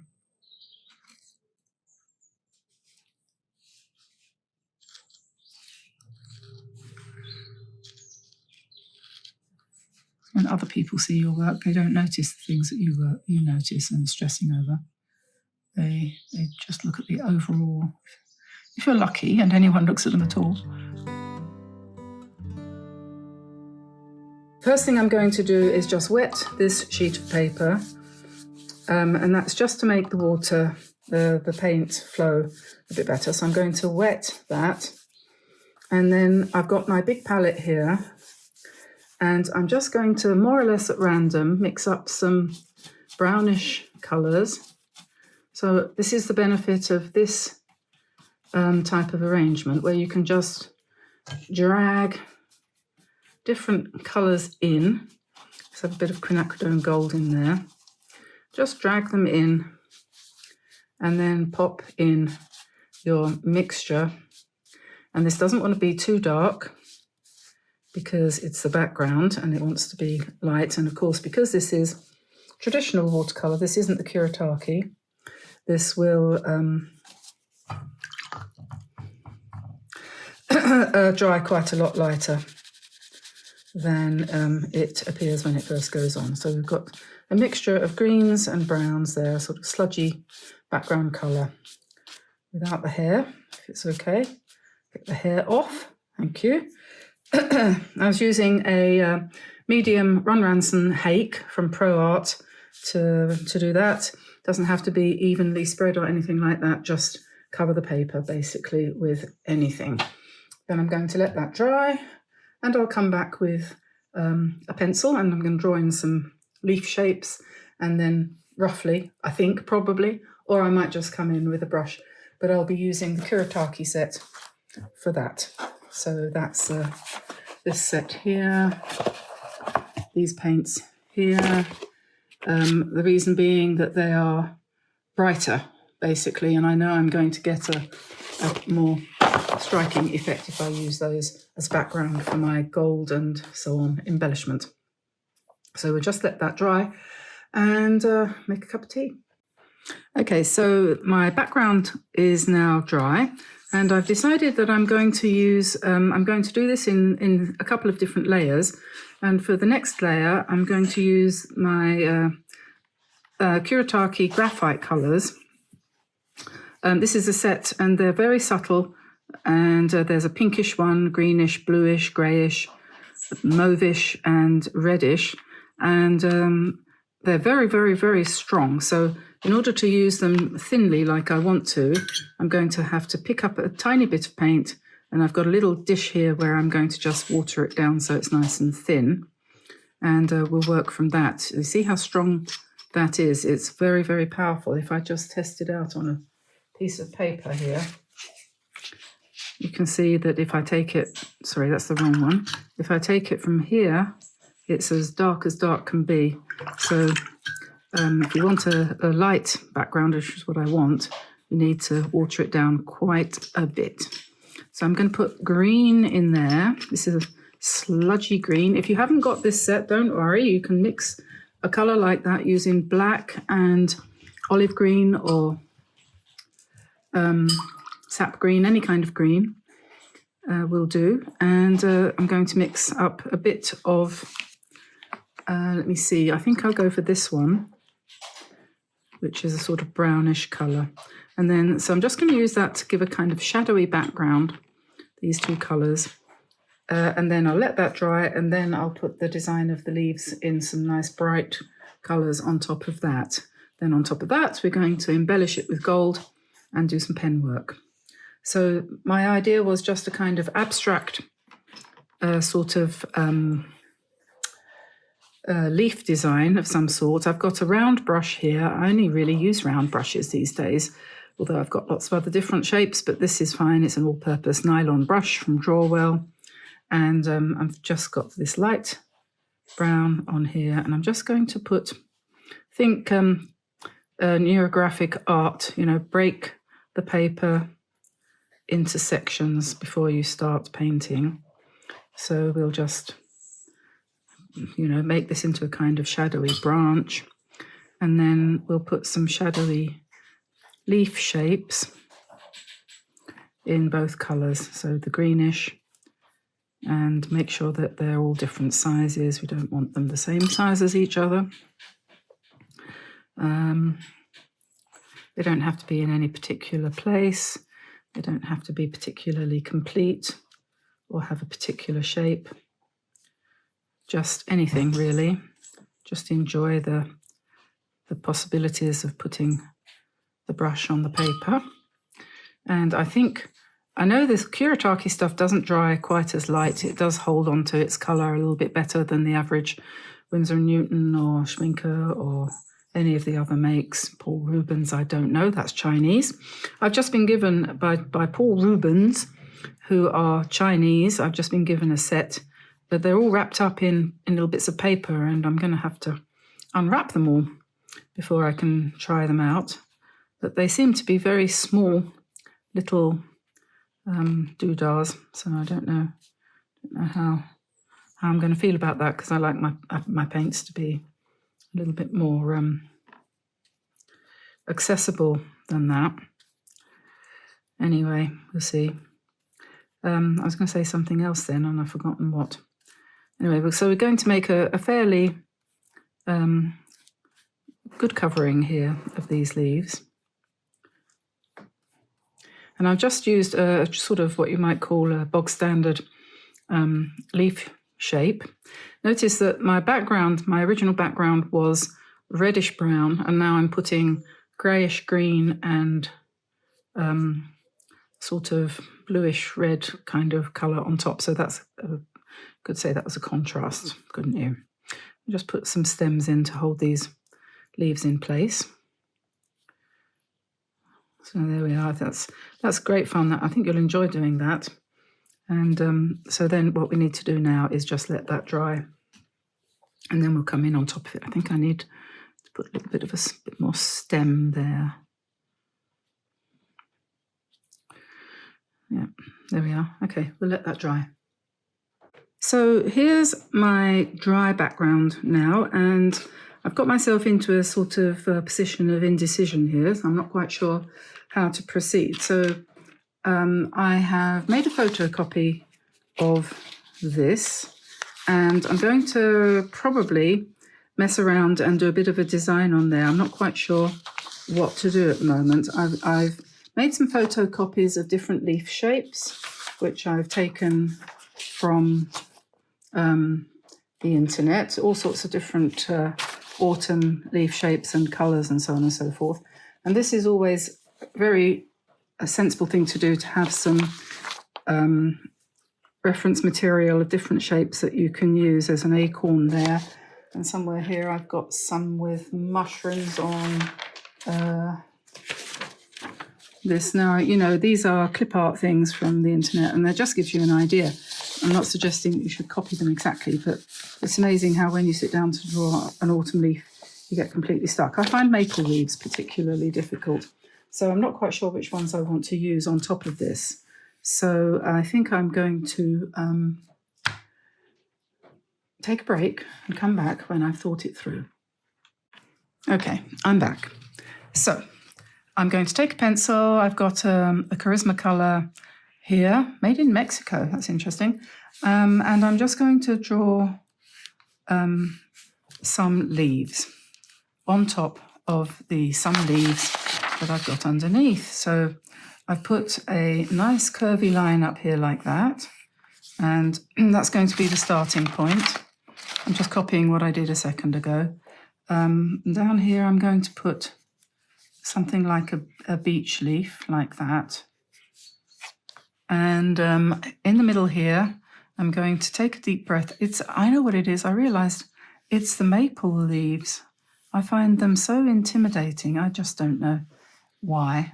I think I always lose count because they've got these kind of 5 points, haven't they? And it's just, oh my God, it's over the top. Anyway, don't be afraid of oak leaves. Here we go. Here's an oak leaf. Put that one down here. A bit more familiar with those. I've lived with oaks most of my life. And then down here we'll have a little stem, and we'll put some beech leaves up here. They have a bit of a serrated edge, don't they? Like that. They always come in nice colours.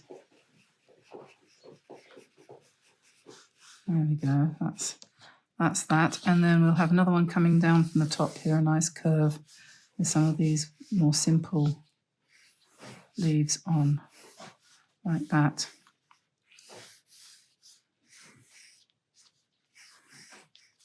And I think probably, what should we have up here? See, this is where you need your reference material. Let's do one that's kind of a little bit like a heart shape there, because that would be nice. I think that reminds me of pear leaves, you know, leaves on pear trees, pear tree leaf. And that should be enough for now. Well, there's a bit of a big gap down here. Let's put one of these ones. Not quite sure what that is. And then once we put these in, we can decide whether or not we want any more filler. So now just swapping to the colours, get rid of the big one. And I'm going to, what am I going to do? I thought about my palette, and I've got here 3 colours. There's, this is cadmium orange. Cadmium orange, you don't need to worry about. Most colours that say they're cadmium orange, actually it's cadmium orange hue, which means it's not really cadmium anything, it's just a synthetic version. So most of the time there's nothing to worry about. It's not poisoning the environment, and definitely won't poison you. And then the other colour I'm going to use could be this one here, which is Indian red. Which is a nice brick red colour.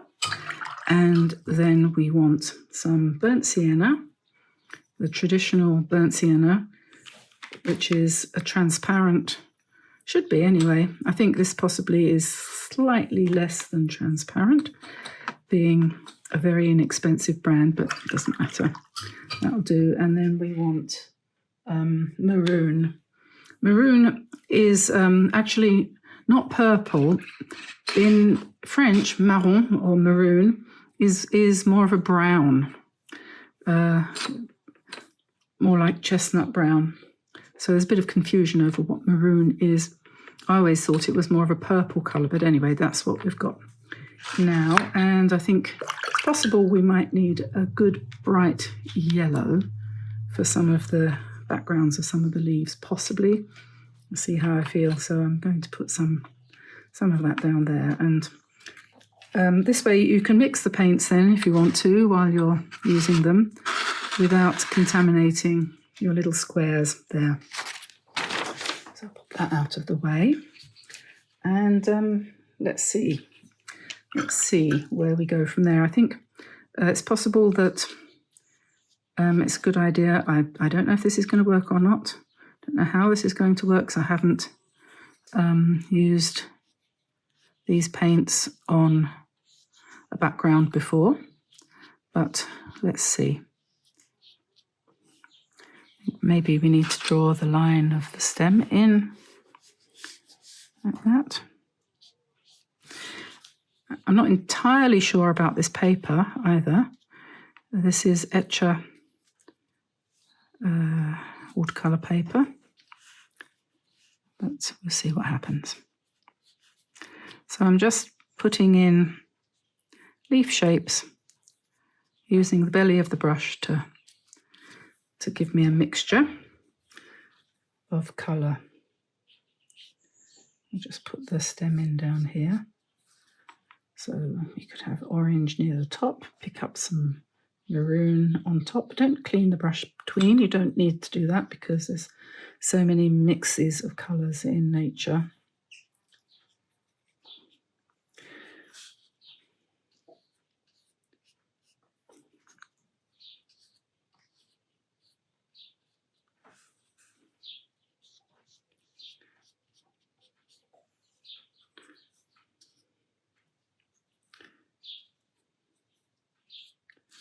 There we are. Now this leaf down here is going to be yellowish underneath. This paper is interesting. I'm not going to recommend this paper, and I probably won't use it again for something like this because this paper has lost its sizing. That's the sizing is the coating that you put on a paper in order to stop it from bleeding when you paint on it. And this paper has been, I've used it for a background, and it has lost its sizing completely. So it's lucky for me that I'm not going to be doing anything important on this. I'm going to be embellishing all of this and it won't matter. But if you were going to be painting something that needed several layers and you started with a piece of this paper, at this point you would be screaming. You can see how it's bleeding on the edges there. That's not me. So we'll see whether we can rescue this painting. We will rescue it, never give up. No, we won't do that. We'll carry on regardless. It did make a very nice background, and if you were going to come into that background with a pen and ink and do something on the top of that, or if you were going to photograph it and put it on digitize it or whatever, then that would be fine too. Print it out and use it multiple times. There's lots of ways you could use this paper, but I'm afraid it's not particularly good for proper watercolor. Oh well. So what I'm going to do then, I'm going to pick up more color and see what happens when I try to apply stronger color on top.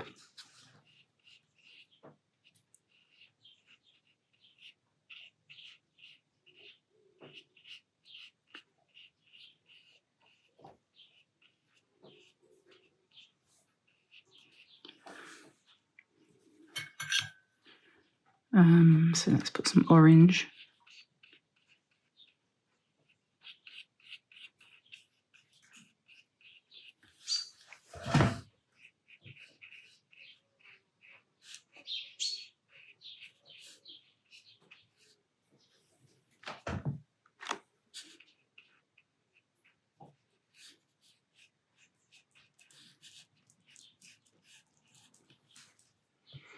Yes, well, that's interesting. So obviously when you use much more paint and much less water, we're going to get a different effect entirely.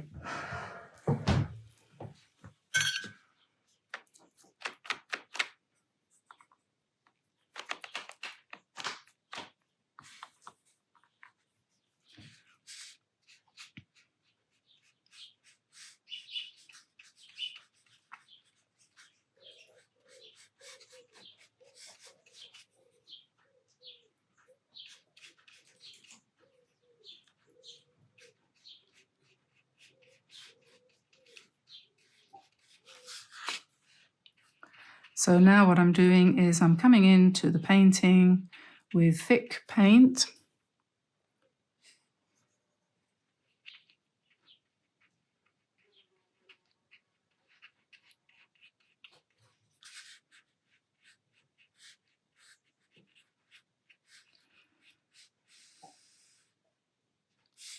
And this will give us a different result, but we'll have a result.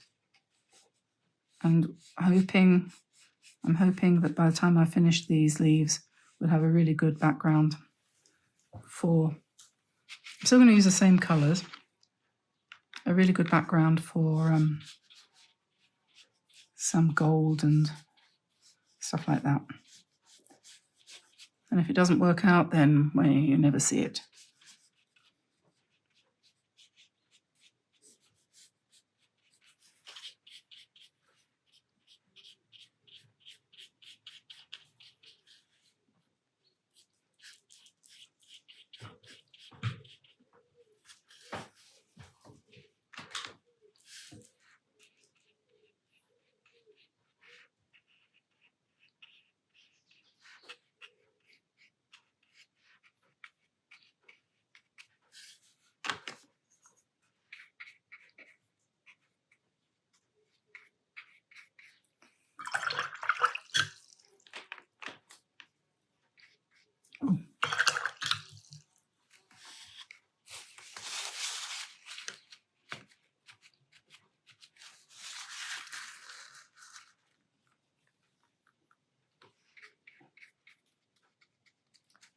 I think I'm going to stick with browns. I was thinking I would introduce a little bit of green, but I don't think I will. This is going to be one of those paintings.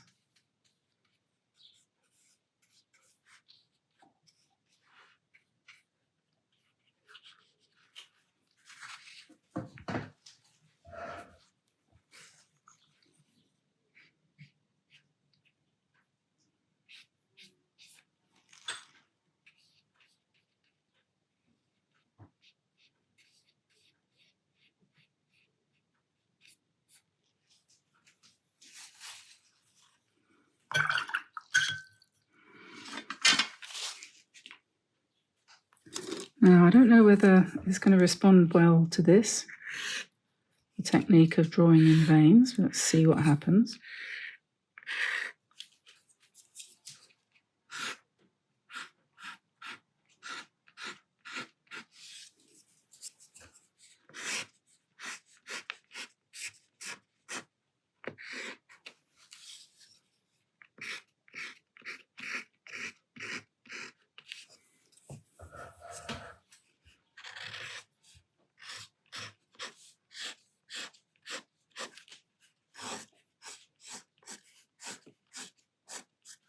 Well, I've seen better, but there we go. So now what shall I do? This is a case of, is this going to do anything or is this going to be a disaster? Let's try my black watercolor pencil and see whether we can get something going here or not.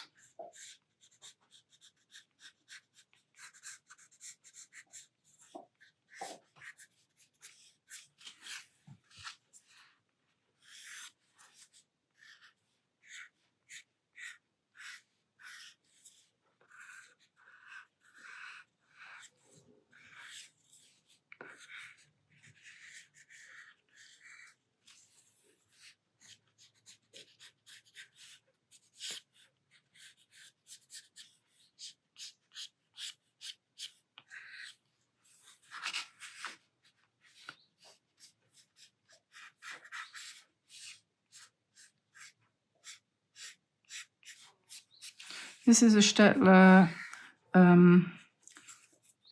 what is it called? I can never remember. Karat Aquarelle watercolor pencil, which has a very strong tendency to melt when you touch it into water or paint. Melt in the sense of it gives up a lot of black, so it can be very effective in the right place.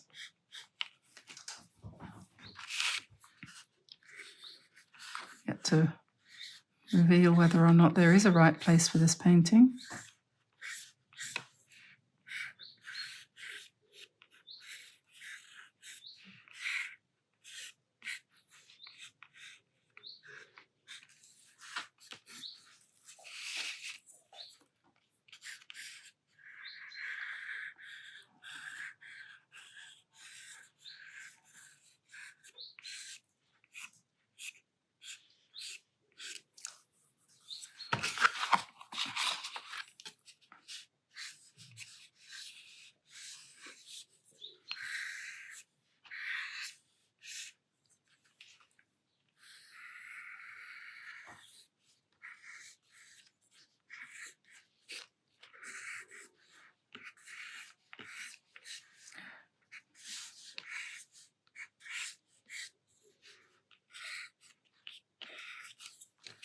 Okay, so we've got all of the leaves now outlined, and the question is, what do we do next? Let's just dab that off, that's a bit too wet. Dab some of this off, we get a bit more texture then when you... I could do that actually, maybe I'll give that a try. This is a technique. I don't know if it will work, probably won't, because this paper is too absorbent. It might, but it might not. So you put extra water on and then you lift off. So if it's gone a bit dark and you're not very happy, you can sometimes get a more interesting result. So we can try that. Can you see that's given a sort of texture to the leaf?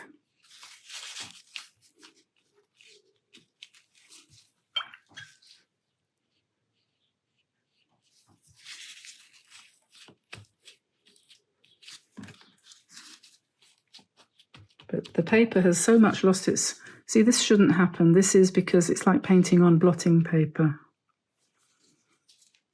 So there's not much I can do about that except try to sort of smush it out. And then don't know what will happen when that dries. Again. Okay. So we really are going to have to use this as the basis for some pen work, I think. So, and maybe some gold and silver. So let's see what happens when it's dry. Okay, so I've been trying out some different ways of dealing with this, and I think what I'm going to do is I'm going to come in with some thick paint, and I'm just going to try to do some loose strokes like that, because with the paper the way it is, in order to rescue this painting, we have to take a totally different approach. We have to give up on our original plan and call this experimental art. So we relax and say, don't know where this is going to go, but it's determined it's going to go there, so we better go along with it. So just loose, thick paints, strokes. This is a mixture of maroon and burnt sienna. So we're just banging that in. I'll turn this round.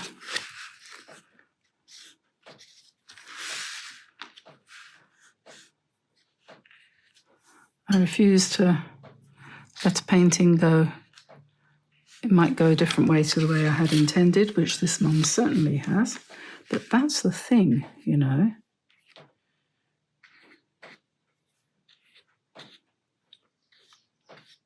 Sometimes you just have to give in.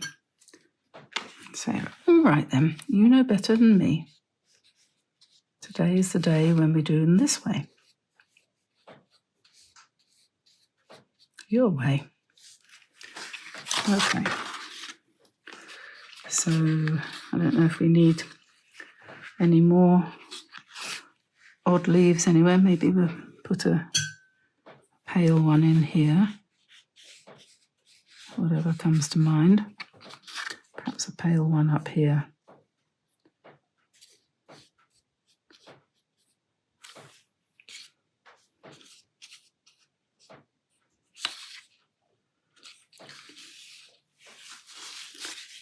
Okay, and do I get the feeling it needs some berries or something? I don't know, but we're not going to do anything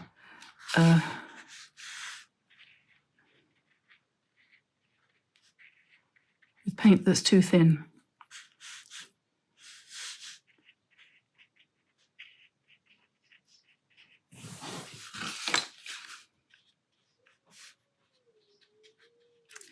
I think somebody might be fighting out there.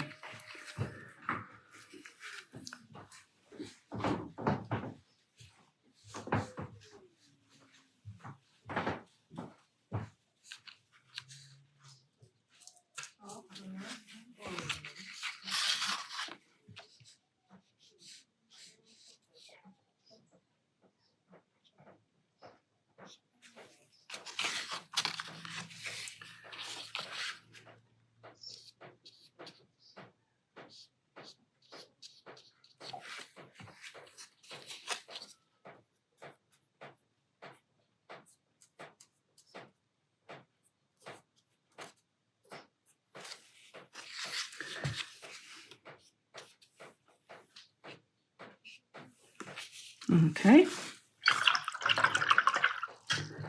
that's looking a little bit more lively. Time to let it dry. We'll come back in with something else. Take it to the next stage, so back shortly. Okay, so I think some of these circles need to be circlified. So we'll just, I was just popping them in with a big brush to start with, just to see if it was worth it. And so I've picked up a Poetique pen here, and I'm just going to make them a bit rounder.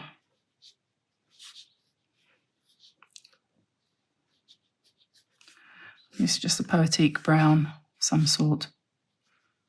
So it's a bit darker than what I've got there, so it'll be kind of like shadow. I like to do berries in groups of 3 or 5, really, rather than anything even. Odd numbers always tend to look a bit better. But this painting's got a mind of its own, so who's to say? Okay, so that's a bit better, and we'll just put a little bit of slightly darker on the stems. Just strengthen that up in a few places. Here, perhaps. Just keep it loose. And where I sort of sketched in the veins of this famous maple, we'll come in with the pen and make them a bit darker. These ones too. You can put a centre vein down the middle of these ones.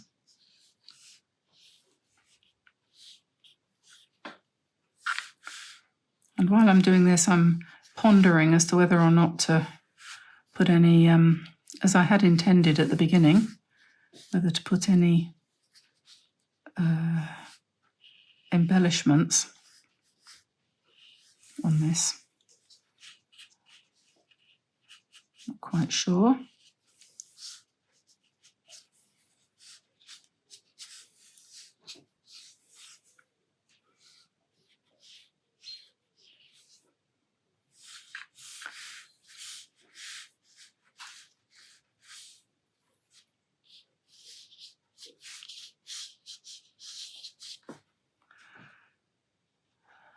Yes. Whoopsie. Pens sticking together. Now, the last time I used these Poetique, I'm just trying to lift that because I think that's too dark. But the last time I used these Poetique pens on different paper, I didn't have any problems getting it to lift up. But here we have an issue.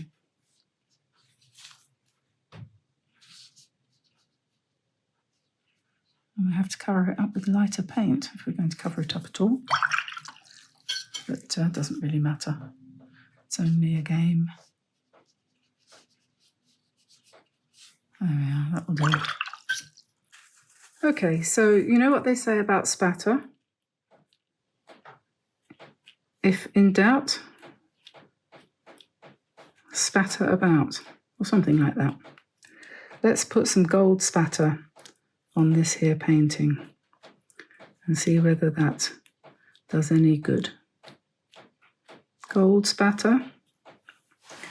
And you could, I suppose, think about putting in some gold leaf shapes in the background.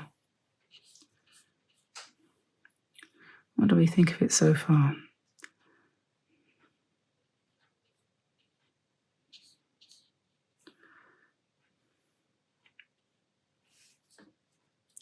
And I'm thinking these berries could very much benefit from a little dab of gold on them, because berries tend to shine, so shine away.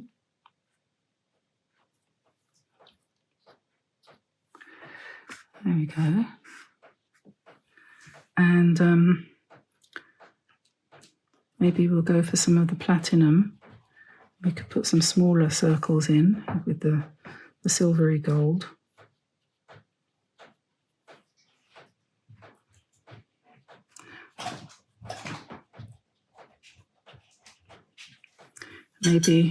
Maybe we'll take some of the white gold and do a few spatters of that. This is the fun bit, isn't it?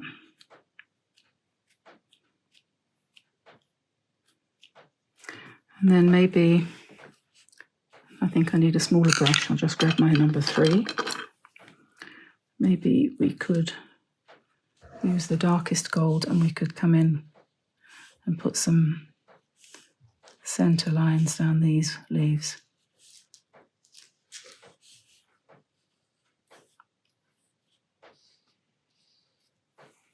There we are. And so this one needs it too.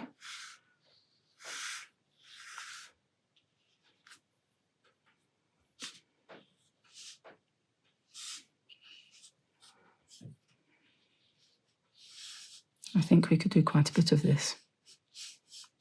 I think this is very fun.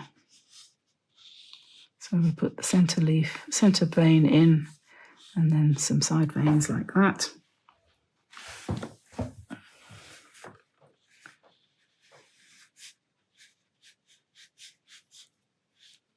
Just going between those nice dark splashes that the painting demanded earlier on. Put some gold on the ends of the leaf, the oak leaf.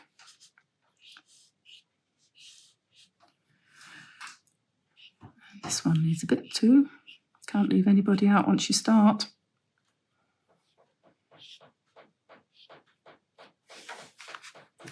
So there we are. I think that's probably enough gold and silver. And we shall plunge in. So this brush will make lovely big marks on the paper.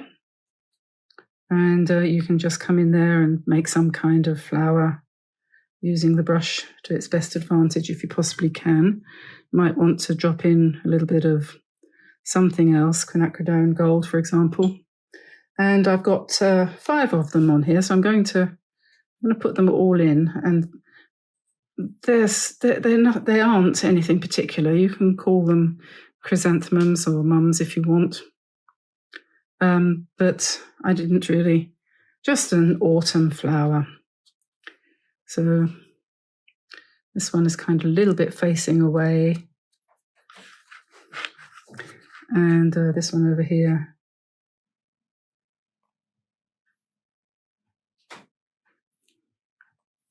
I have that down there. And I have another one here sort of thing, which is a little bit lighter. So we just pop that in and leave that to do its thing. I don't know if I want to put some, maybe I put a bit of quinacridone in there, in those ones, and let that do its thing. So then The next thing is the purple ones. So I'm just going to pick up some of this purple here. And I need a test sheet just to make sure it's strong enough. And somewhere around here, I've got a piece of paper. We can just dab that on and say to him, yes, is that dark enough? I don't think so. So let's pick up a bit more purple.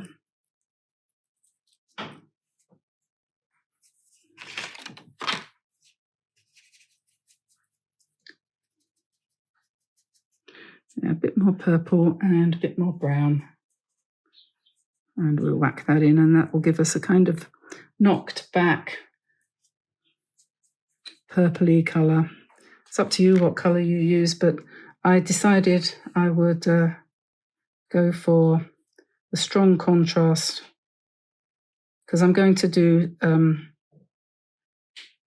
I hope, some embellishments on this. So, and we'll put another big flower in here and deliberately let it run.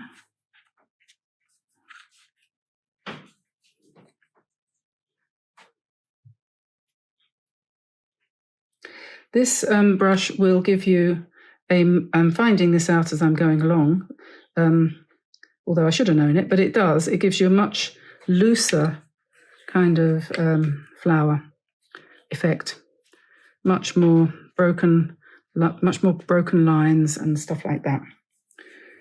So if you don't want that, don't use that brush.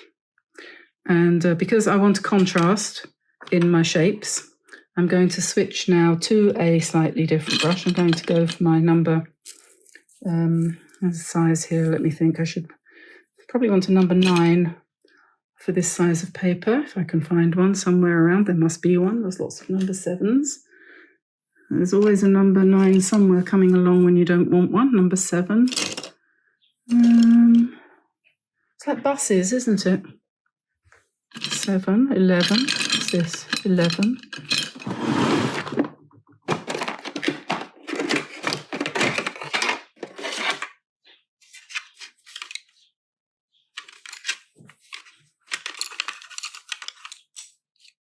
Ooh, an even number. That'll do. Number 10, round, draw well. And now we're going to go for some greens. Oh, sorry, I forgot. I wanted to put some purple ones up here too. So let's see how that goes with the greens now. We're going to put this Harbour Blue in.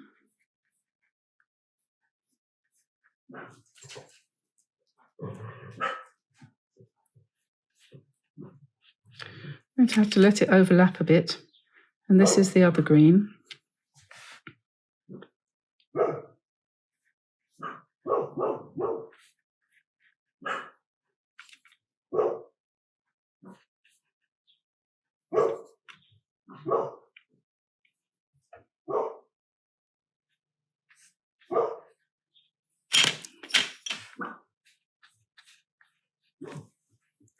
For anyone who's concerned about the dogs barking, don't worry. We have, let me just do a quick count. 1, 2, 3, 4. We have 4 dogs. And I am a great dog lover. I wouldn't want to be without a dog. I'm going to sit down. They're barking because they're playing.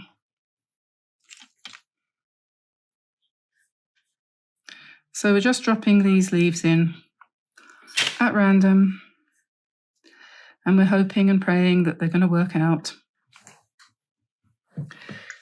And I'm thinking I want a little bit more golden colour. So, you know, leaves go golden in the autumn, don't they? So we can put leaves.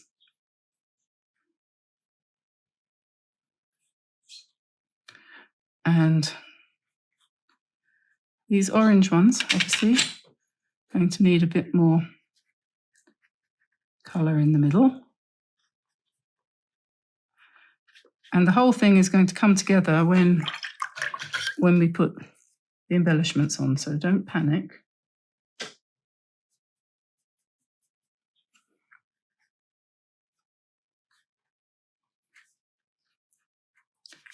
I have some nice, I really want nice dark purple and perhaps not so much chocolate brown.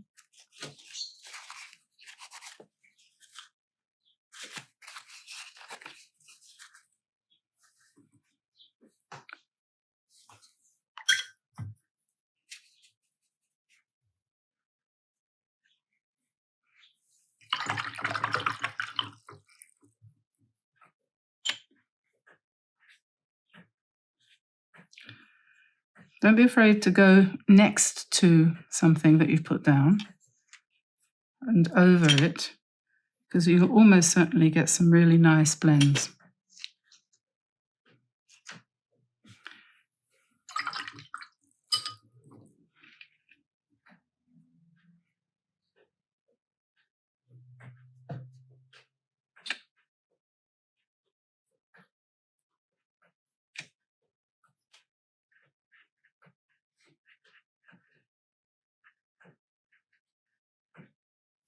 Okay.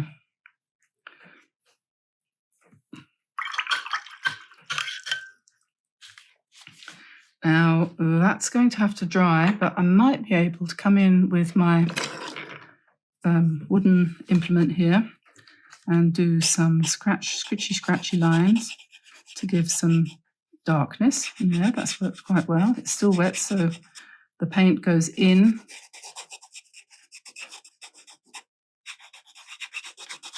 to the grooves that you're making and makes it darker.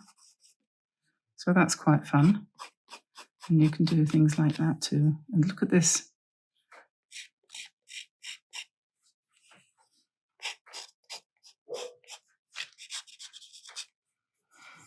And this is a lovely bleed as well. So, right, that's that. And then the other thing that we can do as well is we can pick up some more green. So, for example, a little bit more of this. Oh, air conditioning. This dark green, and we can just drop in some veins. We'll probably come back later with different veining, but some of them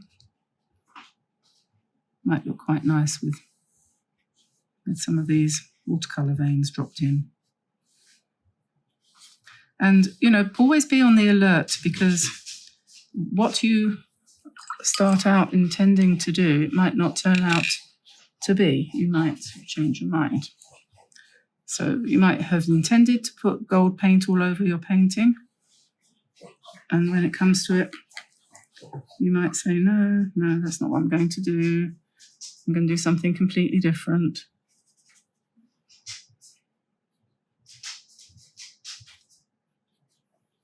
I'm going to use a slightly bigger brush. And I'm going to put some brown in there where I've done those marks. We will see whether or not that was a good idea as time progresses.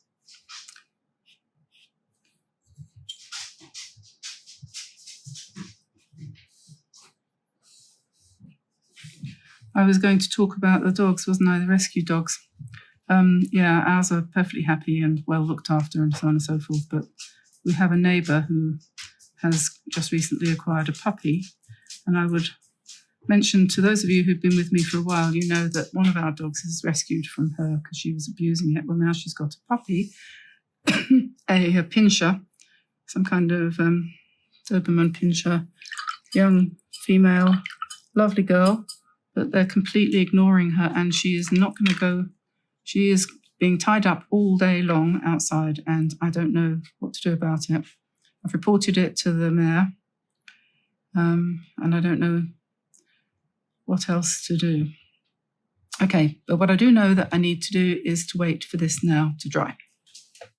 Okay, so this is dry, and now I'm going to come in with some darker greens, which I'm going to just literally lay on top of what's already there, because as I'm going to be doing this in an embellished way with lots of gold and white and stuff like that, I want some nice dark colours to put my shiny things on.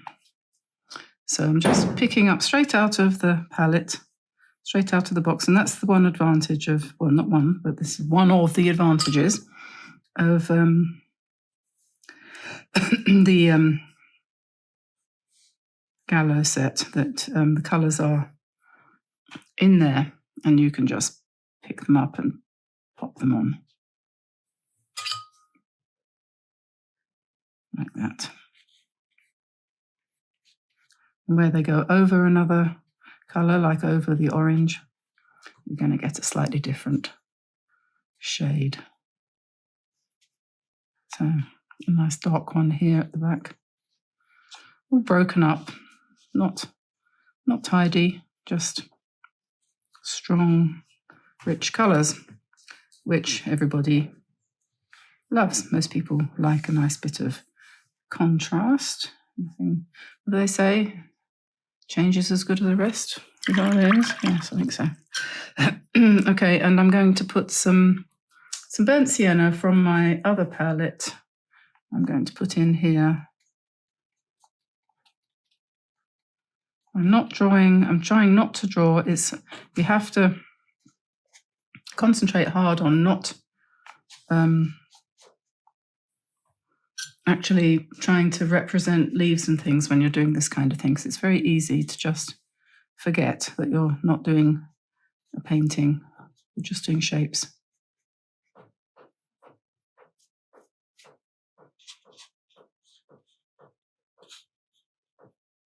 So there we are. And then the way to evaluate that as to whether or not it's working is just to stop and look back and see whether you've got an even spread of very darks, an even spread of the reddish tones, the oranges and the purples, and whether you think that you can possibly go anywhere with that.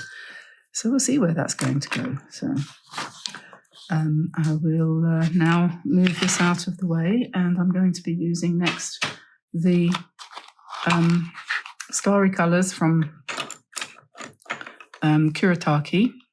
These are lovely, rich, thick, golden thingy-me-whatsits, and we can just put in some veins. And this is by far and away the best thing about doing this kind of painting. You can start straight away on the ones that are already dry. So some of them are. And you can put in blobs like that. There's a darker red, darker gold. Put some beautiful gold sploshes. And I'm going to try this on here while it's wet. I'm not quite sure what's going to happen if I put it on while it's wet, so I'm going to try that. Kuretake paint is very tolerant. It has a very good personality. It reminds me a bit of my quinacridone gold, who I call a very good mixer. The Kuretake paints are very good, well behaved. If anyone's ever heard the music called the Well-Tempered Clavier, I always think of Kuretake as being the well-tempered paint box.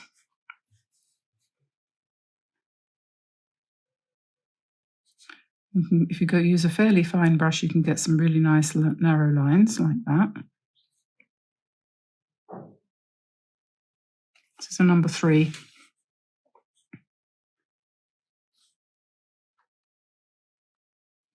Quite surprising, actually. I'm quite surprised how fine you can go with this. I'm sorry about the constant coughing. You have to forgive me at the moment. I'm trying to treat my asthma by loosening, sorry, it's disgusting, by trying to loosen the phlegm on my chest, which I think has probably been there since I was about 6. And it's beginning to work, I think. And so I'm starting to cough, which is a good thing, because people with asthma, well, I have a dry cough, and that's not productive at all in more than one sense of the word, and I'm trying to overcome that. So please forgive me for my crunchy chest. Can't help it. I'm sorry.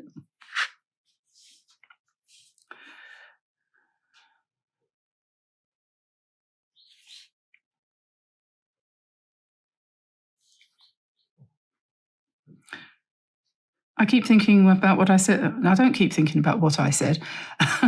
I occasionally have found myself accidentally considering the fact, as I said the other day, wouldn't it be fun if leaves and trees and everything were not boring old green, but they looked like this?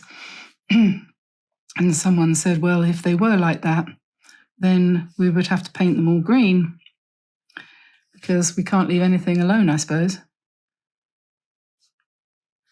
But anyway, this kind of painting always makes me think, God missed a trick there, but I'm sure he didn't. He just wanted to make us have an imagination so that we could improve on things.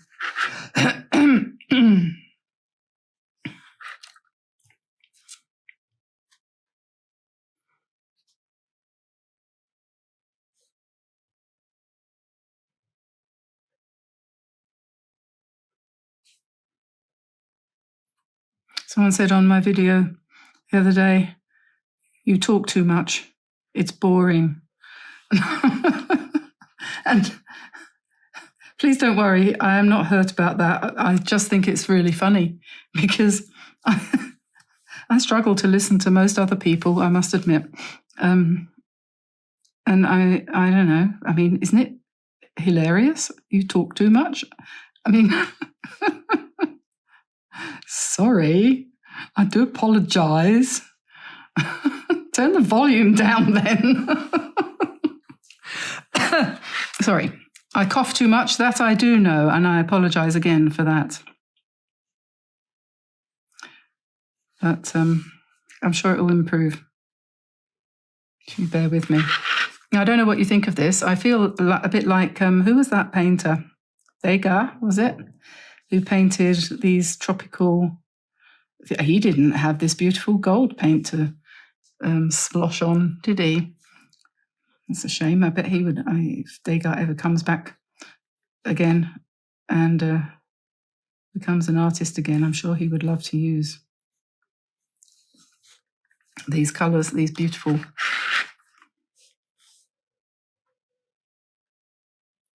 You can go around the outside edge as well if you want, but I quite like just sticking to the basic veins.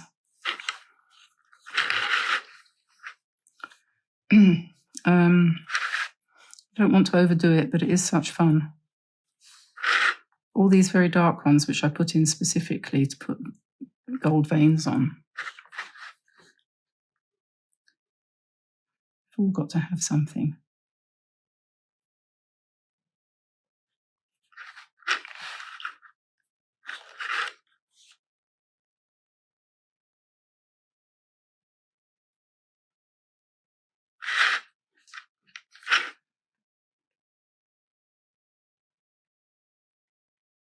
If you've bought the Kuretake set of 48 colours, you will find that they will do a very good job of this. I think there's some very nice strong colours on there, and they're semi-opaque, so you don't have to use them too thickly.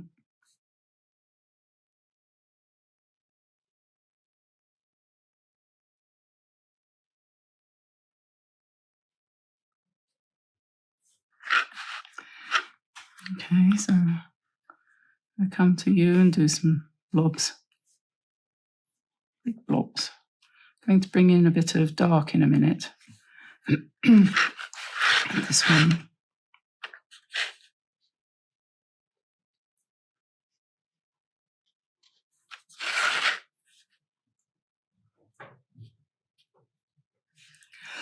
It's nice to have large areas of the gold and silver too, as well as the fine lines. Some silvery ones down here. This is not dry yet.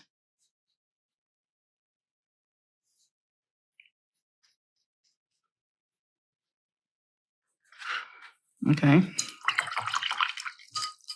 We might want a bit more later on, but the next thing is to think about some pen work. Now, we could use a dip pen, but I think this time today, because I used dip pen last time, I'm just going to use a pigment liner. And we'll try and put in some stems, I think, some We need some sharp lines, don't we?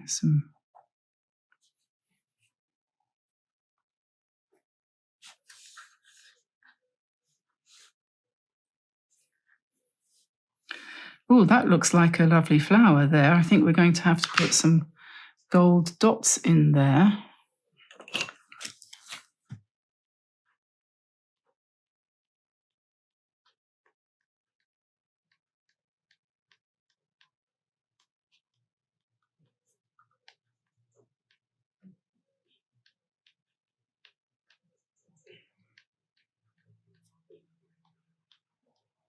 Completely unintentional, and it needs, just make the center a little bit. A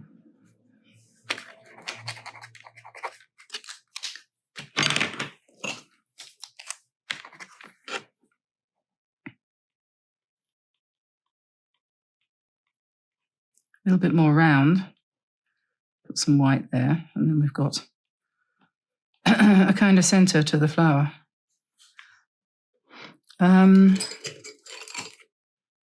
What's this? This is a tombow.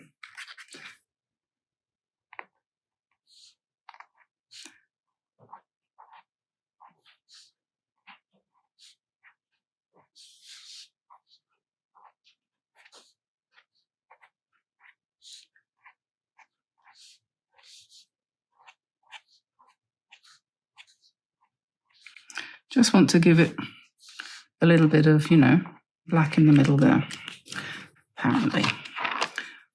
It's always a good idea not to leave your white pen unguarded.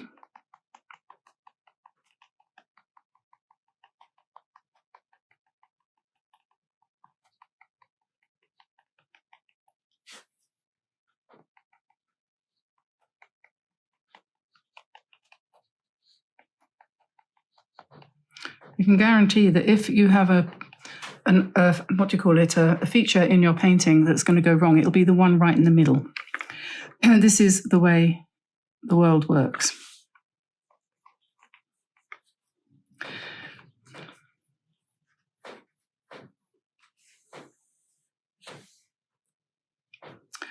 But that's okay, because I think that's all right. I'm going to put some white dots in here.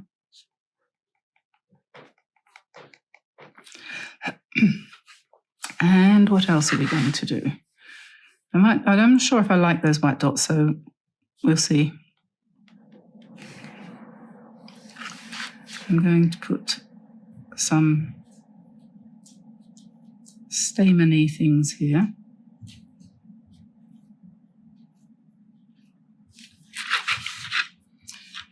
And maybe up here too. Only I think I'll do these ones up there in gold. That's my number 3.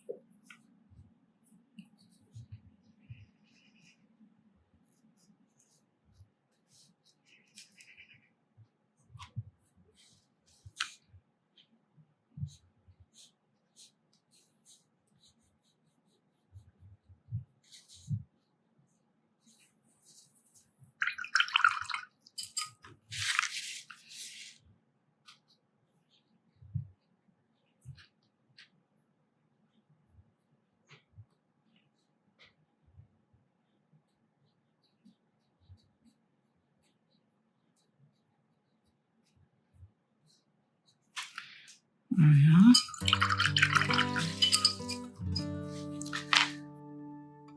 So I want to drop in a few leaves on a stem, which is going to come across like that. And we'll just very loosely come into the paper, starting with the point at the top,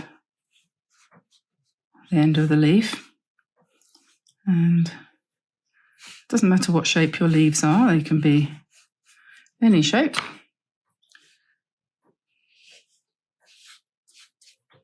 And then dropping in a bit of raw sienna, sort of randomly. And once that starts to dry a little bit, then you can drop a bit more in, and you'll, with a bit of luck, you'll get a nice background and a bit more interesting That one's quite dark. That's okay though. Don't mind that. Let that spread. Okay, so that's our first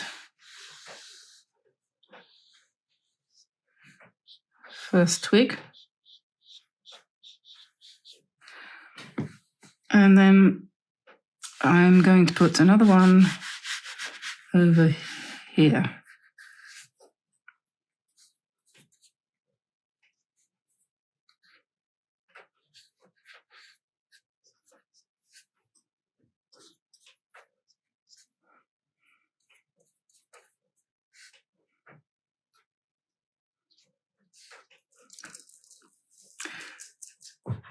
Lovely colour, and looks even better on this golden coloured paper.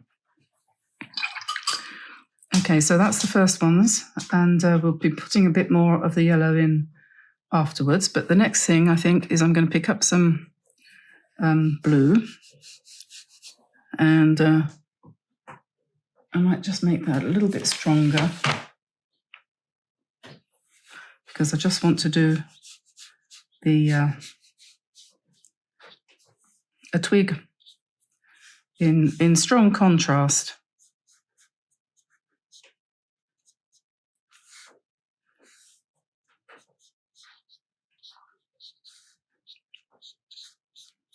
So strong contrast.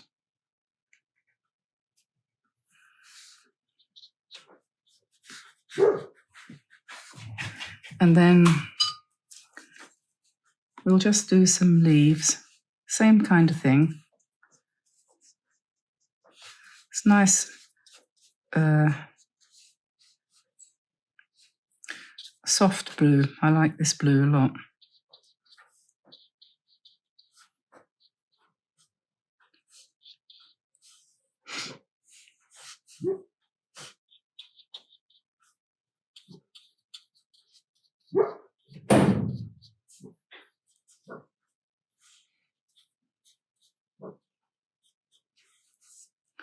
So we just keep going up here, just randomly, doesn't matter.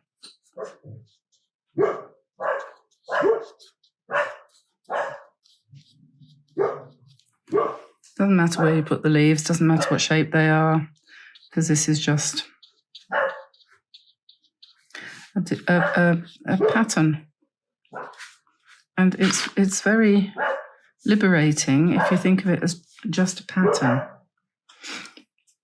Okay, so now I'm going to put one twig in down here. And this one is going to be in mauve. And just make that a little bit lighter.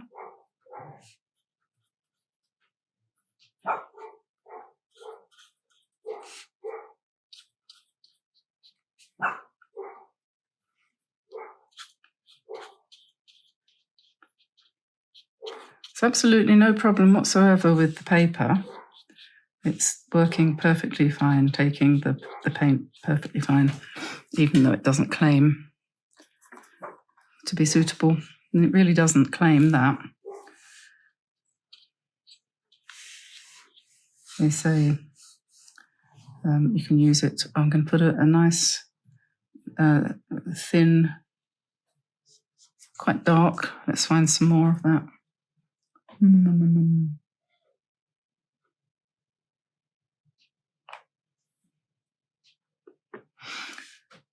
Gouache, acrylic, pastel, obviously.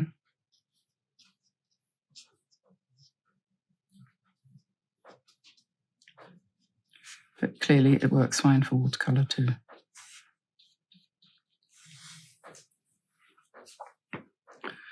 Let's put some circles in up here. So pretend we've got some berries.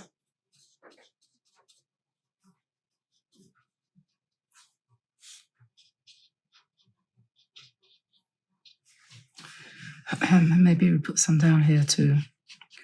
I'm not going to exactly reproduce painting I did earlier. There are some things I didn't really like about it. Like I think I made the berries a bit big, but that doesn't mean to say that we shouldn't have some large motifs.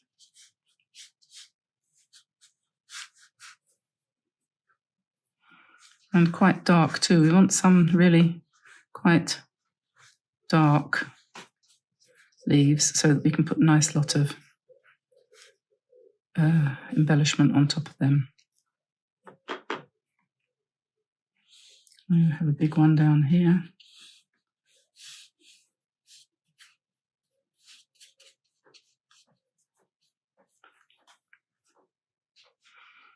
And let's put a line up here.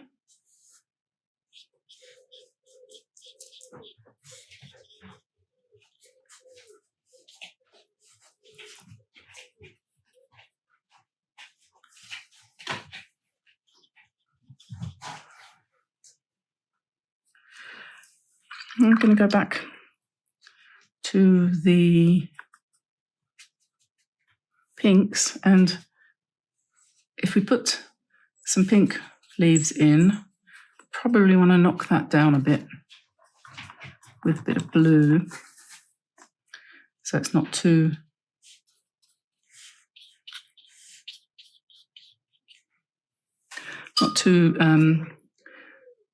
lipsticky. And now I'm just kind of filling in some spaces, and we'll just let rip, really, just kind of do whatever.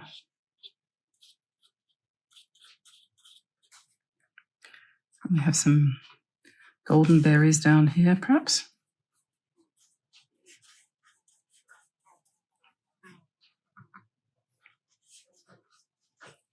And maybe a bit more burnt sienna in these leaves. Like I said, they have a background a bit, which is good. That's what we wanted.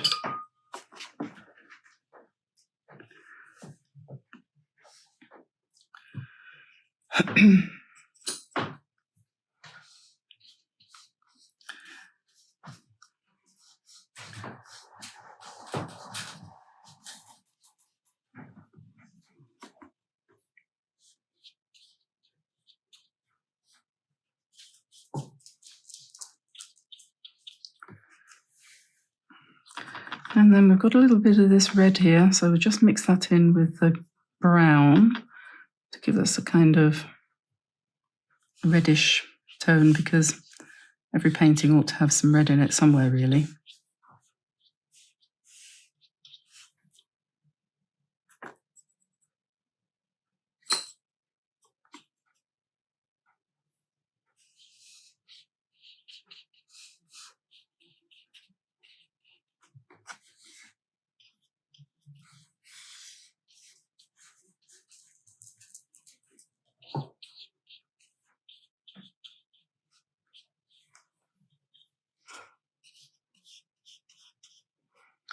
And then probably it's worth coming into the dark ones, or some of them anyway, when they are dry, and you can just put a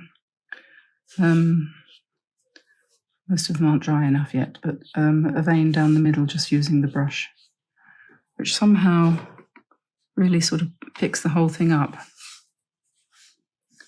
But that's we're nowhere near finished yet.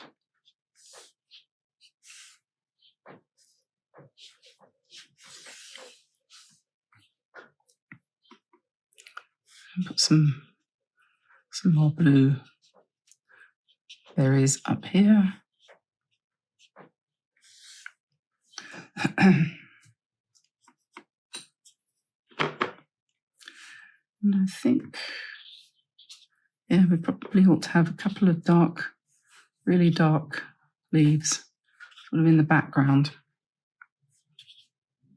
And they don't even need to be really leaf shapes, just shapes.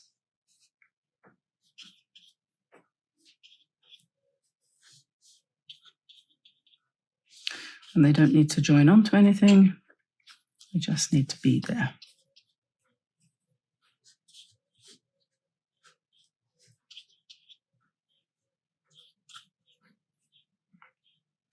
Then when they're dry, if you want, you can come in with a smaller brush and put some stems in to link them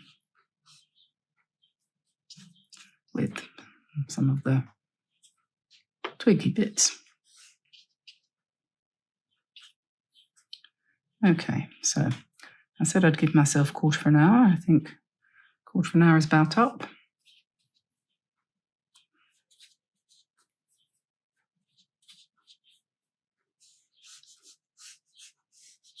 Darken these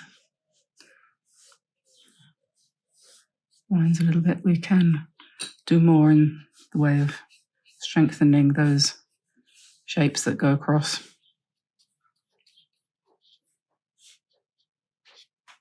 Oops. Okay, right then, we'll let that dry and I'll be back in a tick. So this is dry now, and I'm just going to start adding a few more darks in here. And I'm going back to the colours I've already mixed, and I'm going to drop in some strokes of darker colour at the bottom half of some of these leaves, not going over the whole thing, but just at the bottom half to give them a little bit more interest. And then when we come to do the embellishment, we'll have a darker colour to work with. So that should be quite nice. I'm not doing it to all of them, just some.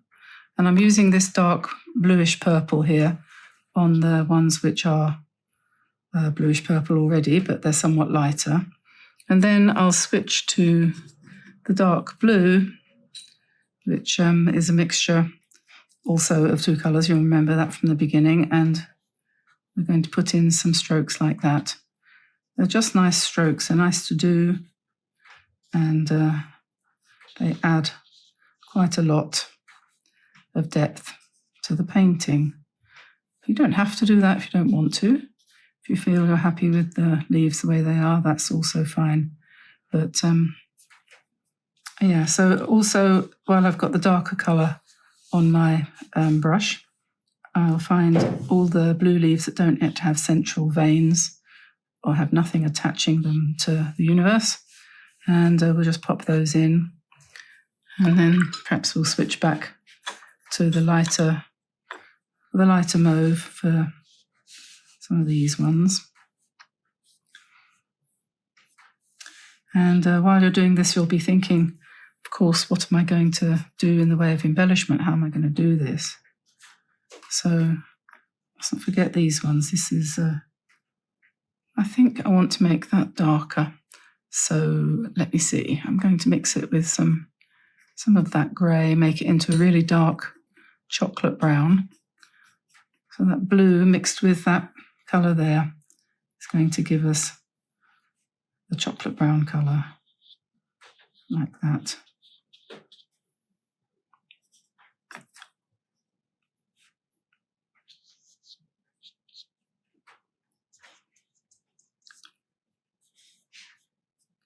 It's a nice brown. It's not necessary to go hunting in your palette for, burnt umber or something like that.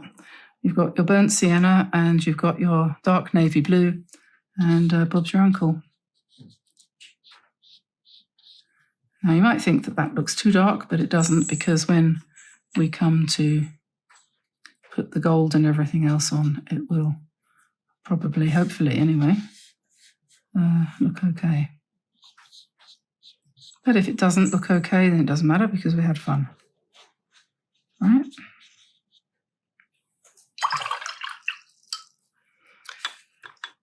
Okay, so that's that. Now, I think yesterday I woke up my gold and silver starry colours. I did. I woke them up. But then I didn't. And then I fell asleep. Didn't get round. Come on. Didn't get round to. I think I need a new spritzer bottle, because this one is so annoying. It looks so professional. It's all silver and all the rest of it, but it's absolutely hopeless. The only thing it's good for is giving me exercise on the hand. And you know what? I don't need that. Anyway, so yeah, it doesn't take much to get these organised into a painting mode. Just have to put a bit of water on and give them a bit of a stir up. And before you know where you are, they're ready to roll. And the question is only, what am I going to do with it? And at the moment, I don't know. So, I think the slightly silverier one goes better, probably. Doesn't get it on doesn't put my hand on it. With the bluish. So we'll just be brave. It's only a piece of paper. And in general, you will find that whatever you do makes it look better. This is something I have recently discovered.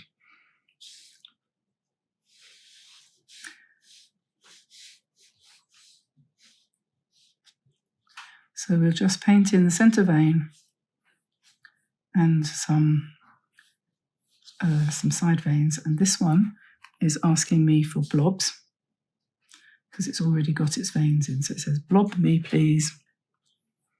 Blob me tender. This one wants blobs too.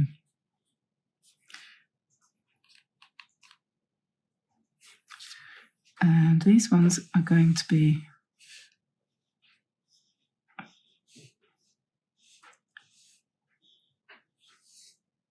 much enhanced by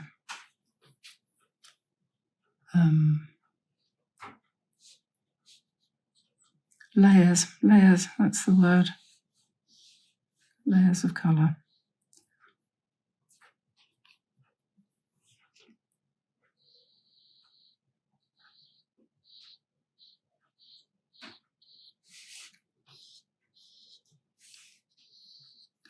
If you use it nice and thick, not only will you make Kuretake happy because you'll need a new set before very long, but also it will be completely opaque and will go over even the darkest of your paints.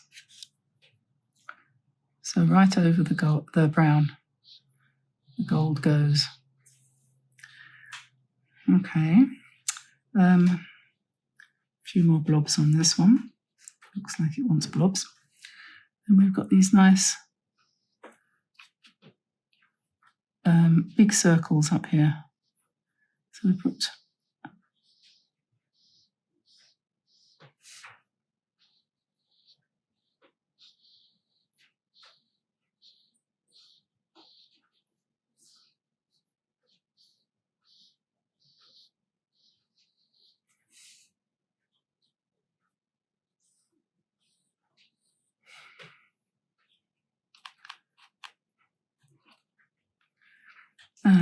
okay, we've got more over here. We need some gold on these ones.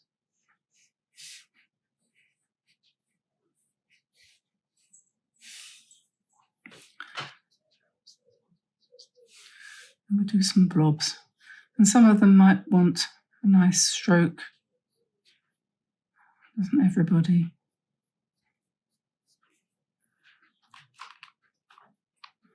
So we'll just maybe sort of make it half metallic.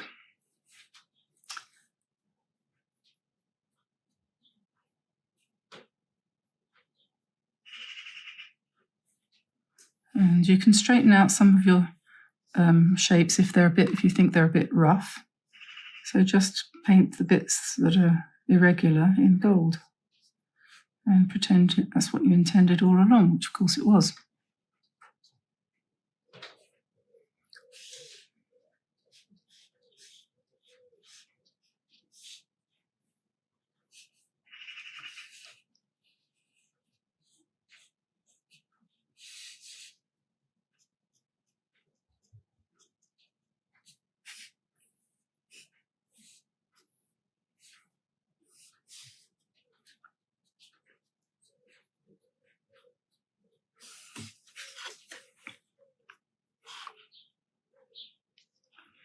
In a minute, I'm going to move from the brush to a pen.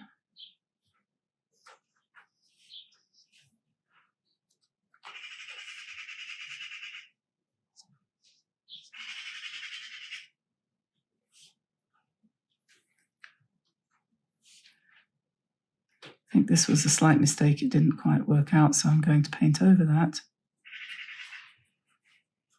So the wonderful thing about using gouache is that you can correct what you did wrong,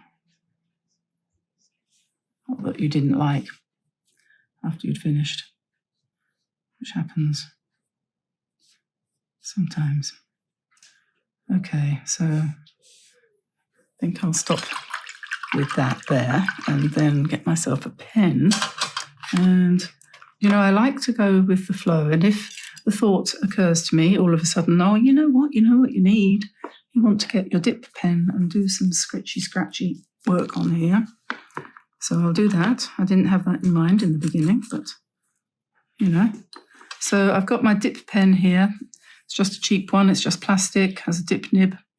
And you can check that out on my Amazon shop.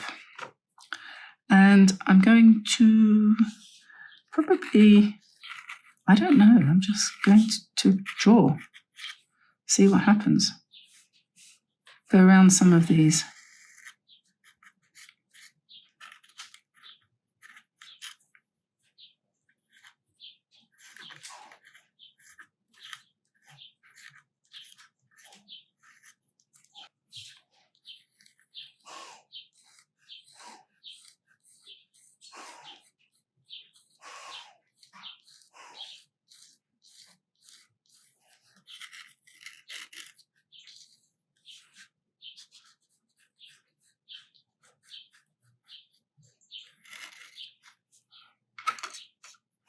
There's something quite satisfying about using a dip pen, because it will give you, if you turn it to the side slightly, it will give you a much thicker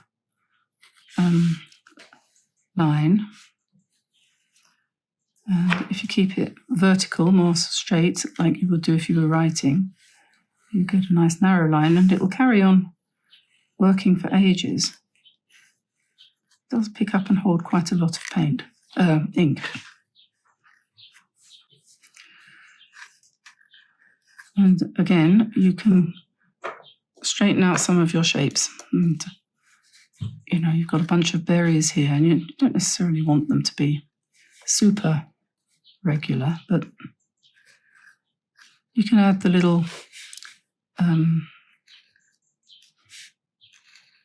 point where it was attached, flower was attached, because the berry kind of comes behind, doesn't it, behind the flower. So you can add that little point, which makes them really look more like berries. You can do that. Makes you think of holly, doesn't it?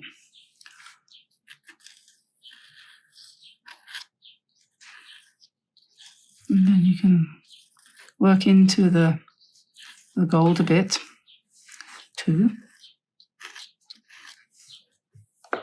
This is a Sennelier watercolor ink in walnut.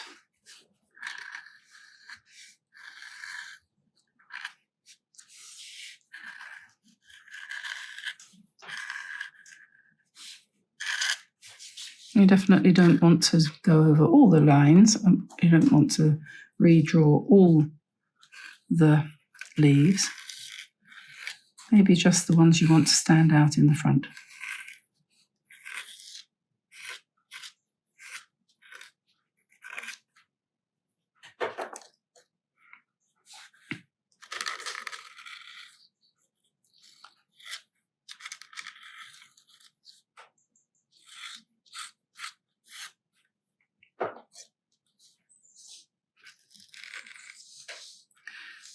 Having the outline around the leaf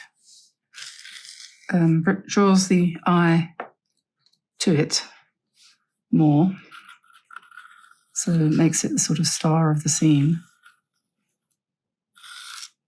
And if you've got any that you don't like the colour of, or you don't like the shape of, then you wouldn't go around those ones. You just leave those ones to drift into the background.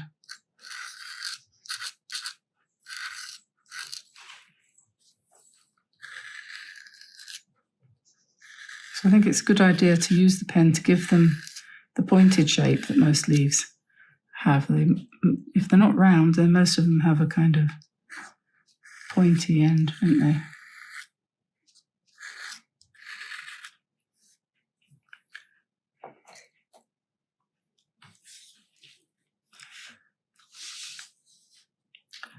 And we've got some more berries here, so we'll just give them a bit of shape.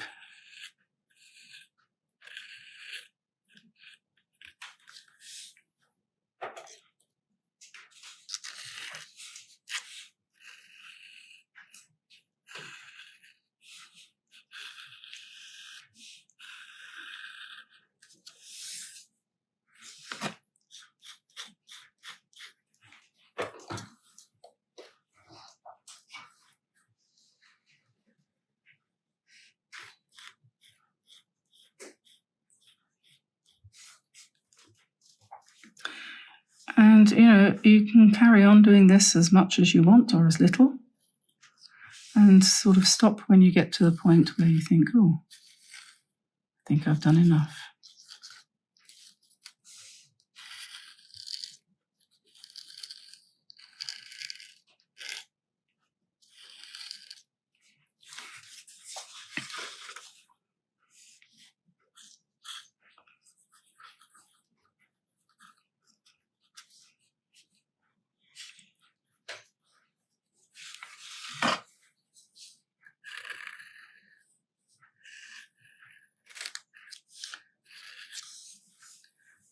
I'm going to stop now, but I'm not going to necessarily finish here. But I have just realised what the time is, and I need to go and feed the dogs. So I'll be back quicker than you can. Quicker than a what? Shake of a lamb's tail.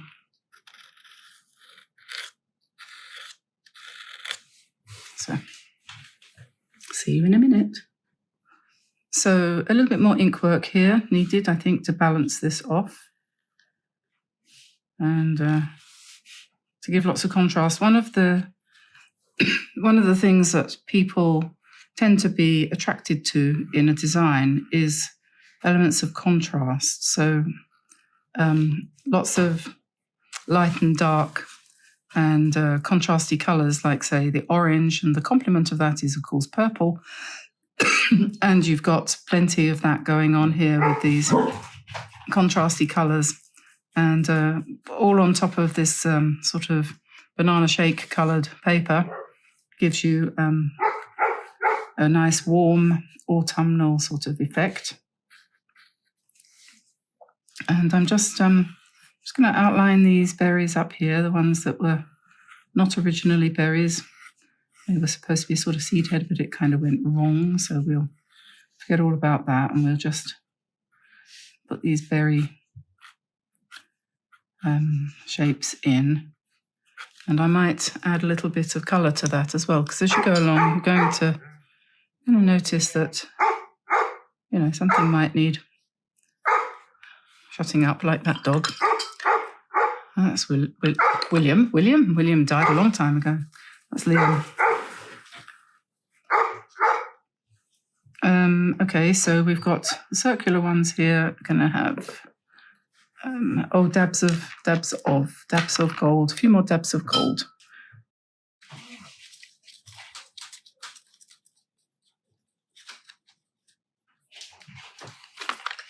Dabs of gold on this circular one.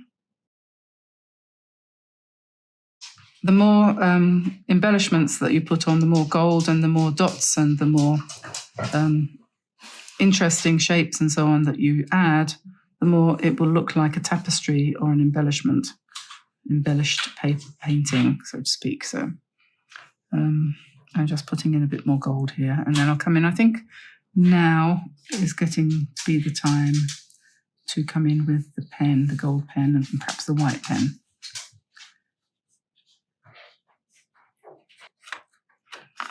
Okay, so let's see.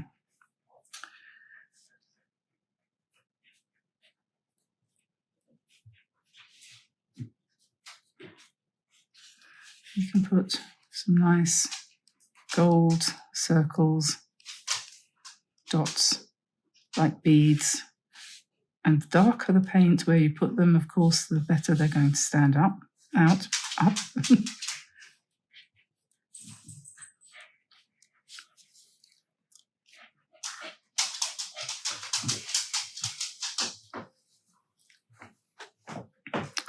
Poor old Ruby.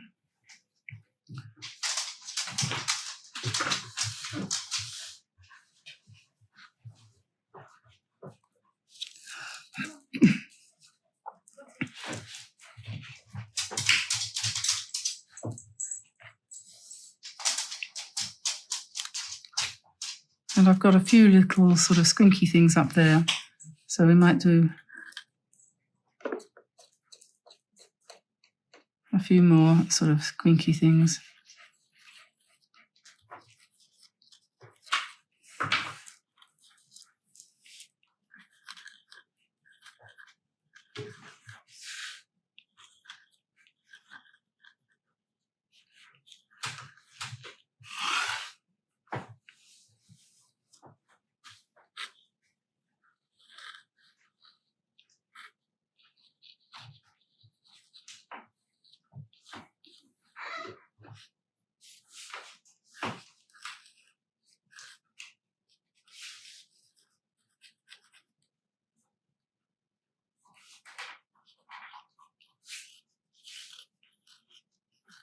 There we are.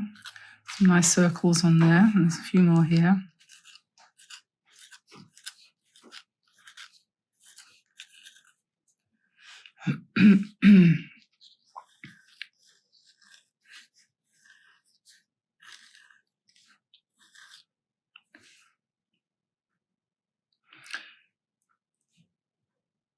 Yeah, and I think the thing with painting like this is to make sure that you leave plenty of background. And although you're going to put lots of embellishments, you don't want to cover up all the lights and everything. So you're going to keep your design on a nice light background.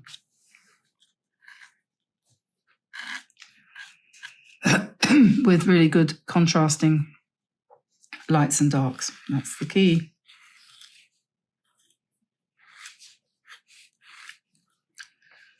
Okay. I think that'll do. I think that's good enough. I think that'll be enough for one day.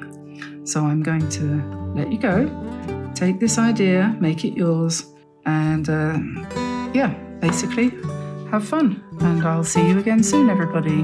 Bye-bye for now. Bye-bye.